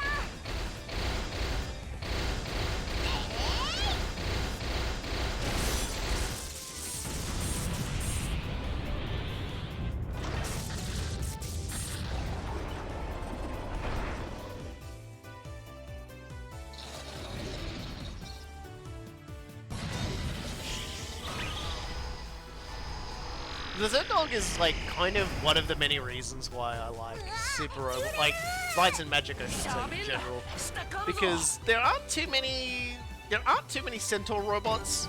But then you look at some of the other designs they play with in the shows, and they go some really cool places with them, like in the manga and stuff like that. Like, who didn't even attack Lantis? I'll tell you what, Lantis, you can kill this guy.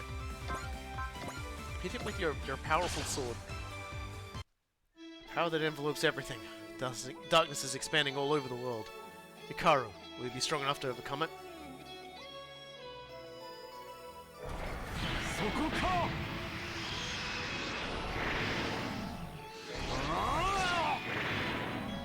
It's weird that you're getting ads.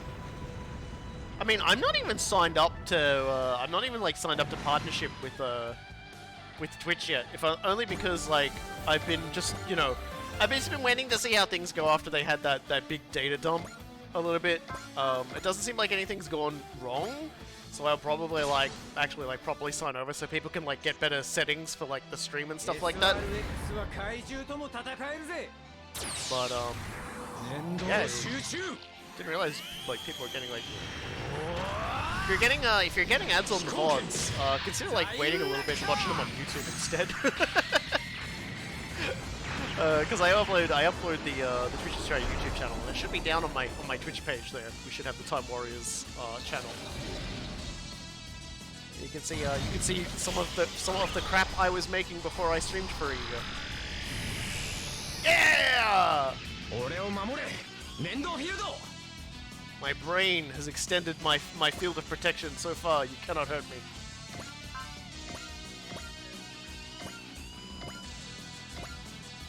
Oh, wait, I didn't move the Hucky.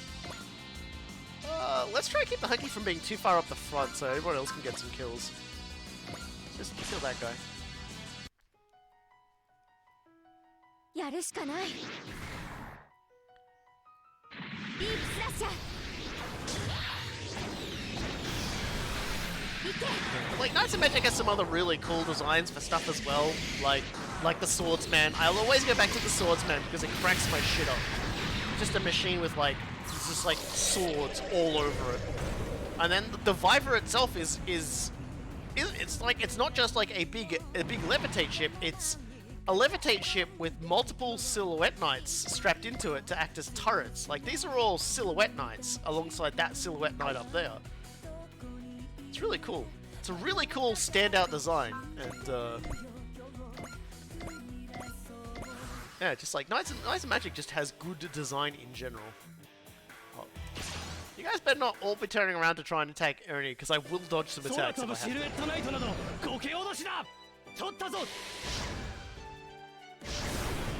ロボットからの攻撃、胸が高鳴ります。 I think if there was ever a reason, like I feel like I've said this 1,000 times, like, it deserves repeating.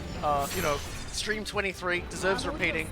The Knights and Magic needs to come back solely so we can see the Swordsman in action. I want to see the Swordsman animated. I want to see him animated in Super Robot Wars game. I want to see him having arguments with like any other like sword obsessed person in the game about swords. 最大出力をご覧あれ。ティラットがこんなにあっさりと。これが僕とヒカルガの力。 The swordsman versus Van would be great because he would just be like, "Your machine turns into a sword." Here we go. This is what I'm here for. I'm here to fucking kill some of you. I've got the power of magic on my side. That's cool. I've got high armor and wall.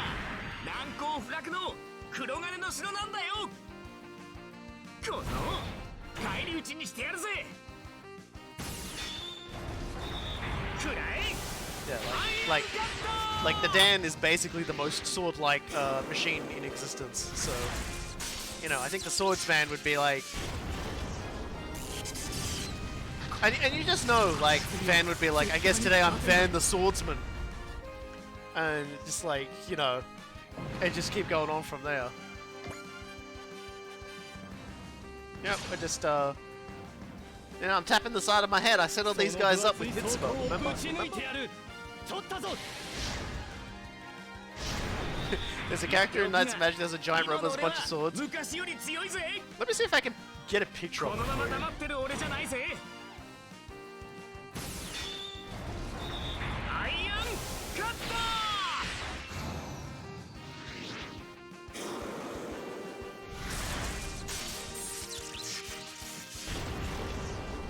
Is that? No, that's not.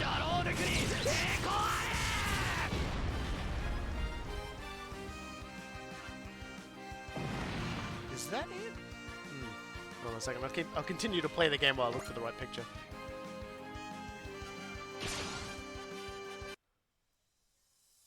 That's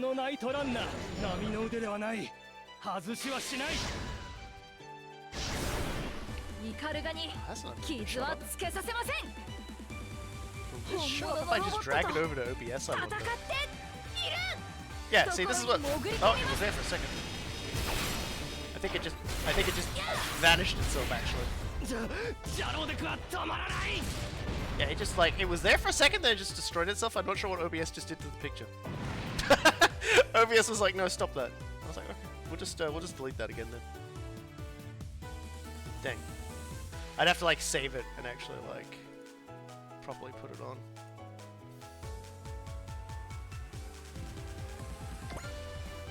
It's a shame. OBS can be pretty great about something sometimes, but that was yeah. Apparently OBS couldn't handle that many swords. Just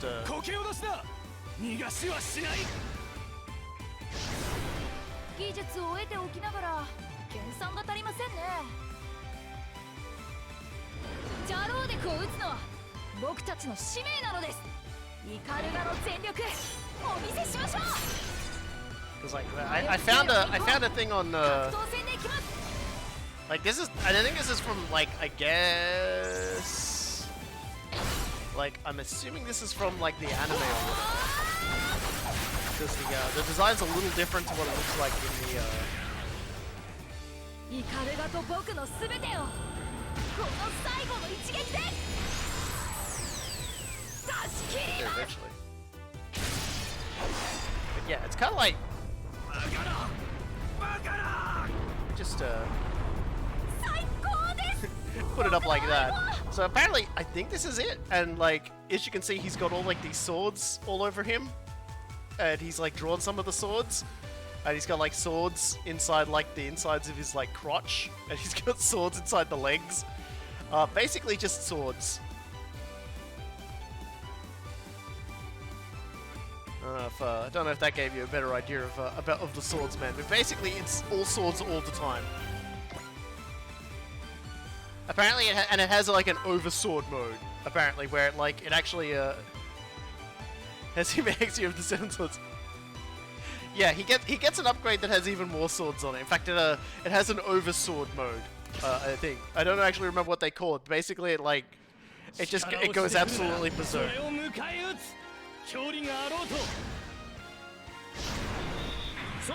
Like, if you want to see it, I highly recommend I highly recommend Knights of Magic. Knights of Magic will basically be Knights of Magic manga is where you will see the swordsman in all of its glory, because you get to see 3 iterations of swordsman. You've got swordsman version 1, swordsman version 2, and battle damage swordsman. That is to say, a swordsman that has been so heavily damaged that basically a lot of, like, it's taped together, and some of, like, the sword sheaths and stuff are taped on as well. It's great. I don't know why they had the prince in this when he only just to get killed by Ernie in one fight, and not Sword Guy. Yeah! I guess because when he dies, the other guy basically, like, the pilot of the Wyver, just goes on, like, a revenge spree. And becomes way too active. I suppose it's just because the scope of the game's a little different now, so... That's the way.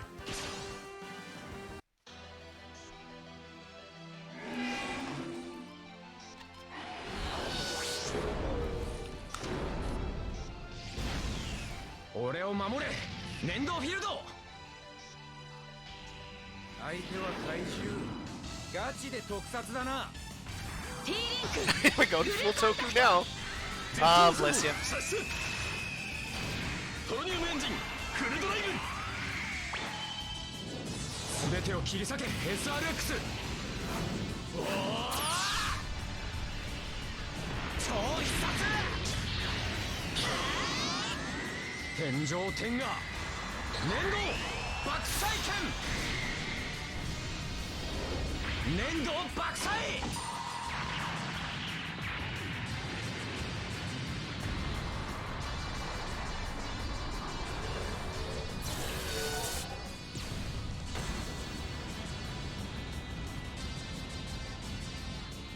Yeah, every day you're piloting the SRX and it doesn't fall apart is a great day.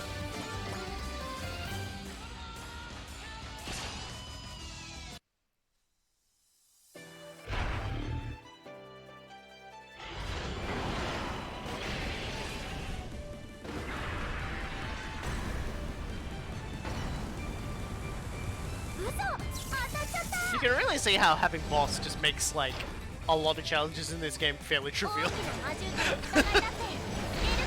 And you're only really limited by your supporter pool. But the nature of the strength of your units usually means that 2 turns is all you need to wipe out everyone.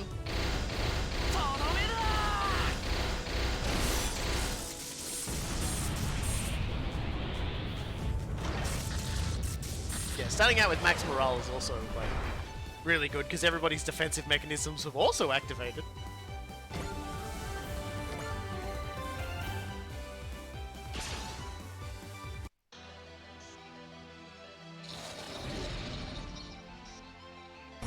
God, I love those googly eyes though.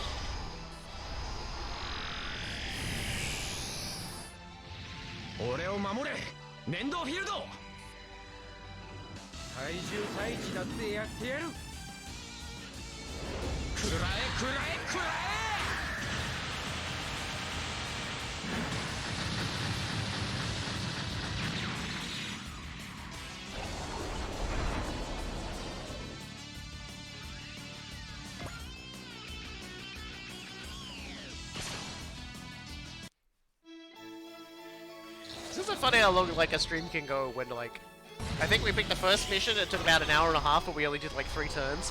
Technically this is like another like hour and a half and it's like 3 turns as well. Because we had the first turn where we moved, then like our second turn we just had, and we're gonna be having a 3rd turn, and I think we'll wipe out everything on the 3rd turn. This is kind of funny. But I mean, you know, this would go much faster, but you know, we gotta play all the animations. This is this is my insistence. And this is something I don't even tend to do by myself. Like, when I play, I usually at some point just stop running the animations because it's just like, I want to, like, get through what I'm doing. But when I got people I can turn to and say, hey, what are your opinions on, like, fighting marching bands? You know, I can do that. I can turn to someone and I can say something really weird and, like, distract myself as Ghoul Gillis just, like, sets fire to the surroundings.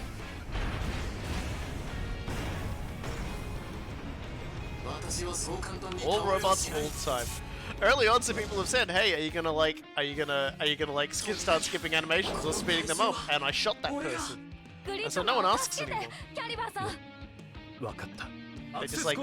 They were just like laying on the ground. I didn't even answer their question. I didn't even say no. I just shot them. Like I just pulled out a gun and just like. Well, the only time I have sped anything up was when the game bugged out and Mamoru was just standing there, saying that Galgaigo could take it over and over and over again forever, and we all wondered what was wrong with him.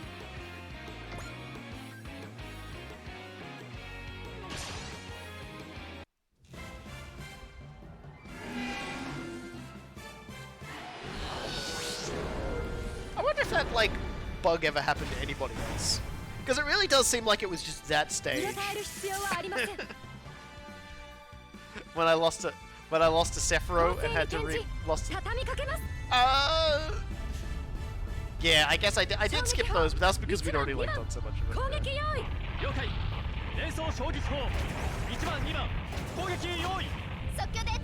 That was the Phoenix though. The Phoenix is a butthole and ruins everything, so... We had to skip through that because I was not like putting us through the entire thing all over again. Just like, you know, the way it was. I got us back to where we were and then I turned it back on again. But I was like, that was exceptional circumstances. By exceptional I mean horrible. God, that was bad. Oh, I guess we're meleeing. The only sped up thing in Super Robot Wars I would approve of for this stream is just the general Super Robot Wars J soundtracks. It's a bit of a quirk with Super Robot Wars J actually, but you'll find that pretty much all the theme songs of all the show series have been sped up a little. So they have this faster tempo, and it works really well for pretty much all the tracks. Especially Brain Powered's track, which is usually like this sort of slower, just woman like really screaming loudly and badly. I'm still not sure if like the Brain Powered intro was like a prank or something. Hey Auntie, how's it going? Shinjo nearby? That's none of your business! You content just living your life being ordered to fight? Defeating Gridman is my reason for existing, so I'm going to do it! Alright then. I mean, he knows what he wants. So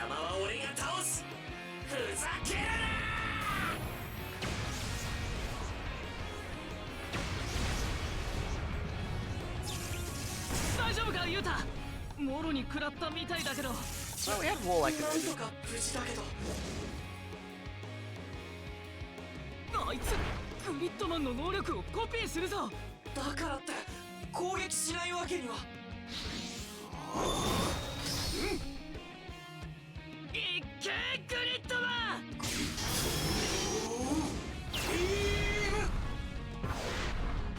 ふざけているのかグリッドマン。Yes. I'm playing Super Robot Wars Story with you, Andy. Please pay attention. Actually, don't pay attention, Andy. If you realize you're in a game, that's going to be a problem for all of us.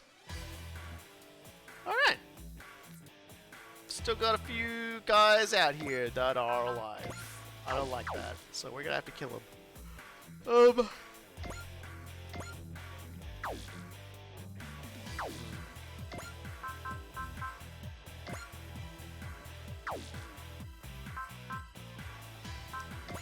just activate Rowdy Cheer again. But I think we're just gonna have to have.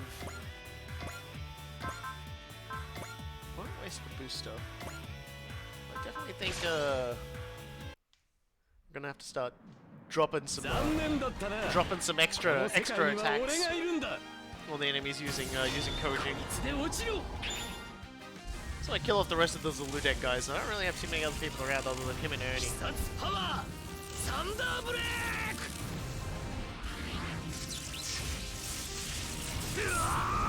Anti looks great. I like Anti's design.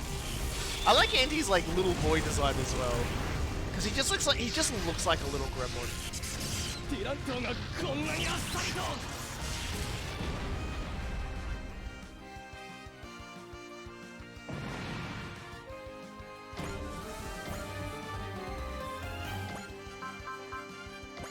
Alright, multi-action, let's go.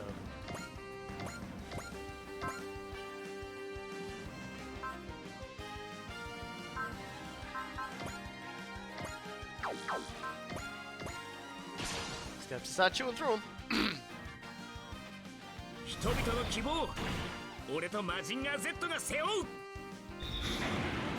Still, there should be enough kills. We just gotta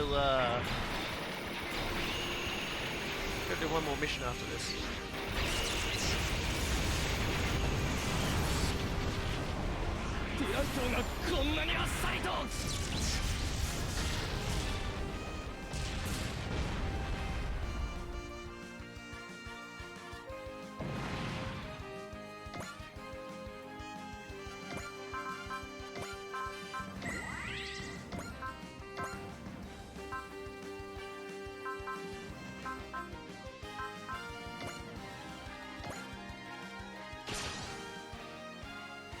They're standing next to each other. They're standing next to each other, and it uses less EN than like the full volley. So we're doing it.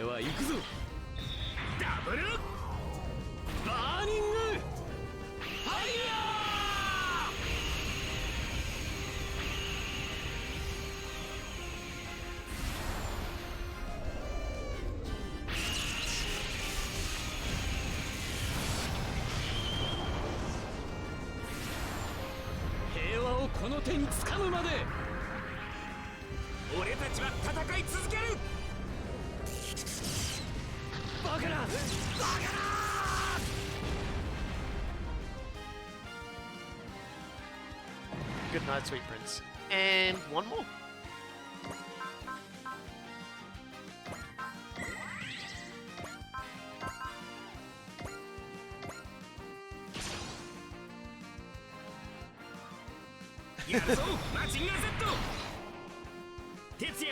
That should get us. This should have gotten us the 6 kills we needed anyway. I'm pretty sure we killed like 3 or 4 with these 2 last turn, so we've killed another 4 with them this turn.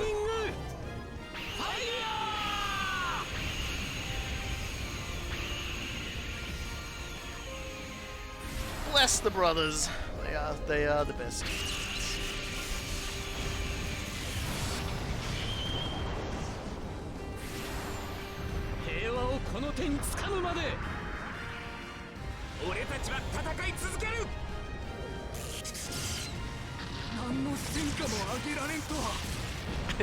Ah, you got your machine wet. That's a lot. That's something. All right, we'll just. Oh, that'll actually come in handy. We'll just pull you over here for a sec. Yeah, actually, this is a good idea. We'll hold on to you guys. I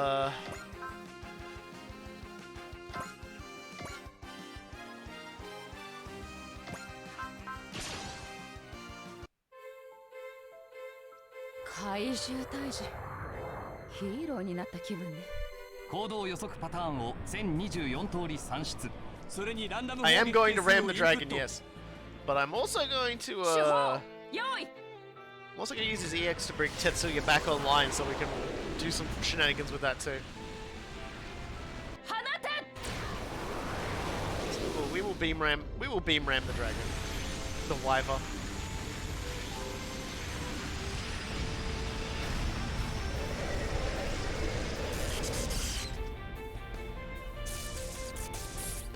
Devin down. He hated it. He hates it. Okay, no idea where I'm going. There we go. Alright. Fu kills again. She's gonna do it again. 子供向けのテレビ番組みたいですけれど。 Yeah, no, this isn't a children's television show because of your need to graphically decapitate people, Fu. 旋風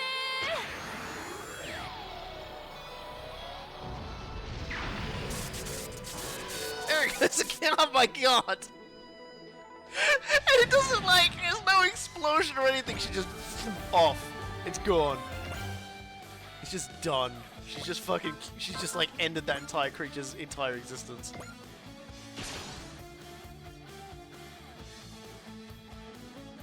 何が立ちふさがっても引くわけには参りません。行くわよ、光。 Oh dear. I really like the first season of Kamen Rider Amazons. That was fucking great. I loved the mood shit. It was especially great because like the Kamen Rider that was playing at the time, like the regular series, I think it was X-Aid. So you've got like X-Aid where it's all bright and flashy and there's like all these like, you know, video game themes on it and everything, and then you go look at Amazons where like a guy like basically just like starts eating a human being. And it's just like, oh, okay. This is unexpected. Man, I'm gonna flip this around because this battle map from that angle is just fucking with my sense of perspective. Are you really just not like close enough to like do anything? You're just not close enough to do anything. You're not. Forget you then, kid. Addie's gonna activate her power of love and kill this guy instead.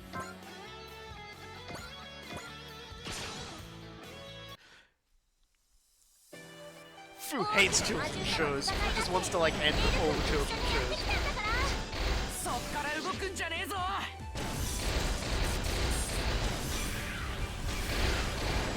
リ、もう一遍行くぞ。オッケー。とどめだ。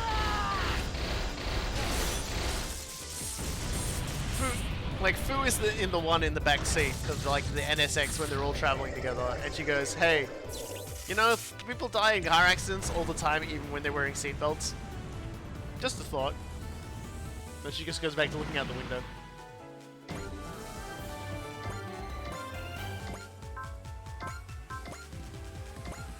Yeah, Sava needs to keep killing. あんなやつ、パーッとやっつけちゃえ。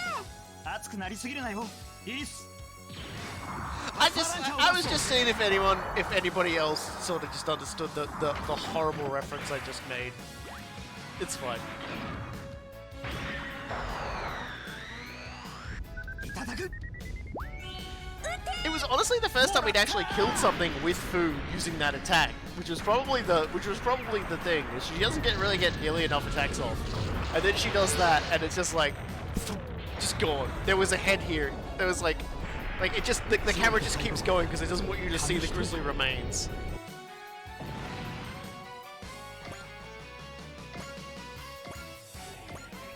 Alrighty.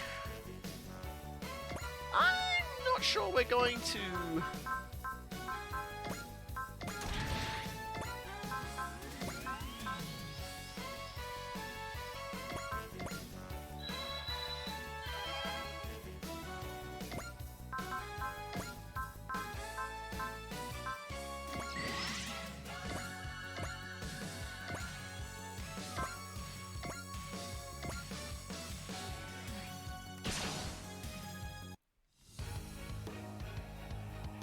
みんなを守るためにもお前に倒されるわけにはいかないんだ。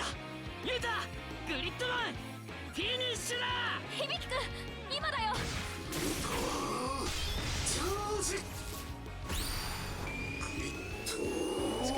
Just gonna see if the zeal on another usage of his powers is just gonna do it. See, like, Gridman's just gonna keep beating on Anti until like the fight ends.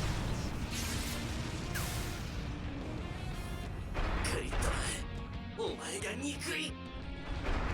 Looks like I might not get away with it even with that, so I might send some people up to help. これで殺す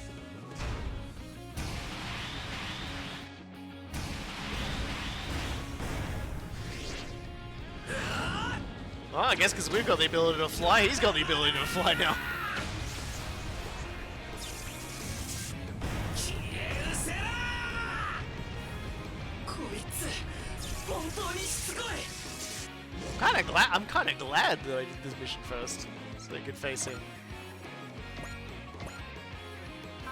Yeah, upgrade assault. So he's got a he's got a Vit style attack now. That's pretty cool.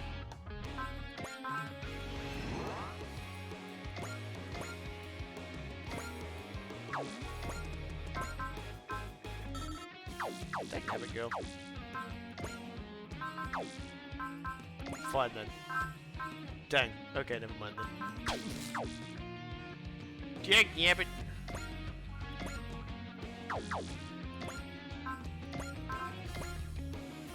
Okay, I know what to do.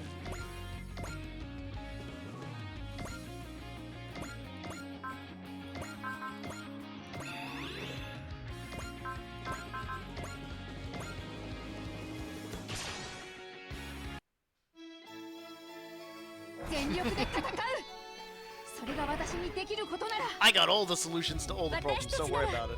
I probably should use Analyze more often too. Oh well.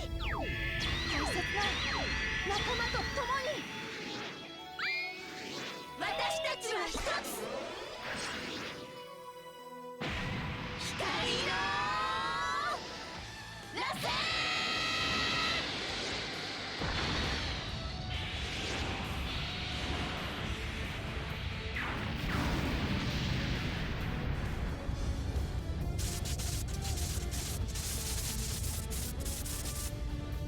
We're just softening Anti up because unfortunately he's a little stronger than he needs to be right now.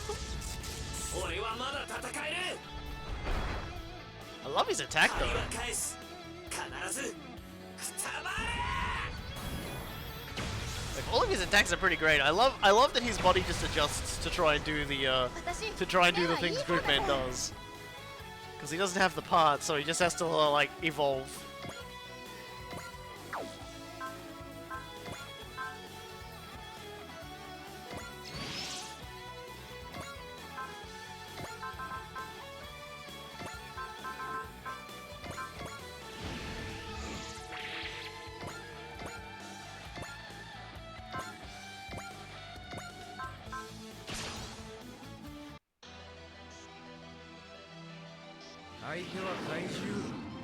T リンクフルコンタクト Z ソード射出トロニウムエンジンフルドライブ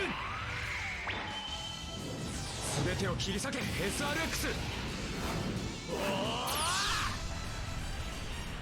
超必殺天上天下粘土爆砕剣粘土爆砕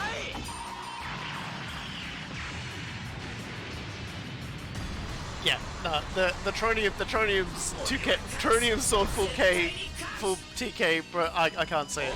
Basically, big sword that go bigga boom is best. 終わりだ怪獣に遅れを取るかってんだ All right.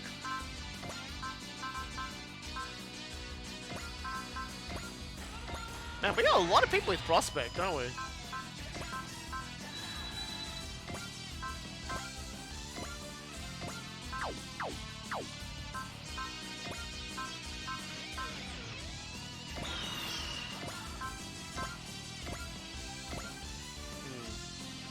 Still not gonna do it though.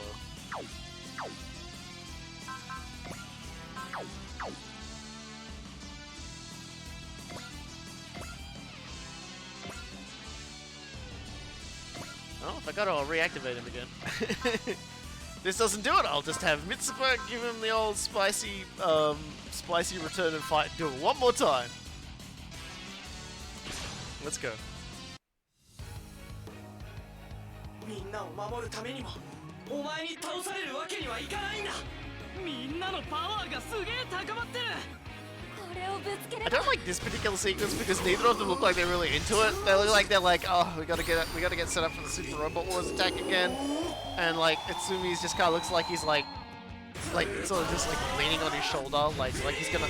I always half expect to see like a phone just tucked between his ear and his shoulder.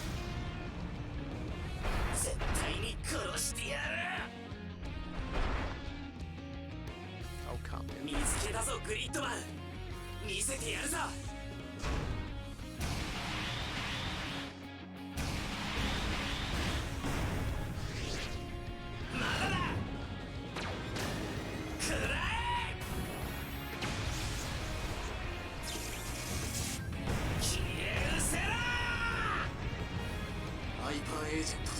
There's a guy who's going gold again, whatever.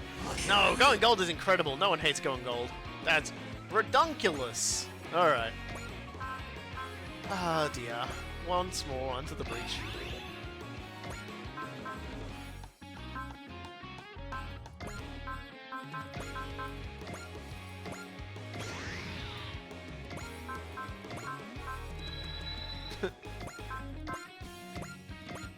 Auntie, I'm just going to keep hitting you with like my most powerful attack until you fall over. Okay? Like this is the rule. 何の話？そろそろ必殺技の時間だぞグリッドマン。みんな頑張って。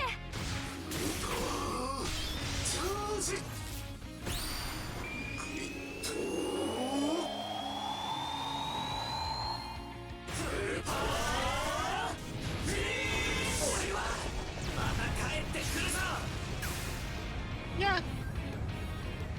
We know. You'll be back. There we go.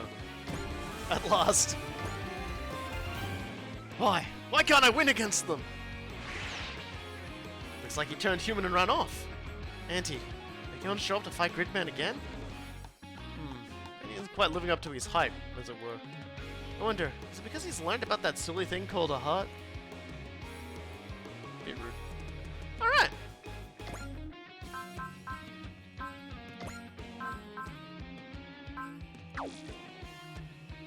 Let's... Valor.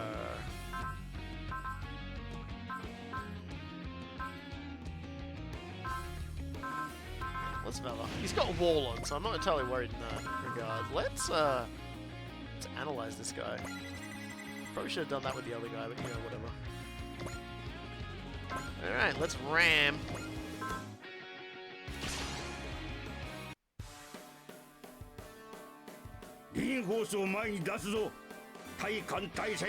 A little late, but it'll do.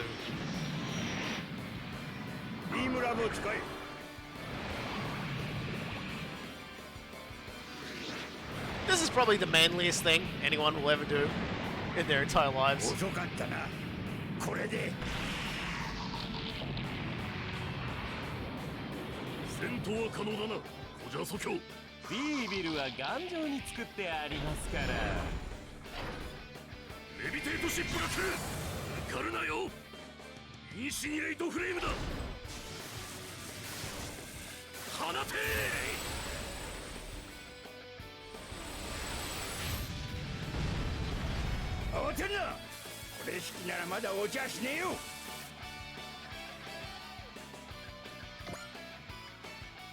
Alrighty.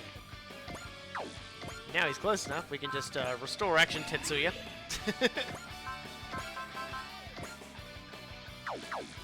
Let's take a moment to save. And then EX action, direct attack, smash hit.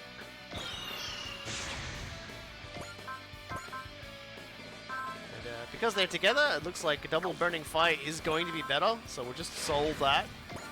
And double burning fire. That's gonna be a big one though. He's got 91,000 bloody hit points.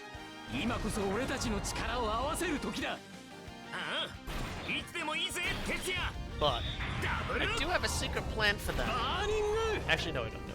I was just thinking about that. I was like, no, wait a minute. I don't actually have enough EX from that. Even if I use that item, it gives like 5 EX. I'll still only have like 5 EX on the EX6.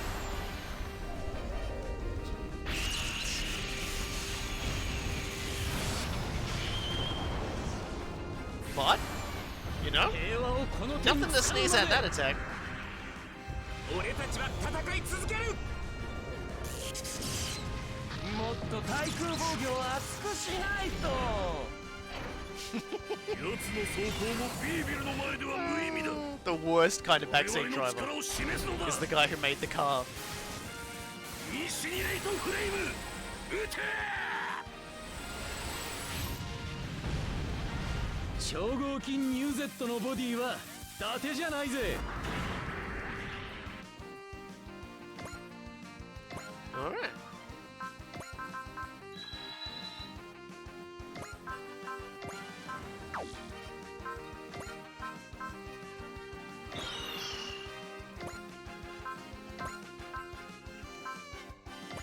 Because in this particular case, the Hyper Photon Power Rocket Punch is still stronger than our double attack.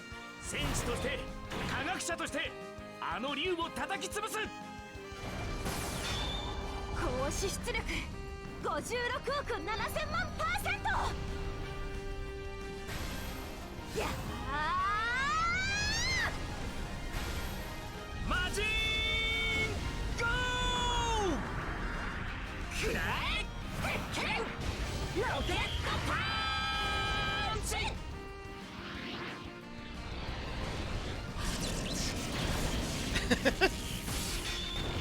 Suddenly the giant robot is just way bigger than you. 諦めるようなことを言うな。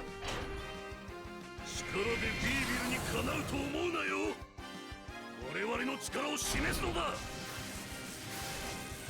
インシニレートフレーム、撃て！どうした？かすり傷にもなってないぜ。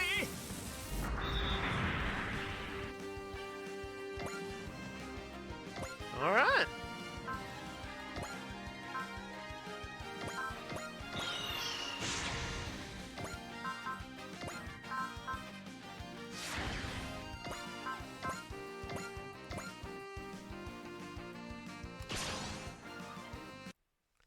The demon of Formivolo is coming. Prepare to intercept!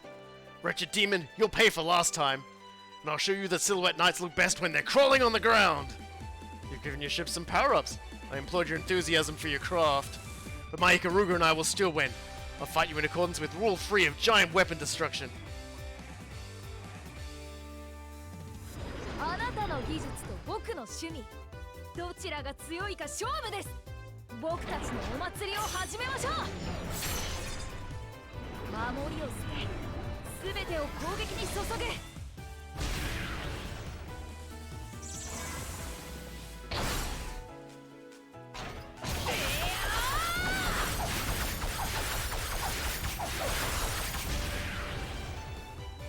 カルガのベヘモスハートとクイーンズコロネットの最大出力をご覧あれ。これは屈辱です。Yep. これが僕とヒカルガの力です。That's it. Skill up. Preposterous! How could the overhauled Viper be taking so much punishment? There's a simple solution for that. Give it even more upgrades. Can you do it? Why, nothing is impossible for me. I think that's all my Viper will need to be perfected. Knockoff Drake's gotten even more powerful. An ultimate enemy weapon that upgrades every time we fight it. Makes it even more rewarding to beat. Got such a dependable mindset, Ernie. That Horatio guy seems a lot like Ernie, huh? I don't think I could get dragged into a tech competition or battle of wills between those two. That's a total victory for the Time Warriors. I gotta say, that one felt way better than a lot of our fights lately. Yeah, they've been getting stressful. I think I'm gonna rest easy tonight too. What if Nova comes into your dreams again? Something tells me that won't be a concern. Yeah, she's just learned what happens when you mess with the Time Warriors. Ruma's just like, I'm going to invade her dreams. If anything, Nova might be the one be having some sleepless nights after getting menaced by you guys. Thank you. I think, with all of you here with me, I can fight any foe. We keep fighting when you've got, and we can keep fighting when you've got a smile on your face, Hikaru. Your energy does a lot to support the rest of us, you know. Support. Like a pillar. Yeah, That was subtle, guys. You did a really good job of, like, you know, subtle handing that one. I see. Then this Nova girl is connected to the darkness. Clef. Just who is she, really? Clef? Prefer not to say just yet. If my prediction is right, what I believe is that this is something that Hikaru will absolutely overcome. The power Hikaru showed today, one of the reasons I came here today was gauge that. Then you think she's... Yes. Hikaru carries the potential to become the new pillar. There's another pillar candidate among us as well. What? He carries a strong will and determination to save his homeland. So it's Eagle Vision of Autozan. So either Hikaru or Eagle will be Sephiroth's new pillar. A cruel fate awaits the one who becomes the pillar, though. Eagle actively seeks out the pillar's power. I fear Hikaru might not be equipped to handle it. Hikaru. See it done then. Certainly. I'll send you all the reinforcements you like. Fight to your heart's content, Cristobal Hathro Zaludek. It's strange. I'm speaking to you. It's like there's no limit to my fighting spirit and my ambitions. It's the power that dwells within you. I merely bring it to the fore. I thank you, and I give you my word. If the world refuses to bow to me, then I'll burn it all down. Good. The world craves destruction. This is going to be so much fun. I can't wait to play with Hikaru in a world drowning in despair. I'll start by ripping that man apart right in front of Hikaru. Oh, I can picture the look on her face now. Do not forget, Nova. You must make certain to kill that one, before they realize what they hold within. I hear you, Mother. Everything is spiraling into demise. What awaits beyond it is a world of nothing. Pure darkness. Well, I don't know about that, but... That sounds a little heavy-handed, if you ask me. That sounds a little bit much. A new mission is available in New Fuji Research Town, Far East region. Oh, good. It is unlocked. Let's just go through, do a little bit of upgrading here.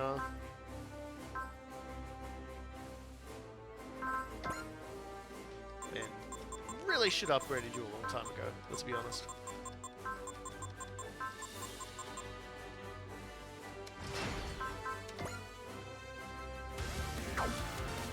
There we go, that's better.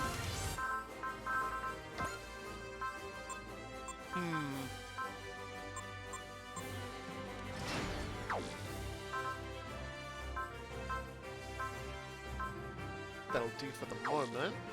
Let's get the AOS skill upgrades. Go back to the bridge. How are we doing for bridge upgrades? That'll come in very handy. At 130 plus morale, Mitsuba activates the analyzed spirit on all enemies in her command area at the start of her own phase.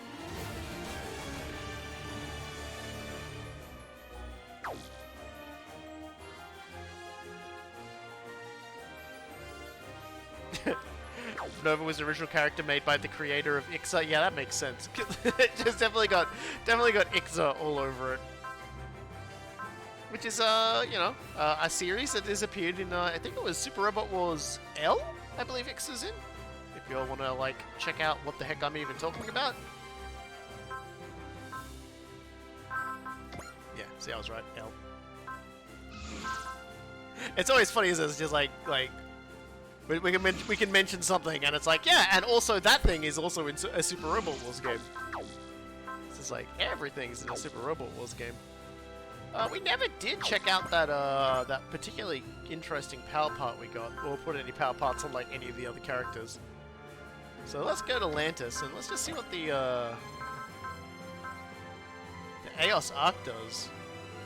So that's pretty good. Plus 200 weapon attack, plus 20 mobility, minus 10% weapon EN cost, and does not stack with other EN cost reduction parts. Pretty good. I'll figure out who I want to put that on after the next mission. Because it's time, ladies and gentlemen. As evil draws near, Koji makes a vow to the future at the Photon Power Laboratory.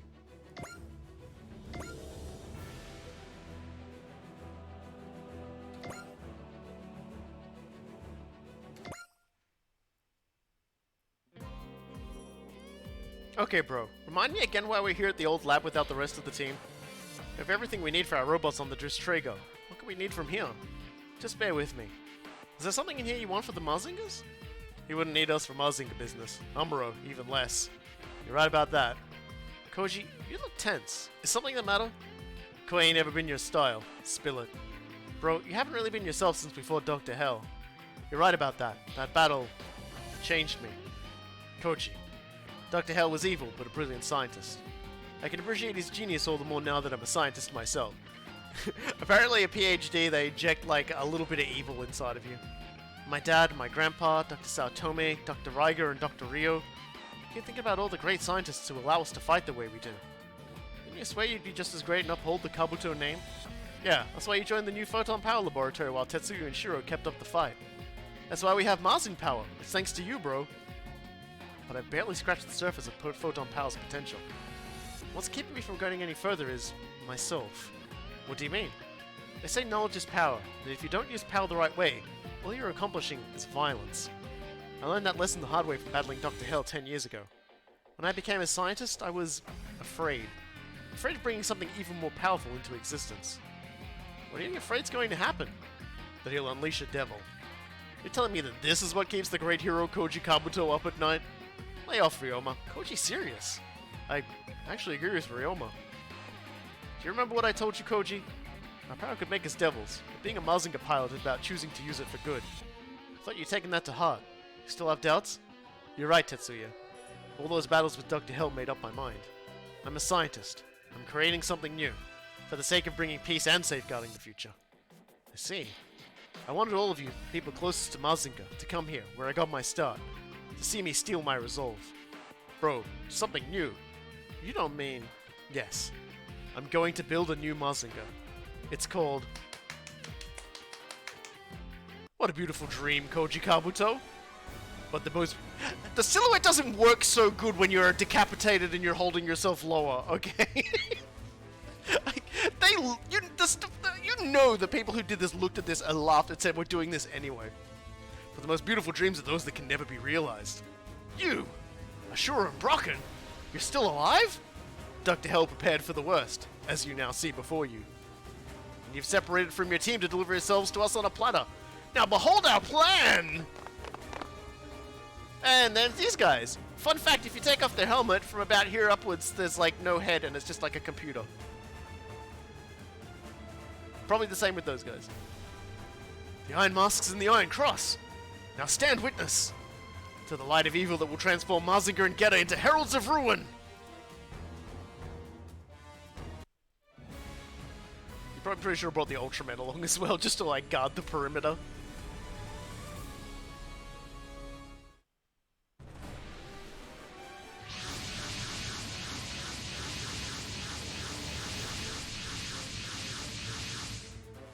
Now, Mazinga said, Shin Geta Dragon! Unleash your power to do our bidding! Mazinga said, what have you done to Dragon? They sent Mazinga and Dragon's engines into overdrive. Hang on, the Photon Power engine and Geta reactor both explode.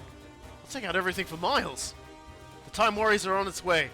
Have to keep control of Zed and Dragon until then. If their engines are overloaded, that means their power limiters might as well be disengaged. That doesn't change anything. We have to do this. After all the humiliation Mazinga and Geta put us through, now it is they who will bring ruin.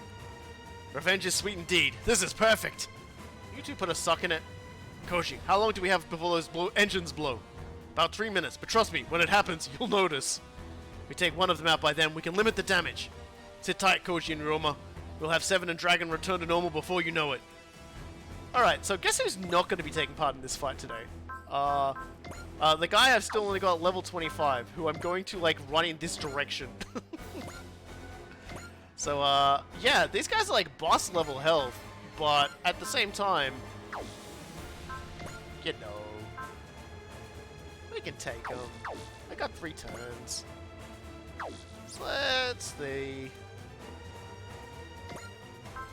Yeah, sure, you can go over there, Shiro.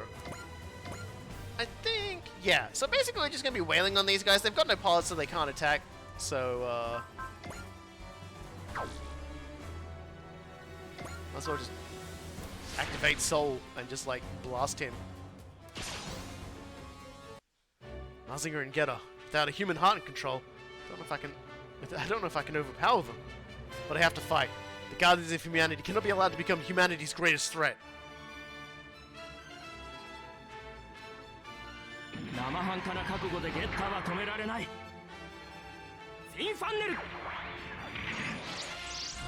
らった。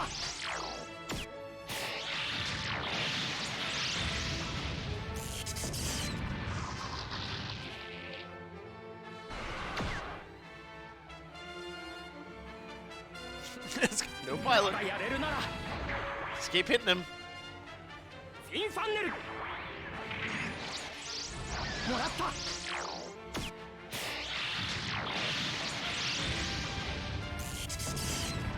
He's a chunky boy.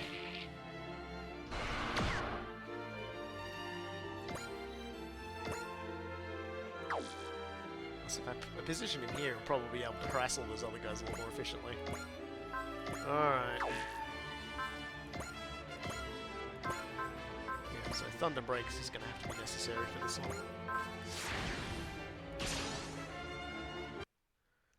Zed and Dragon aren't meant to be devils. I'll stop them if it's the last thing I do. Come on!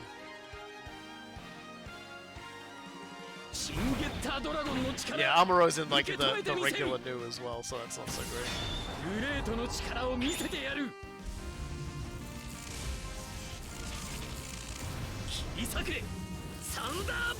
Yeah, Amuro tends to get the new in pretty much all the games, so they have given him the high new in a few of more recent ones as well. So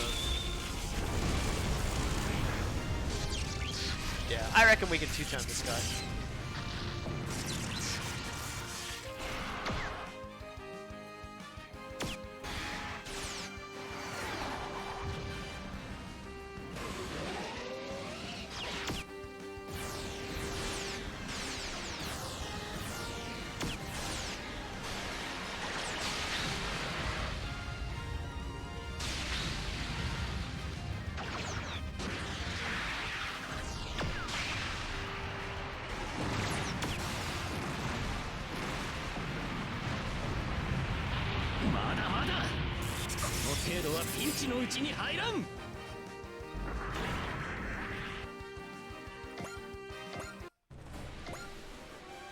Alright, looks like we did enough damage to bring the rest of the team in, so that's good.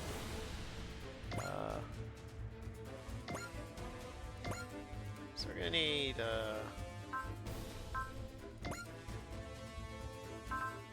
some heavy hitters, I think.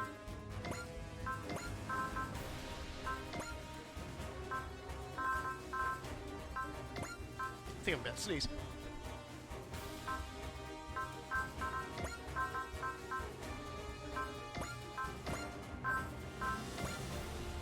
Pardon me? Those were some big sneezes. You know what? We haven't really used Ultraman for a little bit. Let's throw Ultraman in. And then, yeah, bugger. Let's just fill the Ultraman. Alright. That looks like a pretty good lineup to me.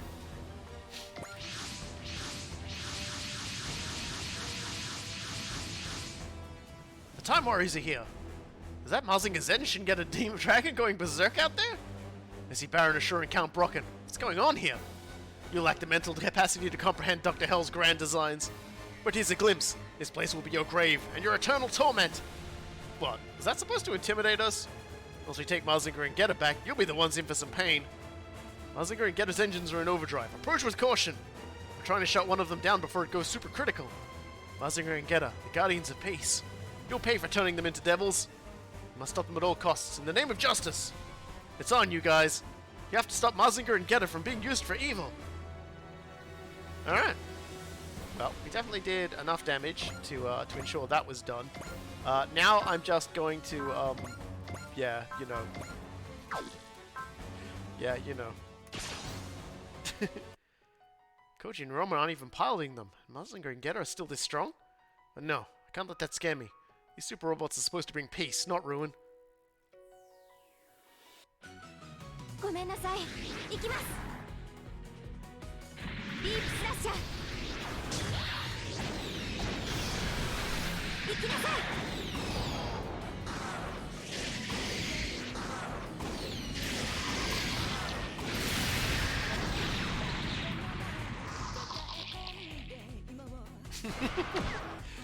Just heaven and hell them, Fivehead.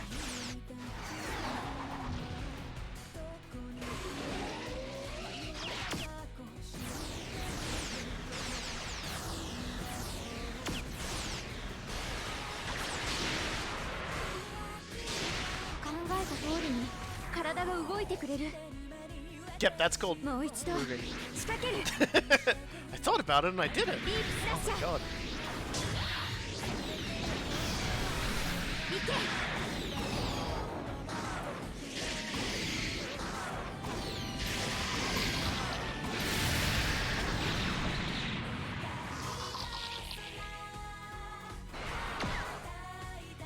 Alright. Well, that puts things in a pretty good position to do exactly the thing that people said I should do. We're fighting Mazinger and Getter. Once more slip and we're doomed. But remember, we're not trying to destroy them. We need to take them back. 最初期型のガウガイガーでも俺の能力で補うヘルアンドヘブンキラカンゴーガホ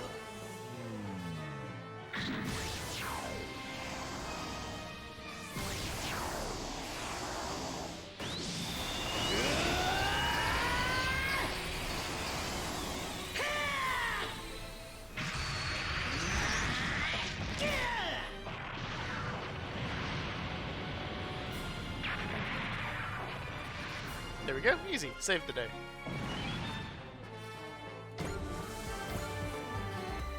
Get us down for the count. Just Mazinger Z left. The time has come for us to offer up our lives. I'm sorry, what? Hey. Now, Mazinger Z. Shin get a dragon. Unleash all your energy and open a rift in space and time.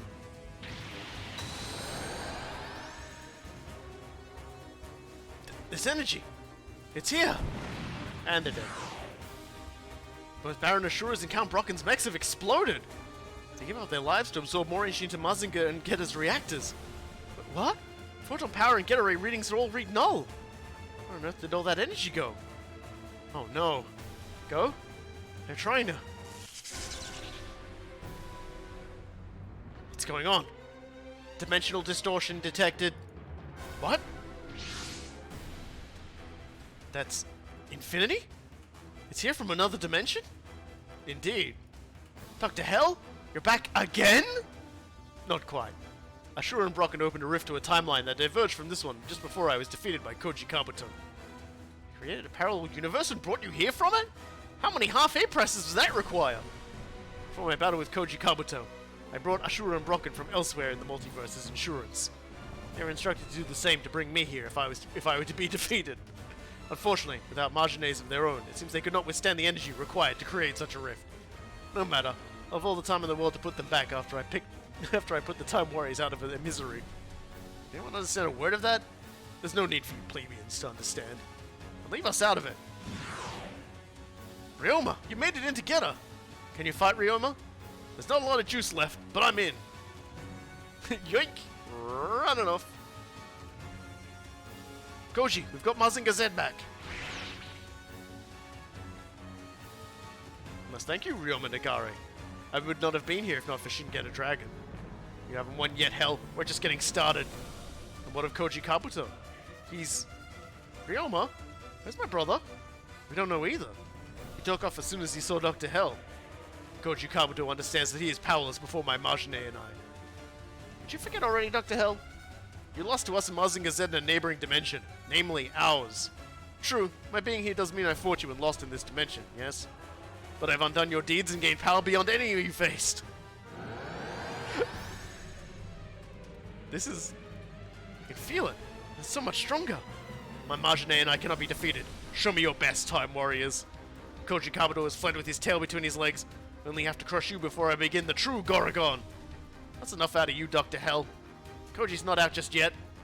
Gain all the power you want. We will always overcome it. Buckle up. We're going to break you in infinity until we can't come back together again. So yeah, Dr. Hell's back. We're going to have to hold another memorial service for him, though, because we're going to kill him again. He's definitely ready to fight. Unfortunately, he's definitely ready to fight.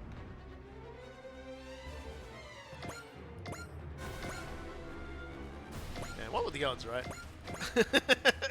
What were the odds Dr. Hell wouldn't stay dead? Golly gusheroo.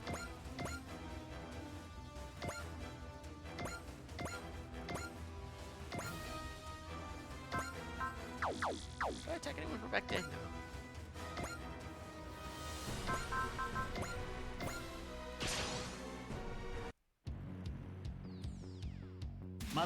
Yeah, it's just kind of like, it just keeps like grabbing more of them to save himself. Although he did just say he didn't actually do that this time, so I don't know.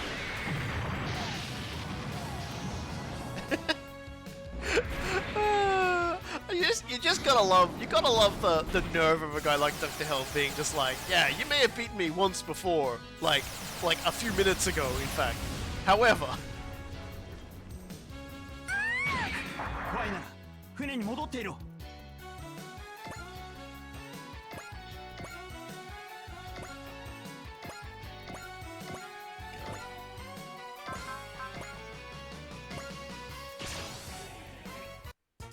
Not familiar with Mazin Kaiser. How many times has Dr. Hell come back from the dead? Well, okay, well he doesn't come back. He doesn't die and come back from the dead at all during Mazin Kaiser. Great Mazinger, he is resurrected as the Grand Marshal of Hell, and then killed again. After that, you start getting into the different sort of continuations of the story, such as Mazin Kaiser, where he seems to come back from the dead, or Infinity, where he visits from a neighboring dimension, or but generally speaking, he doesn't come back that much, actually.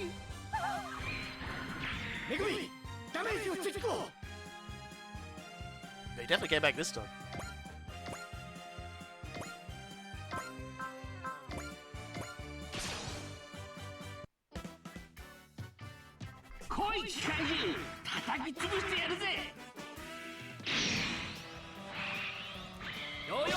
It's definitely more times than most people get in terms of coming back from the dead.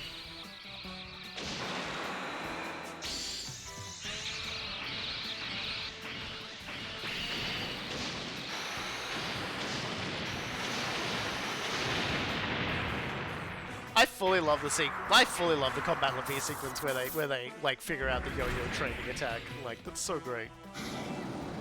Yeah, the Great Leader of Shocker is definitely the best when it comes to not dying. God, that is like gonna be a hell of a thing to explain if I ever play a Kamen Rider game, or if a Kamen Rider ever ends up in a Super Robot Wars.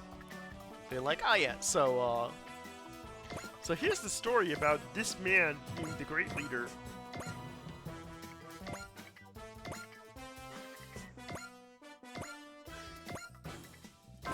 Fucking weird spit.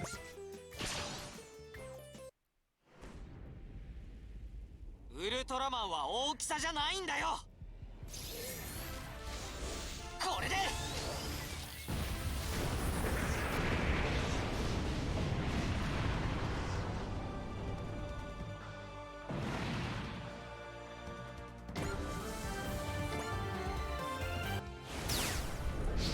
Gridman has powered up.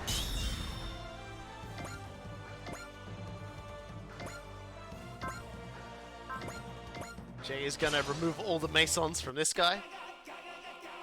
God,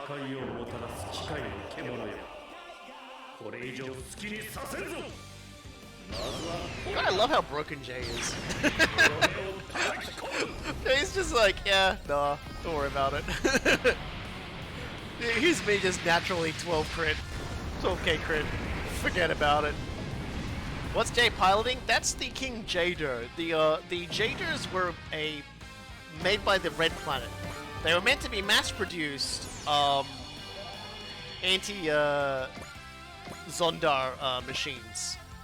Essentially, it is a battleship, a space-faring battleship, capable of like jump gating to different, to like very long distances. It's 2L. Okay, I'm over it already. Wow, a bit rude. Anyway. He's big! And he's the last one of them because the Zondar absolutely kicked their asses. Sounds not as cool as Gundam. You, sir, are a fool. And a scoundrel. But that's okay, because something cooler than all of that is going to happen shortly. Yeah, we're not doing so well on the, So maybe we want to, like, I don't know, resupply this poor guy so he has actually all of his energy back. Because he had all of his energy drained. Yeah, that's better. That's more like it. God.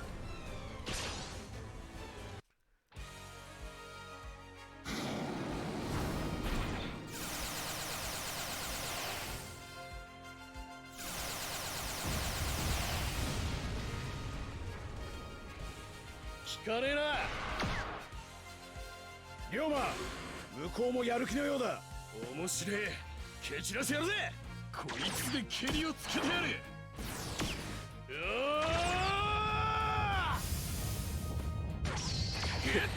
The X laser is so goofy.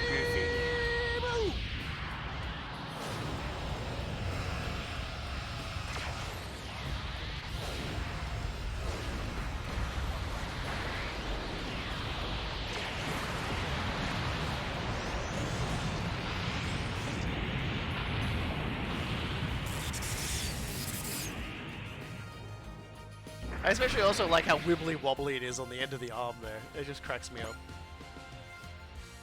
Here they come!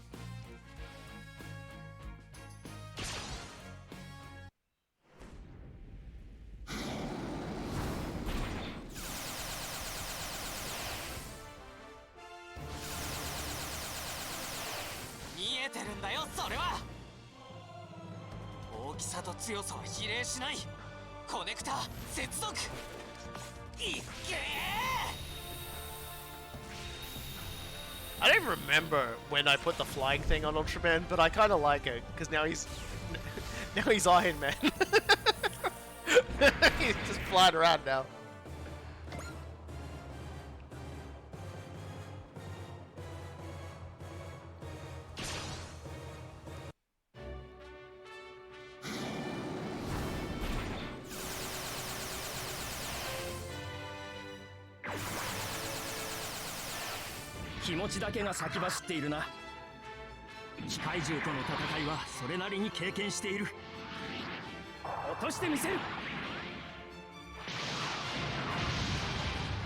Yeah, he's back in the classic just because the game drops him in there. Because the game can't make the assumption that you've got the high new, considering it's DLC. So it just, and because, you know, this is a bonus stage and him is a mandatory deploy, so they just throw him out in that. Man, I can't believe the enemy is so mean. They're being incredibly mean to me. Wow, Ace, are you seriously telling me you can't attack from this? Ace. Ace, buddy. Oh my god, you are so bad. Ace, you're the worst. Fine then, if you won't do it. Literally anybody else will do it instead. Fucking Ace, you let me down.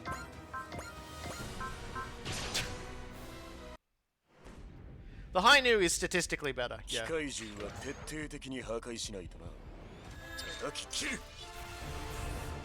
In this particular game, the high new is better.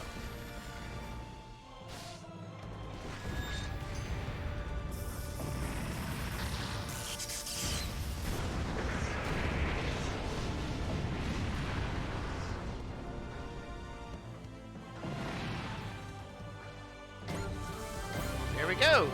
On critical hits, you deal plus 50% damage with 7, which is really actually kind of nice. So, we'll take that. We take those.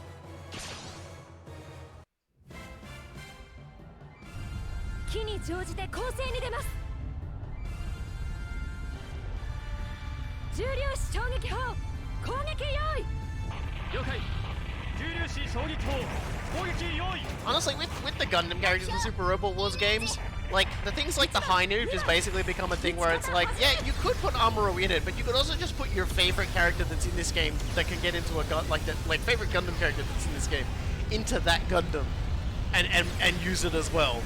Because in this game in particular, there are no Amuro locked attacks. So if you want to put Fa in the high noob when she gets a new type level enough to be able to use it, yeah, go for it. I don't know when she ever gets high. I think she has to go quite a while before she ever gets that high. But anyway. Hello, Hai Wang! Do you want to mess up your genetics with this raid? Yes. Absolutely. Just absolutely stir my genetic soup up. You will go. They are Wulgaru. I don't think you can put Mika in the Hainu. I don't think that's one of his things. We can look though. I just don't think you can.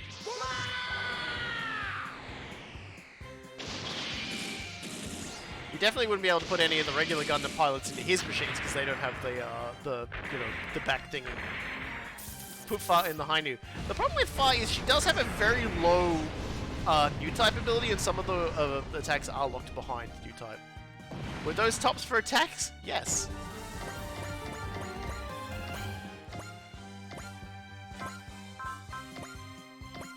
We were just discussing Combatler uses yo-yos, so.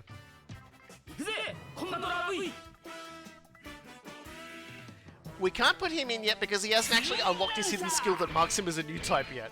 And when he does, he actually gets his own unique unit fucking around in that. So Jonah cannot actually do any new type attacks at the moment because he's technically not a new type.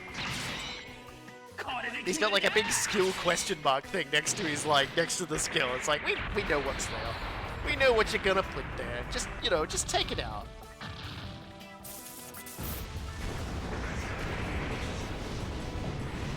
He unlocks his new type powers in the story. All right. No, the game is still not going to be like, hey, forget about it. Yeah. Yeah, we've got a mech that uses tops, a mech that uses yo-yos. If we could deploy him by himself, Drill Boy would use a soccer ball with explosive attached to it. And, I'm not sure who else we got. Who else have we got who's got like a ridiculous weapon? I think, Bill Tiger has the extremely large, wrecking ball on his shoulder.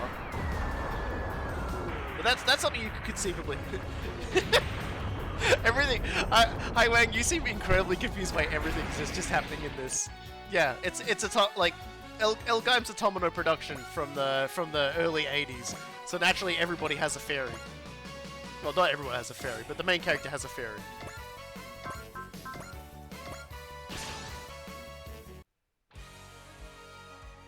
Argo is not in this game. Argo's in T. Argo is in T. And he's pretty good in T, actually. Get up!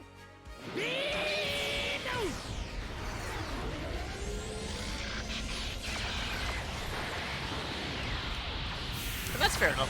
I like Elgaim. Elgaim's kind of like the proto Double Zeta. It's got a little bit of Star Wars in it, but it's also got its own thing. It's kind of cool.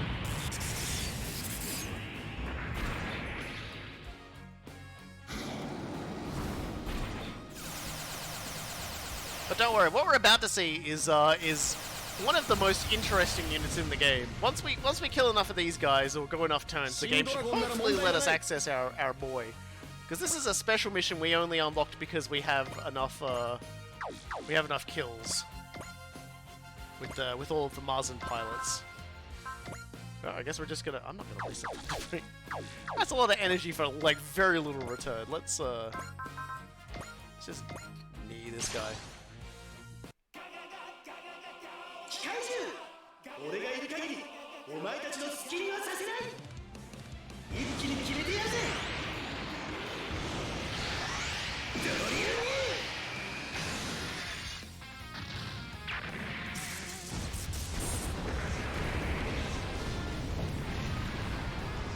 Nah, the Kakaiju are a Mazinger Infinity enemy. Or a Mazinger Z enemy.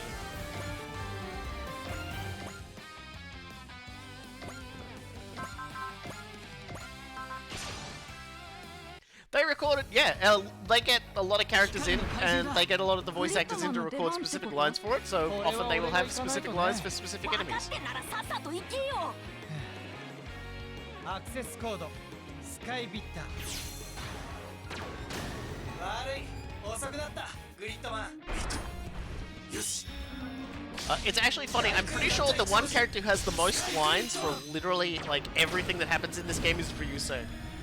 The pre-ordered DLC character has dialogue for like almost every single enemy. He has dialogue for like specific like named enemies that you fight throughout the game. He has like specific like support lines. It's kind of wild. Like people joke that the fellow who voices Gridman and a lot of like a million other characters just like hangs around the offices at like where they make Super Robot Wars simply because he's like, hey, can you put me in this character in the game? I want to voice this character. But yeah. Oh yeah, 機体の Gridman's 調 great. 子は悪くない。いけるはずだ。うかつな。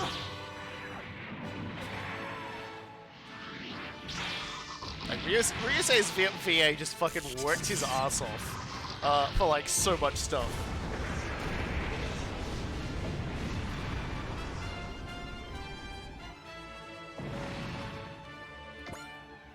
Still not good enough. All right then.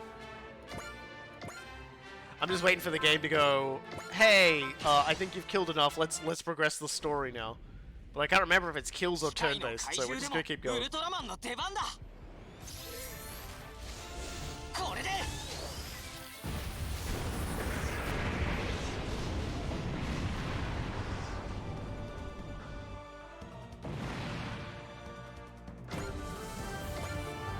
Here we go.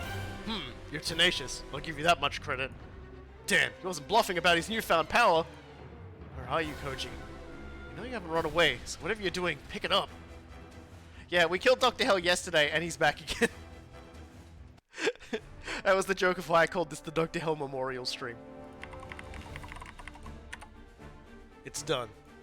Seeing infinity come from the universe helped me form the design in my mind. The new Mazinger is a demon god that can rip through time and space, traveling across universes. And now I know what it is, it's just a matter of time.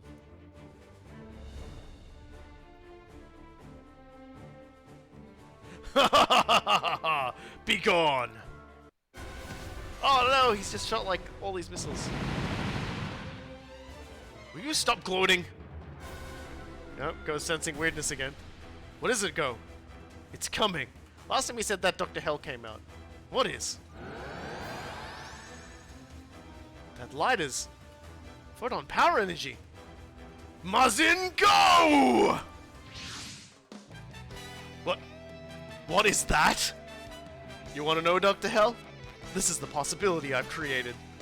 The new defender of the Earth, Mazin Kaiser. Mazin Kaiser? Whoa, bro. How'd you finish the new Mazinger so fast? I didn't. I just finished working out the design. What? I finished building Mazin Kaiser a long time from now. It traveled across time here to preserve the possibility of its existence. Oh man, now Koji's not making any sense either. Here, I'll make it simple for you. This is the power to destroy evil, to stop infinity. That's some power. Might actually stand a chance against infinity. Damn you, Koji Kabuto! You've been able to comprehend the truth of the multiverse? Maybe, maybe not. But who cares? All that matters to me is that my determination to do right stays strong, long into the future.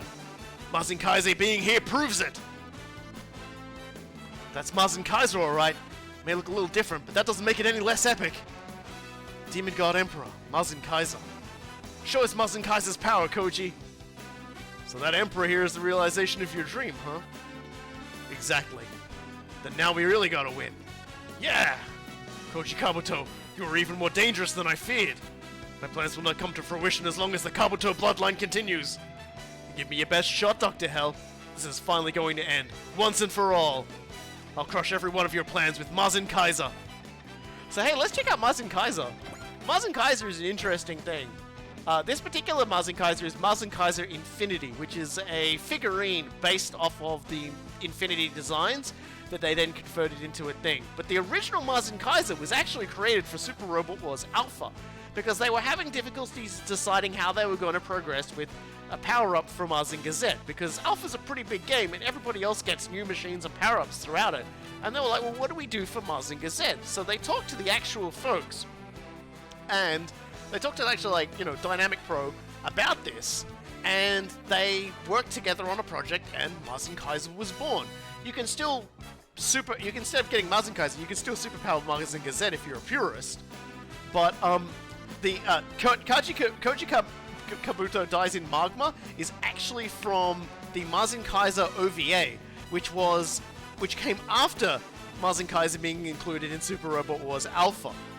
So basically, they made an OVA series based on a thing made for a Super Robot Wars game, and since then, Mazin Kaiser has appeared quite frequently throughout Super Robot Wars games, and this is his Infinity version.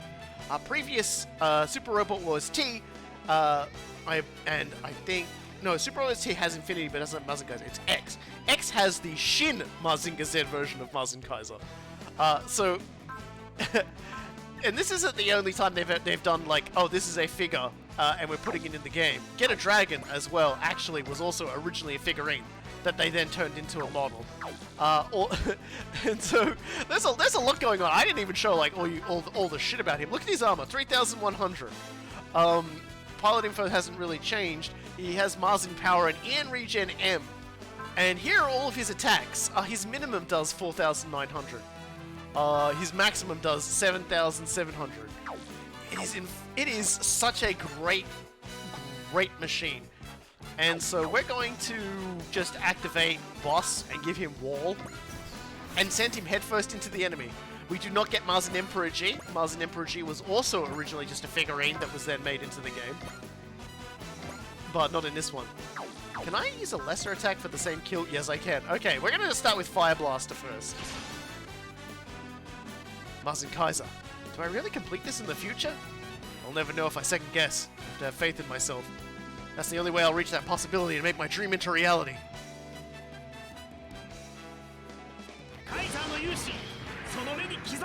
Is there any fear of DMCA from this game? No. I've been pinged for stuff, but they've basically just said it's all good. So, yeah. In fact, some of my more recent videos they've uploaded, for whatever reason, have just... Yeah, for whatever reason, just, yeah, it doesn't even say I've done anything wrong anymore. I think they just don't care anymore. I think they basically just said, okay, this guy's just playing Super Robot Wars, don't ping him. So, when I upload it to YouTube. So, yeah, it's all good.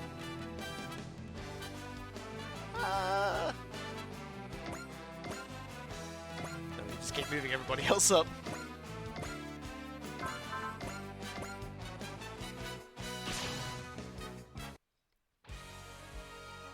Yeah,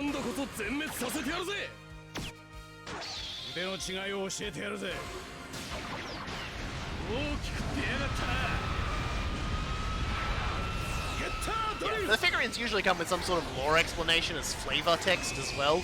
And in particular case of the Infinity version, the design was assisted by a character from Grendizer, which is obviously not in this game. Which is a shame. I'll be perfectly honest, I wouldn't mind seeing Grendizer. There is a Grendizer game being worked on at the moment. Some indie studio is working on it. I can't remember the name, but you know, fingers crossed. It's good because Grendizer's fun.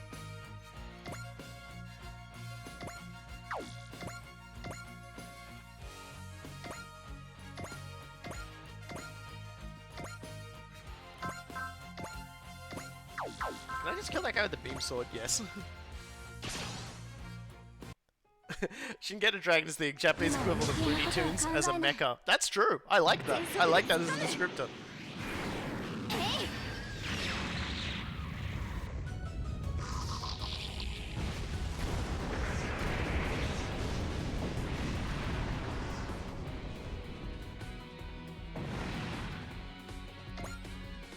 Alright. They can move forwards.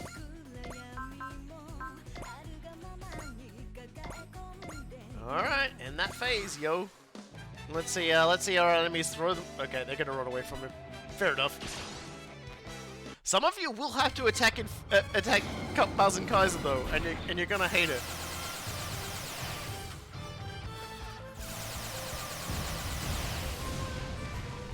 Yeah, like Shingeki Dragon just like violently transforms and stuff. That's actually very interesting if Getter Robo Degeneration does end up getting in though. Because like the entire plot premise of Degeneration is so weird. It's so cool, but it's so weird.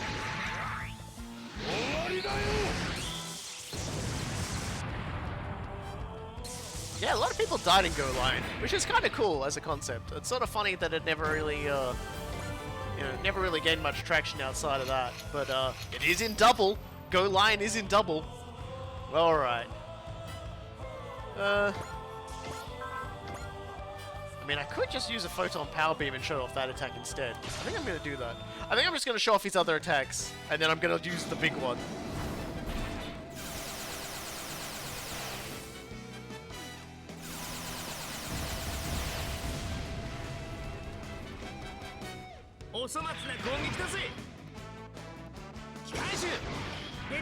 Says he may still crit it out of existence, we don't know. So yeah, the best way to describe Mazin Kaiser is in essence, what if we took Mazinger Z and gave it the most 90s look possible? Degeneration the manga is in fact by the Line Barrel and 2011 Ultraman guys, yes. And it's really cool. It's really cool. Like, I really quite enjoyed reading it. It goes to some very, like, just like Line Barrel does, and probably to a lesser degree Ultraman, it goes to some absolutely bonkers places, and it's great. It's so good. So I highly recommend it, and it's finished. It's start to finish done. So if you ever want to like read a Getter Robo manga where like that didn't just get cancelled or the creator didn't die halfway through or anything like that, Degeneration's great. That's unfortunately a Getter curse. A lot of stuff, Getter stuff just doesn't finish. And as a general recommendation, there is a Getter Robo high school manga where they have to first play mahjong against the enemy in order to like lower their self-confidence. Let's Turbo Smasher Punch this guy. I think Go finished.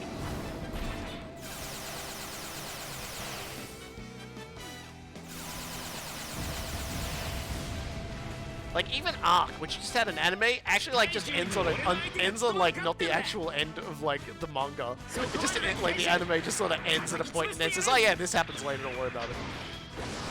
Not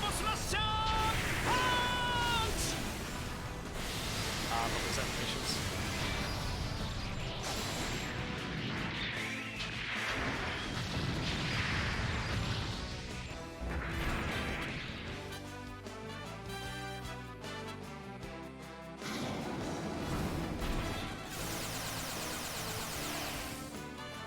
He's basically just like, he's just super tanking everything so I can show off. I like it. Because, you know, Wall is helping, but, you know. Okay, anybody else? Of course there's somebody else. Okay, you, we're gonna use Rust Tornado on.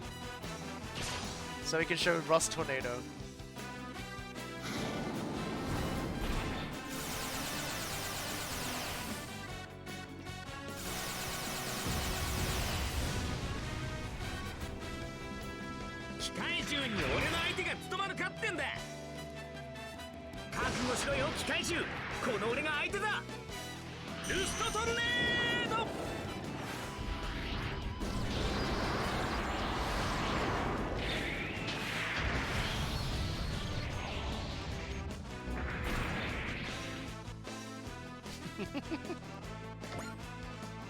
Alright. We've had enough fun. It's time to show off the best attack. This is overkill. This is overkill. This is the single greatest moment of overkill you'll ever see in a fucking video game. But this is Mazin Kaiser. This is something he gets from the OVA series.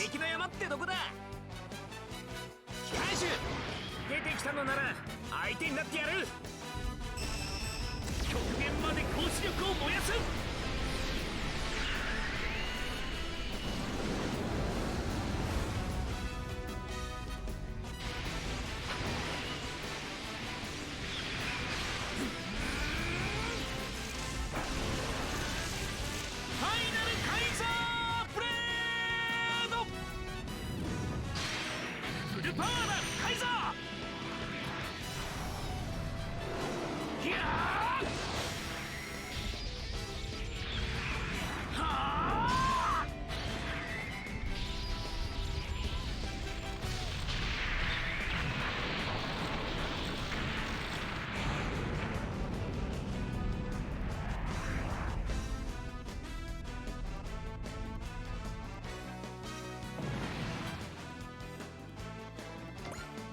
Wasn't that nice? All right, let's just go. Let's just get around killing them the old-fashioned way now. let's just kill these guys the old-fashioned way.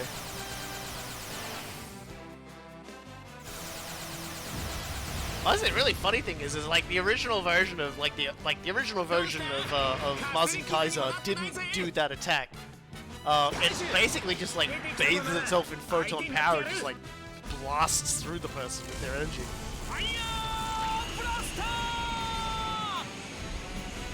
Yeah, I like Zero the most out of all like this particular Mazin Gazette unit is on crack cocaine. Please help stop believing in the power of Mazin Gazette. He can't stop killing. Zero's great. And Zero in V especially has the best dynamic finisher in pretty much any Super Robot Wars game. Like it's just one of those things where you watch it and you're just like, oh my god, the person who made that definitely got a pay rise. The one responsible for that definitely got a pay rise. They got a bonus. The producer, let him marry his daughter, or she marry his daughter. I don't even know if he has a daughter or not. He might be working on it now as part of the bonus. Sorry, that's horribly inappropriate. But it's just like, it's wild how good Zero's like dynamic finish for its ultimate attack is in V. That's all I'm saying. I'm just pumping the exaggeration up to 1,000,000. It's really freaking good.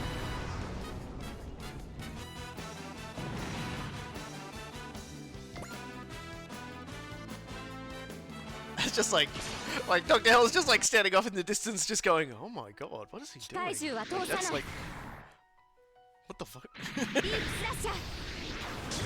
It's just like.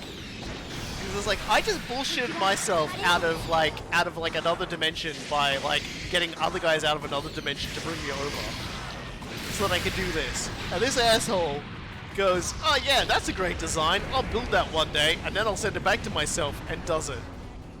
And it's just kind of like, yeah, yeah, that's cheating.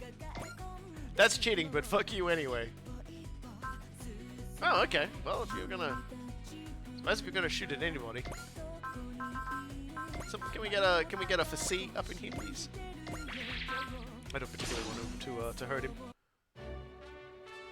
even on like a 35% chance.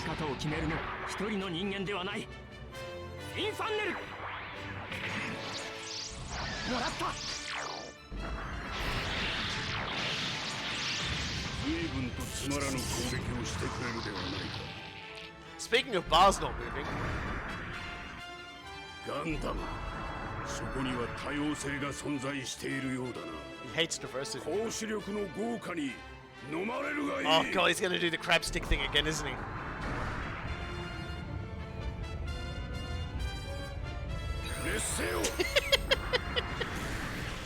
Stop it! Stop it, Dr. Hell, you're making me giggle.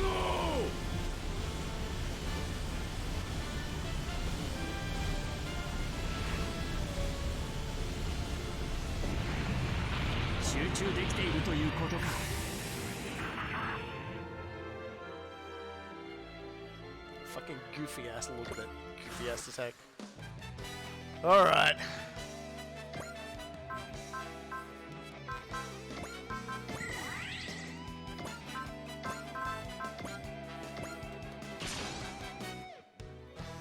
Yeah, he's got his little, I forget the name of his robot. But it's definitely sitting on, the head.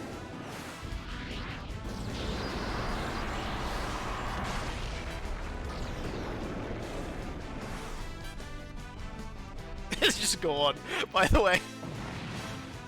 It's just gone.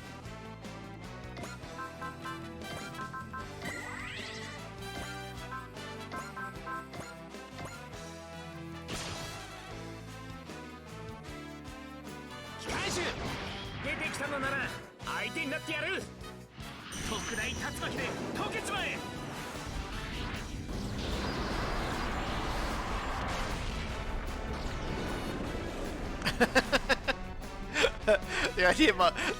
the idea that like he just Koji was just gonna go like get his own infinity and just have an infinity fight. That's pretty good. I would have been down for that too.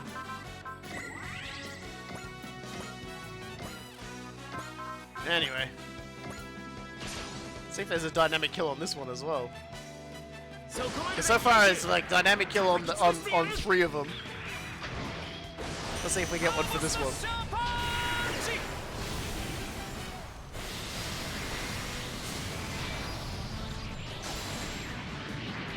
Nope. Actual regular explosion. Oh well.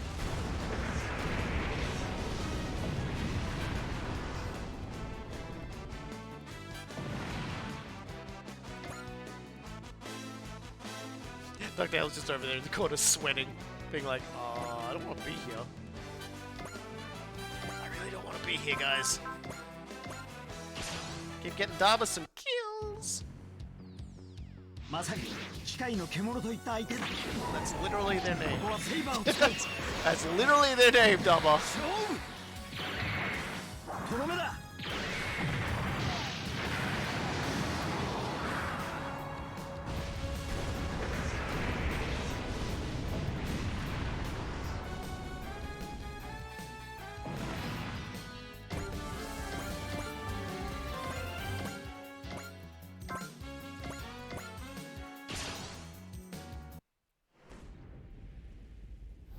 Kaiju だって怪獣みたいなもんだしね。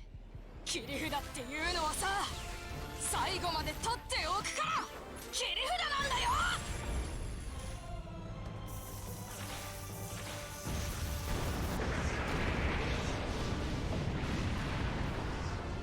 Nice.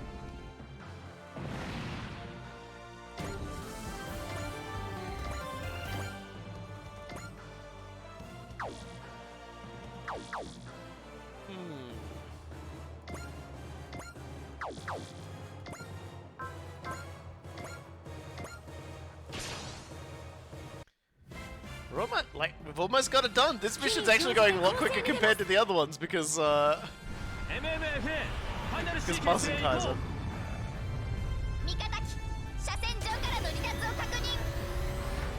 Honestly, the best way it could have gone was just was if he came out in the Mazin golfer cart, the internet joke about where instead of like a Mazinga, Koji Kabuto's dad leaves him a golf cart with a gun, with like a handgun, and he goes and fights Dr. Hell with it. And then during the moment of the final battle, he's like, I've left you a secret weapon. Look in the glove box, and in the glove box is another gun. Like, I'd have been down for that one too. You know, just Mazin golfer. Just a second gun in the glove box.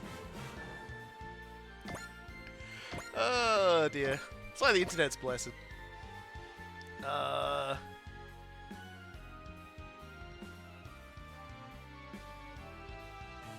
This is this moment of like crippling indecision where I'm just like, who do I even like give this kill to? And it's just like, let's give it to these guys. Because we've done like a million getter beams. Let's do a tomahawk boomerang, eh? Go Yell's a good tomahawk boomerang.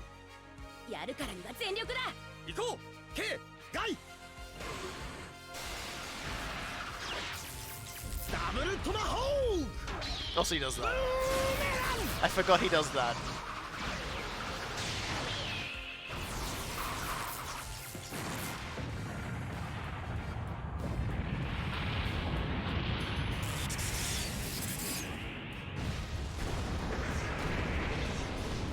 Oh yeah, that's a hell of a leg extension. Go could have been a ballerina. Instead he's decided to kill robots. And also like travel through dimensional walls and be cryptic at people. This apparently precludes you from being a ballerina, apparently.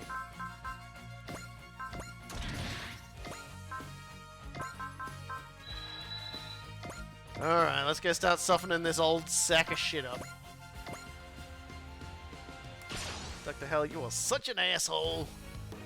We were all having a really good 世 time, 界 and の you 断り fucked を it 破 up, 壊する baby. 者は私が相手をする。みんなのパワーがすげえ高まってる。これをぶつければチャージ。グリッド。フルパワーフィニッシュ。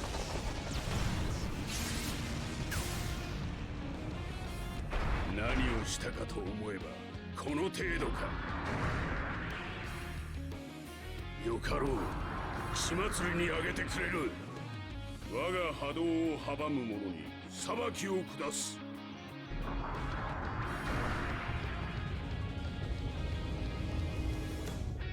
熱せよ。 It's the sound it makes too. It just like, god damn it, stop it, stop it, Dr. Hell.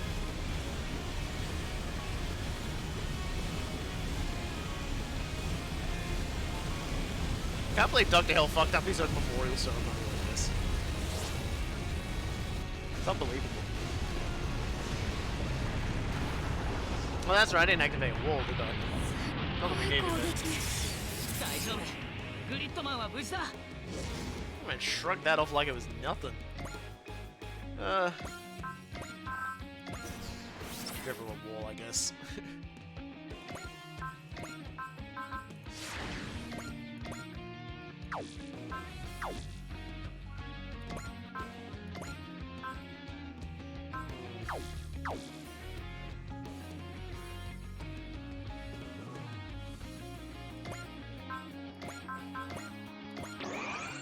Yoink.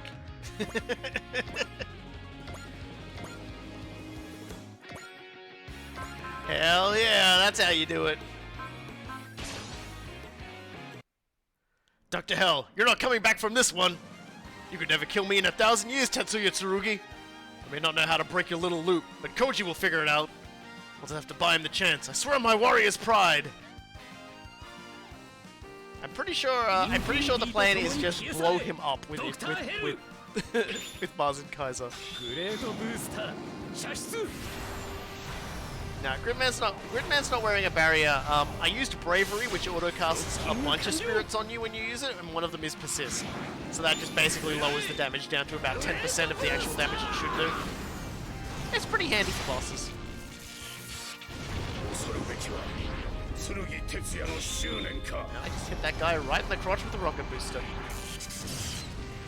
I'm trying to think of other villains who keep coming back from the dead.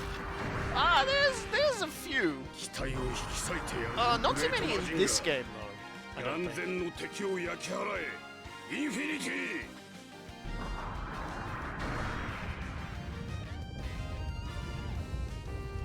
食らえ。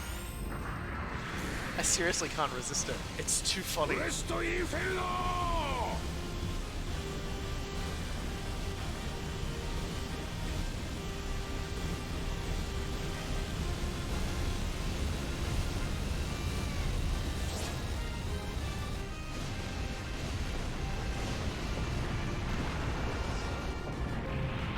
こんなものでマジンガーがやられるもの The か。 crab stick just comes out of nowhere and just takes you down. It's just, I was never ready for it, not in a million years. Okay.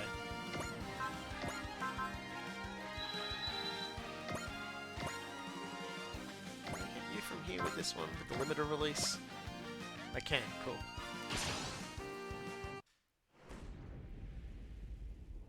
あんたの野望はここまでだ。リミッター解除。ただでは済まないぞ。全力で行く。吹き飛べ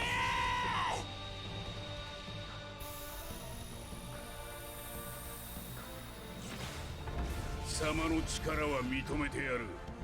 だがここまでだ。 I set my largest unit against like an almost infinitely huge robot. Like it comes up to like Ultraman comes up to his toe, but I still did 20k damage with it, so that's good. 熱せよ。 I almost just want like really big Dr. Hell just so I stop seeing that animation. It's like I can't. It's like Fu when she just violently decapitated that kaiju. Like I I don't function as a human being while that's happening.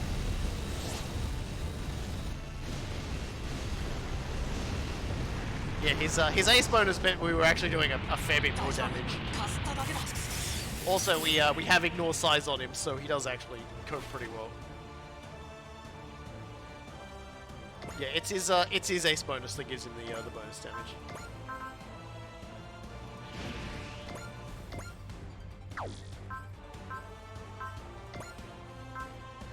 Oh, I should have just done that. That gives me Excel. Oh well, we'll do it now. Oh, look at that, we unleashed the Getter Rays as well. Now we can Shine Spark. Shiny? 1 10-year reunion was already one too many for me. Get a robo! You dare to impede my Majine? You got that right. Messing up evil schemes is what we're here for. You got that, old man? We're gonna bury you in a hell so deep you'll never crawl out in a million years! ここまで来たらごたくはいらねえぜ。大将、ドラゴンのパワーを極限まで引き出す。隼人、ビケ、タイミングを合わせろ。The faces! Finally, something to counter the crab stick is like the 3 leering faces of the Getter old man.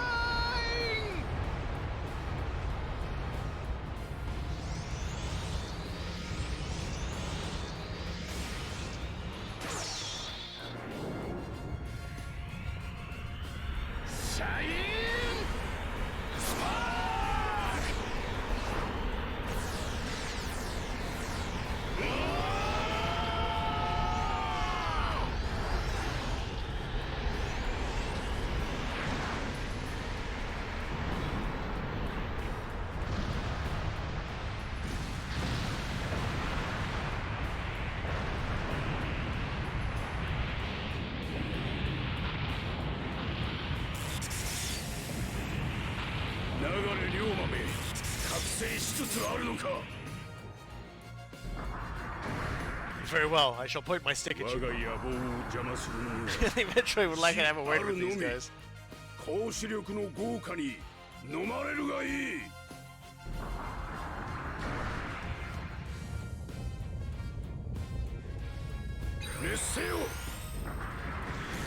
Fuck.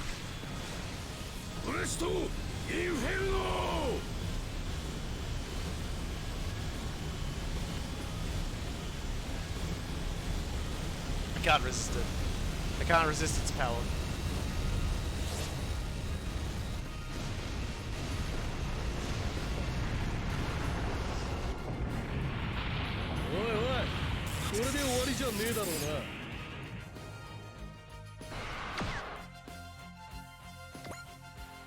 I'm gonna speed this process along a little. I'm possibly gonna kill him now.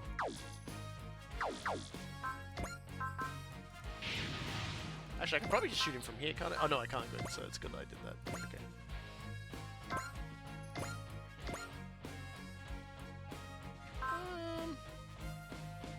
I mean, I'm not gonna be sad if I insta-kill him with this, so... You know, if I steal Mazin Kaiser's glory, it's worth it not to have to see that face again. I'm gonna see that face again.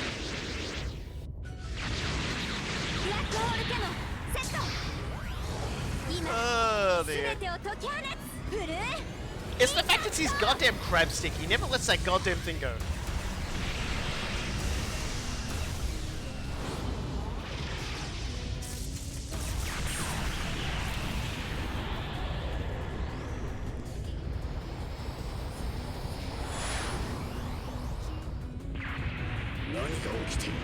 Thank God. I mean, it's not enough, but thank God.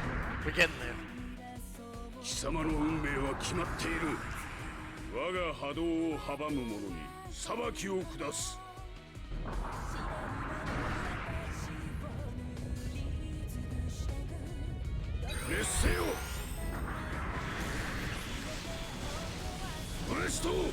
is the last time I will have to see this. I forget if he actually does that in Super Robot Wars T, so if we ever go back to Super Robot Wars T, I'm doomed. Why? It's just... I can't defeat the stick. Like, I know it's coming. I see it's coming. We put up with it the entire last stream. I didn't shut up about it the entire last stream as we fought him. And still, in spite of all of that, I flinch every time he does it and I smile. He's like he's got this one neat trick and he just keeps doing it over and over again. He's got this like one comedy act. And I want to boo him for it, but I can't boo him for it. Like him doing the crab stick is just gonna be like, just stick up your butt about it. Well, definitely not that one. Have you seen the pointy bits on the end of it? Holy god, man! Like, that's the thing where you go. That was the thing you go to the proctologist, and you know the fucking the proctologist looks down and goes, "Ah, Dr. Hell, huh?"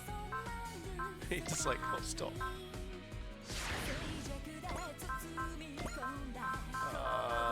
Give me some 4C, please.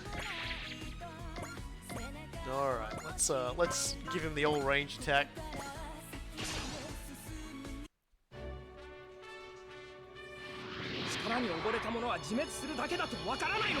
Please stop trying to appeal to Dr. Hell's better. He doesn't have one. He doesn't have a better side. Is what I'm trying to say. Don't try to appeal to like anything with him because he's only interested in himself.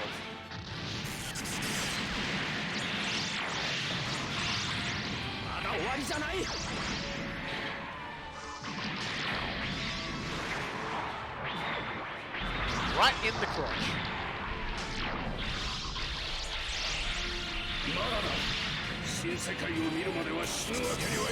Oh boy, he's tanking now.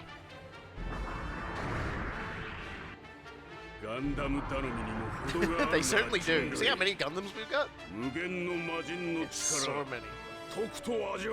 The funny part is like if you really want to do it, you have to punch the little guy on top in his junk, because that's where he is. Stop it! Oh god! This is worse than when food decapitated a man. I can't believe it. Gundam Glanka, we really are. Although, can you really call like a 2-kilometer long battleship vessel a clown car? Like, stacked to the gills with giant robots. Okay, this should be the last one we need to do. Good grief, we got some fucking distance on that though.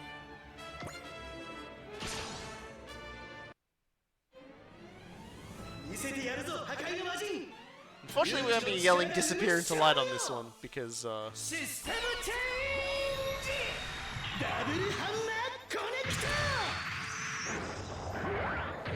not going to kill him, so we're only going to be able to hit him with the clackers on this one. Unless Guy accidentally crits, in which case, help.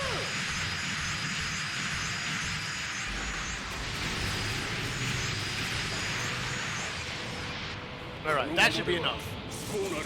That should be enough.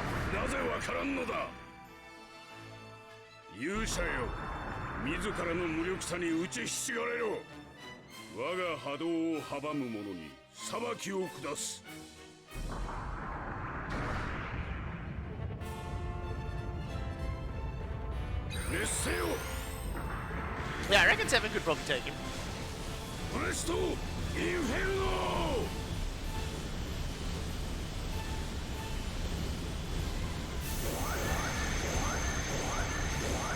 I always love seeing them protect Shane, just like be like, nah, dog. To be fair, we are slowly diminishing his energy, but he does restore it, so it's like, you know, it's a bit of a moot point. Alright, time for bravery. Haha, time for bravery. And then time for... what does that even do?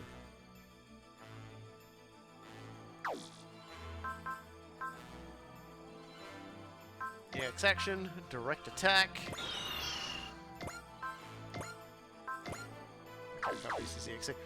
Alrighty then. This should be about all we need to finally... Okay, that's... fuck you then. You think you're so fucking clever, don't you? You smug son of a bitch. Let's Sprite's cheer, because it's just gonna put it on him when I do it. That's what's important. Spirit, where is it? Give it.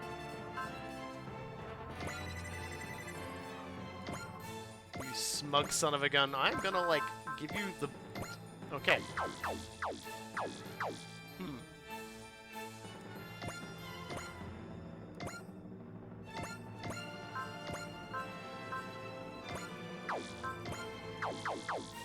Alright then.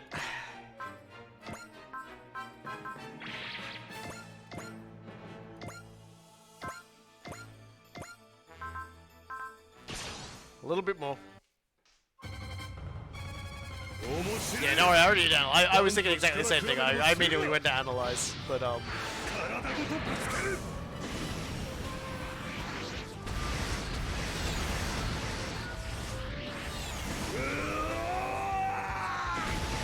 just need to wear him down a little bit more.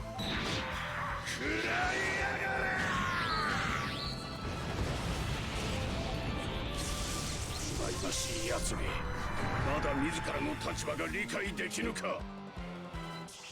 懺悔の時間だ。眼前の敵を焼き払え。 Infinity, well, I mean, that's the fun thing about potential, is that it's very easy for it to get to the point where it does, like, as it gets its maximum bonuses to its defense, because proportionally speaking, the threshold is much higher. You know, like if it activates it at like the last 10% of its health because it's got so much health, that last 10% is a bigger slog to get through. So yeah, you are correct. He's the chunkiest, but I've been working on unchunking him for the purposes of hitting him really hard right now. I couldn't put any more EXs on. I used up all my points, and I couldn't get close enough with anybody else to like give him the EX points. So I had to make do with what I had. This new Mazin Kaiser Martinet of yours truly is a masterpiece! I'm in no mood for flattery. I made Kaiser protect the Earth and destroy villains like you. Let's beat Dr. Hell, Mazin Kaiser, then I can start the real work on you! Okay. That just got confusing. ここまでだ。覚悟しやがれ。極限まで高視力を燃やす。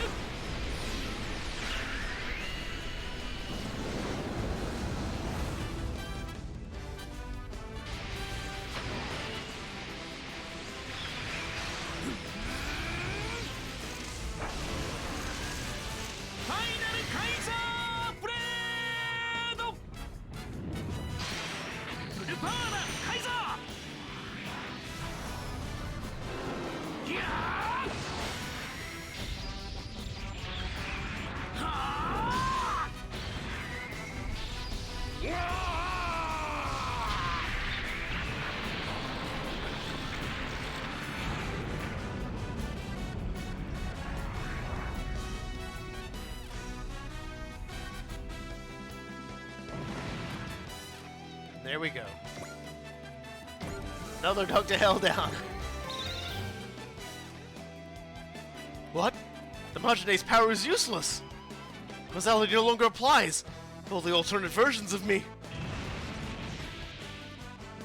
I think we just killed Dr. Hell across time and space. We did it. The life energy of everyone here boosted the photon power's dimensional manipulation. And that kept Infinity from using its own dimensional control. So, does that mean Dr. Hell won't be coming back again? We can hope. Come on, can't you give us a straight answer? The future is never certain. That's what makes it worth waiting for. And that answer works for you. How about the rest of the class? Don't worry, Shiro. Even if he comes back, I'll be here to stop him. That's why I have Mazin Kaiser. Right, future me? Future Koji's just giving the thumbs up. So you build Mazin Kaiser in the future, Master? Looks like it. And then you send it from the future back to yourself in the past? Well, that's a relief. How so? If you're still doing research in the future, that means this war doesn't go on forever, right? Not necessarily. It might mean that in the future, we face a threat so great that we need something on Kaiser's level. Oh, give me a break already. Can't know what happens in the future. Even building Kaiser is just one possibility I might realize. You might be on the brink of a turning point that determines whether we vanquish evil or not. So it's still not a sure thing that you're going to be a big shot scientist? Nope. That's why we need to end this war, so I can get back to my research. You can count on us. If you want Kaiser, you let me handle Zed. But you need some more training first. Lay it on me. I'm a Kabuto. I'm not anywhere near my peak. One thing is bothering me. Why is Kaiser still in this time period? I was hoping you wouldn't ask that. That's what I get for having a new type friend. When Galleon came from the past, we had to send it back after the battle so it wouldn't cause a paradox. But Dr. Hell could use Infinity to access the multiverse. It makes it a threat to every dimension. I think I know that in the future. That's why I sent Kaiser back. And I wouldn't want something that can travel between dimensions without accounting for time paradoxes. So logically, there's something in this universe besides Dr. Hell that we're going to need Kaiser for. Something that can break the laws of physics and control the dimensions. Mazin. Yeah, Mazin is just what Emperor of Mazins was made to fight. You better be up for it, Koji. Of course I am. I'm just borrowing Mazin Kaiser from my future self. We'll take care of the threats before us, then I'll go on to actually create the Guardian of Earth with my own hands. But wait for me to reach that future, Mazin Kaiser. Yeah, and we can put Shiro in the Mazinger as well if we wanted to. He can't use the ultimate attack, but I'm pretty sure he can use everything else, including the double attack with Tetsuya. I may have to check that. God, I think we actually unlocked a few aces, or at least one ace. Yeah, we got Tetsuya and 7, and 100 missions complete. Look at that milestone. Let's start with that, shall we? Captain, I'm happy to report that as of today, we've completed 100 missions. 100 battles, 100 memories. Indeed. Thank you for all your hard work, Exo. Without your efforts, the Time Warriors wouldn't have endured up till now. I appreciate it, Captain, but I need to clarify something. This just symbolizes the hard work of everyone on the ship. And the hard work of the captain who unites them. Whoops! Looks like I'm interrupting again, Exo. Chief Mavie? Sorry about all this. I'm here to report that the Druce Traeger has produced some new power parts for us. All in commemoration of our 100th victory, I suspect. Thank you, Mavie. The battles to come promise to be the fiercest yet. We'll all need to work together to see them through. Of course, I'll do everything in my power to ensure we remain victorious. Loving the loyalty there, Exo. Something I'd appreciate seeing more of back in the lab. Could also stick Shiro in the Mazin Kaiser? Yeah, that's true. Comeback attack. I forget what that does. Let's check out Tetsuya. Congratulations, Tetsuya. I hear you made ace. Yeah, I guess I did get a message about that. No offense, but I've got a training session to get to. If you want to talk, it'll have to wait. You're always so nonsense about everything these days, Tetsuya. An ace title doesn't mean enemies drop their weapons and surrender. You know what will? Skill built up through training. Would it be okay if I joined your training session? If I'm not a distraction, of course. I want to get stronger too. I need to survive. Sure. I'll put you through the paces as my way of thanking you for your visit. Thank you, and please, do your worst. And then she died. Hey, let's see what Ace has to say about all this. Congratulations, Moroboshi. You've become an ace pilot. I got confused and thought for some reason that 7 was ace and ace was 7. Don't mind me, everyone. Just one question. You don't see any problem with giving me the title of pilot or anything? Well, it's just kind of a Time Warriors tradition, I guess. If you don't like it, we can take it back. I'm joking. You don't need to take it that seriously. Sure didn't seem like you were joking. We're off duty. You're welcome to speak freely if you have anything to ask. I do have a question. What makes you so strong, Moroboshi? What gives you your resolve? What drives you on? First of all, you're giving me too much credit. I just get sick thinking about what all these alien punks are doing to humanity. My participation in the Time Warriors operations is an extension of that feeling. That's right. I heard you show no mercy to any alien that becomes an enemy of humanity. There's a story behind that, but this isn't the best time for it. But it's core to who I am. It's the one thing I won't budge on, no matter what. Core to who you are. You have to find your own core principle. Finding and upholding it makes people stronger. Thank you, Moroboshi. Underneath that steely exterior, you really do care. As long as... I know. I won't tell Shinjiro.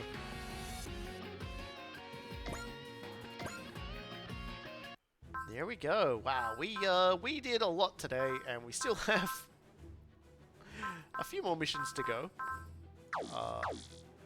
I may spend a little bit of time over the next few days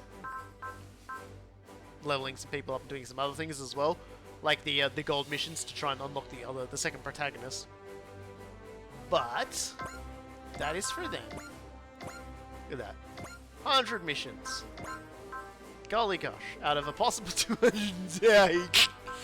So, I shouldn't have looked at that. I shouldn't have looked at that. I'm going to start crying now is what I'm going to do. So, while I cry, the rest of y'all, have yourself a nice one. I will see y'all next week because, well, we're going to have the Dr. Hell Memorial a second time. So, hey, I'm just doing the finger pistols right now. you have yourselves a wonderful rest of the week. I'm going to try to. And yeah, I will see you all next time on Super Robot Wars 30. リリスの羨ましいな。どうして？だってコックピットでいつもダバと一緒だから。だったらキャオに頼んでマーク2を2人乗りに改造してもらったら？いいわ。ヌーベルディザードでダバをフォローするのが私の役目だから。プレイヤーのみんなも好きな人ができたらその人のために行動してね。